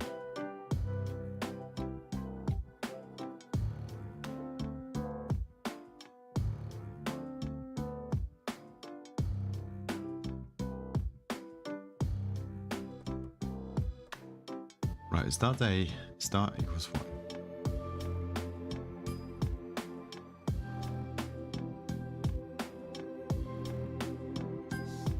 Start of day, day setup, run UI, run day.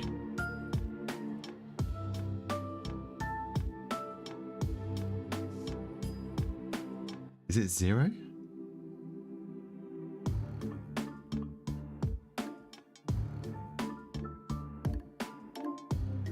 Three.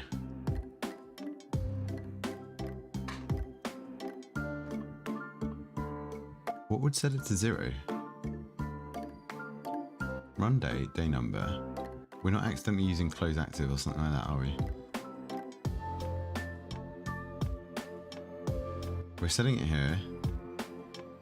We're not touching it. We're not touching the value.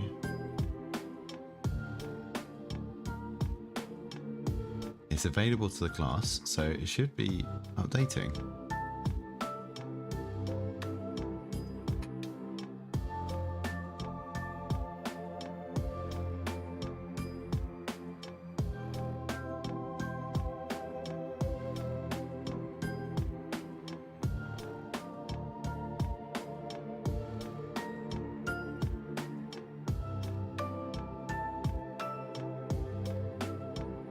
Yeah, it's coming in at 0. Why is it coming in at 0?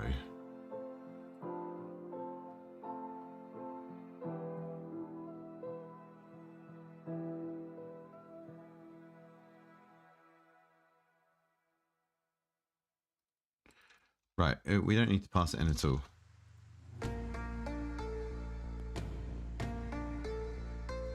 We don't need to pass it in.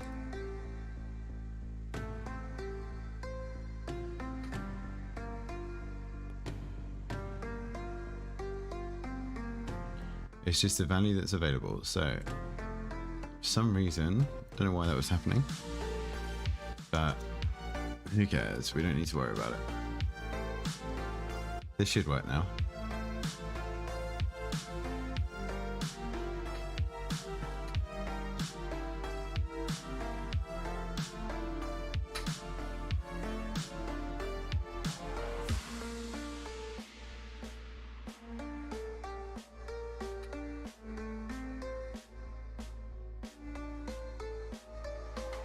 2? Come on, give us 2. Yes. Why did that not change to 0 though?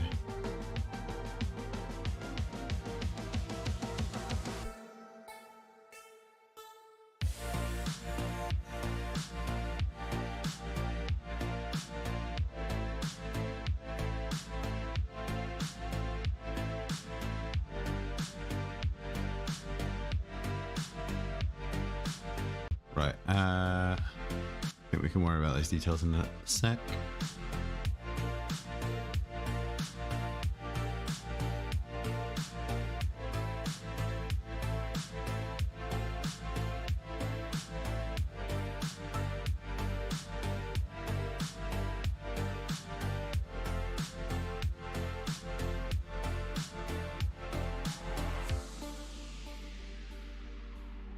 Right, close 1. And the trousers are 2, yeah. That's the shirt. And then to the coat.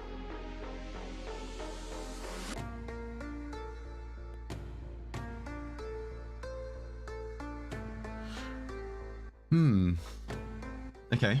It was working how I thought it would. It's good.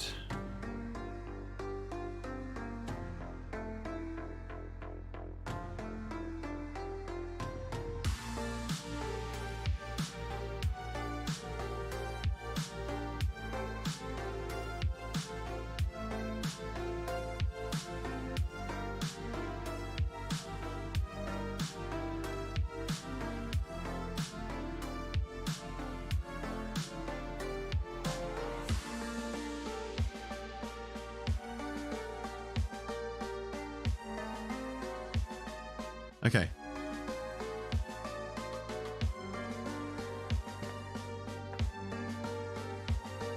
I don't know why that wasn't working as we thought it would.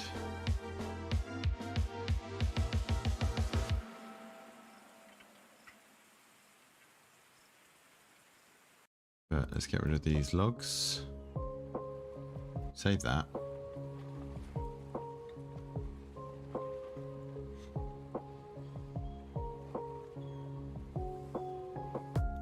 And what can we do?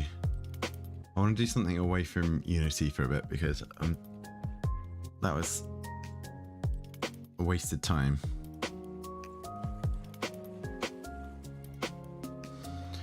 So let's plan out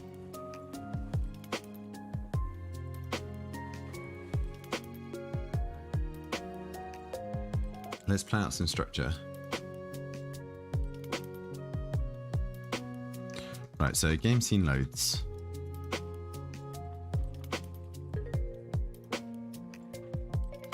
We want our game manager to start up. And this tells our game director to initialize. Game director tells the bench to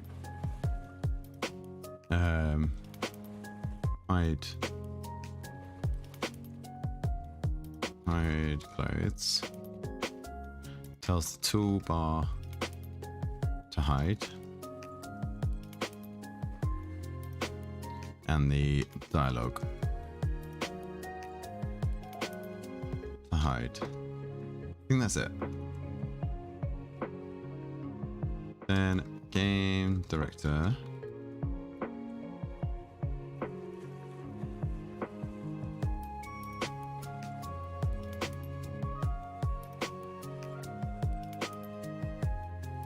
no, didn't mean to do that. Game director start. So day 1. Show dialogue. I want to write like dialogue like this. I don't know why.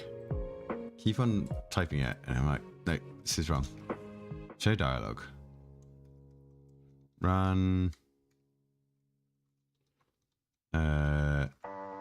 tutorial dialogue, run tutorial, which is gonna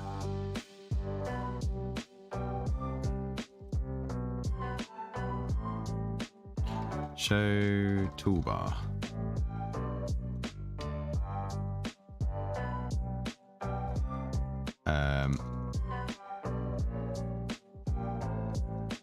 But hide scissor, hide thread and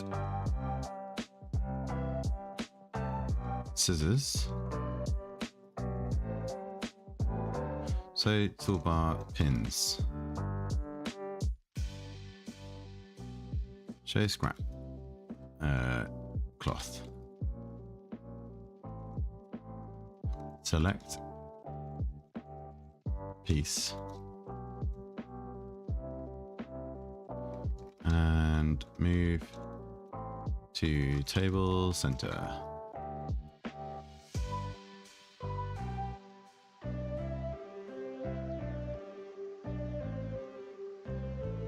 Show toolbar pins. Hiding the thread and scissors.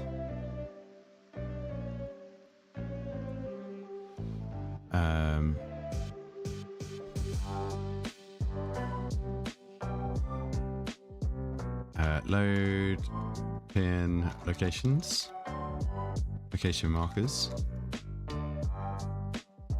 Wait for player to pin cloth. Show scissors. Show cut line. Wait for player to hit markers. Show thread. Thread needle. Oh, show needle, I suppose it is.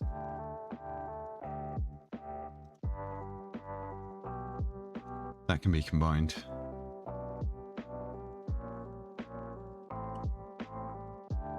Wait for player.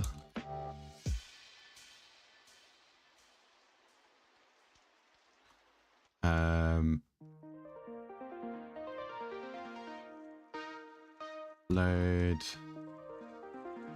stitch line. Wait for player.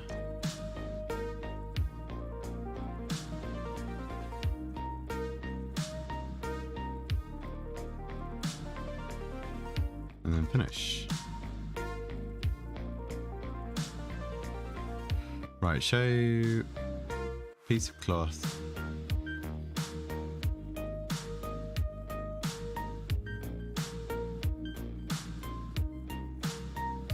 Add pin to each location when hit.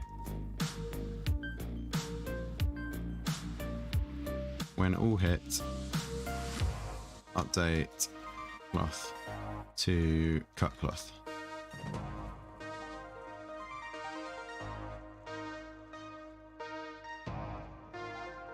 Update needle to threaded needle.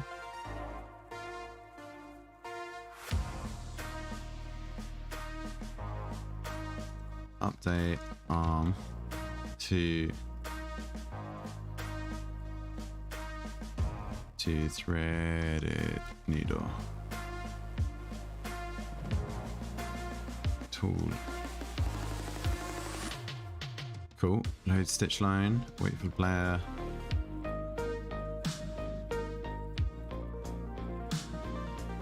Wait, no.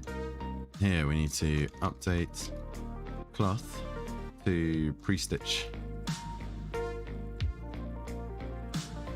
Wait for player.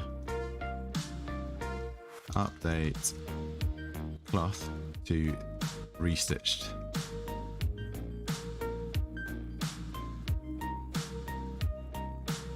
finish. Finish dialogue.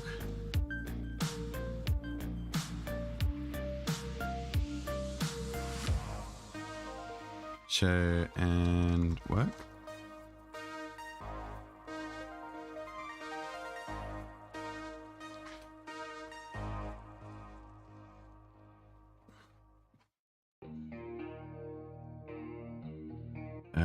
Fade. And then day 2.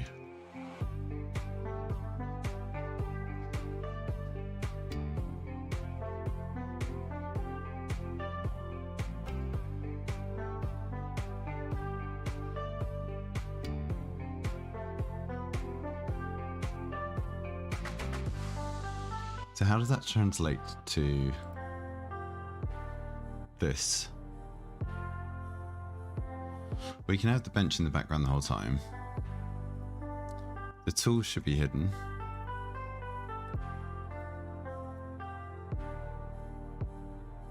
And this toolbar should be hidden. So day 1, this loads up. Dialogue activates, which means the background and the quartermaster.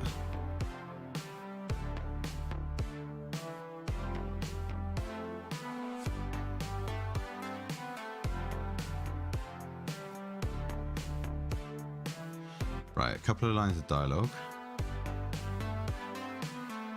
And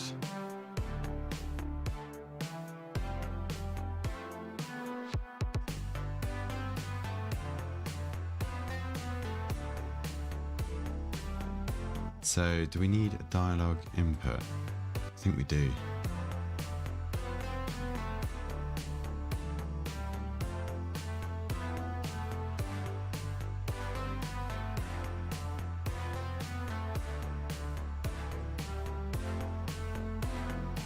Let's get rid of some of this other stuff that we don't need anymore, because it's just going to confuse things.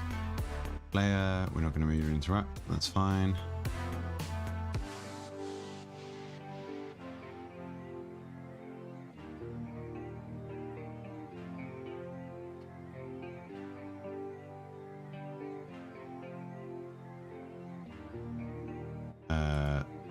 Is this just a button? Yeah, this is going to be next.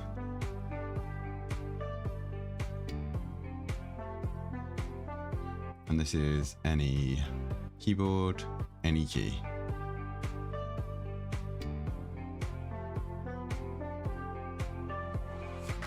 And then we also might need a value control type.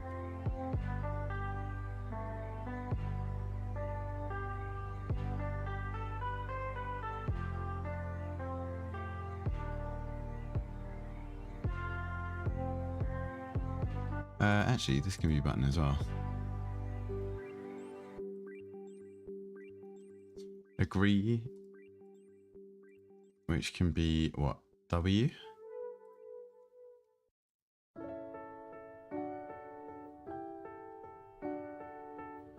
And disagree. Maybe. I'm not too sure I'm going to do this side of it.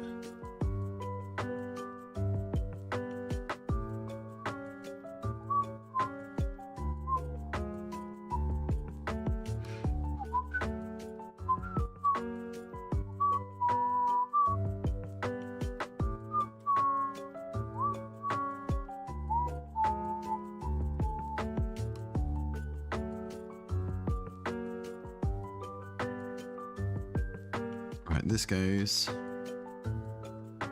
and inventory, that goes.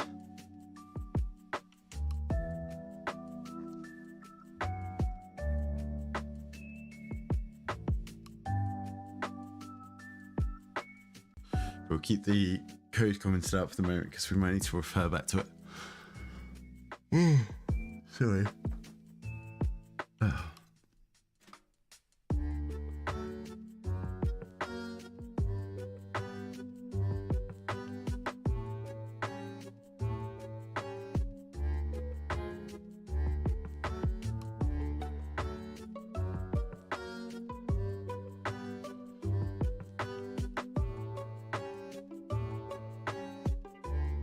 That's fine. This we want to save.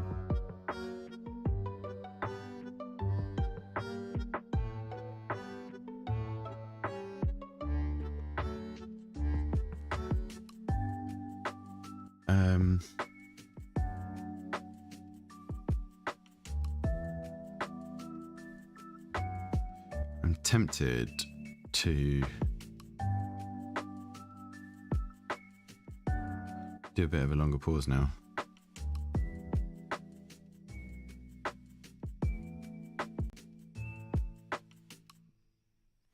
I feel like I've just done breaks today.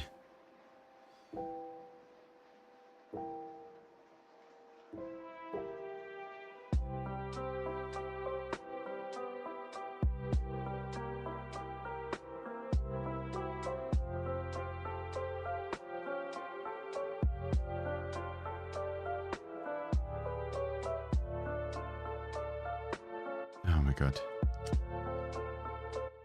Let me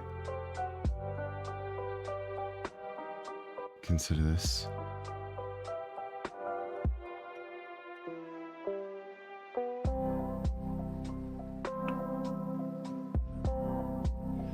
What is... I'm sorry, I'm just looking at my plan for what to do next.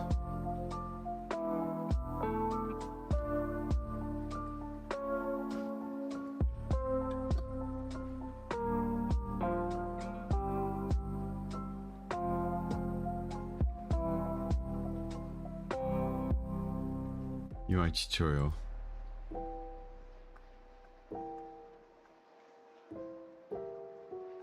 I think I've got a clear idea of what this is going to be now. But I'm just floundering in terms of focus. So yeah, what I'm going to do is I'm going to stop. I'm going to make some food for dinner. And then a bit later on, I'm going to be back. I think I just need a break, like a longer break. So probably like 8:30 or something like that, which is in 2 hours time. I think that's what I'm going to go for. So thanks everyone who's been lurking and chatting. Hope it's been interesting. But yeah, we'll be back a little bit later on this evening. Yeah, cheers and bye.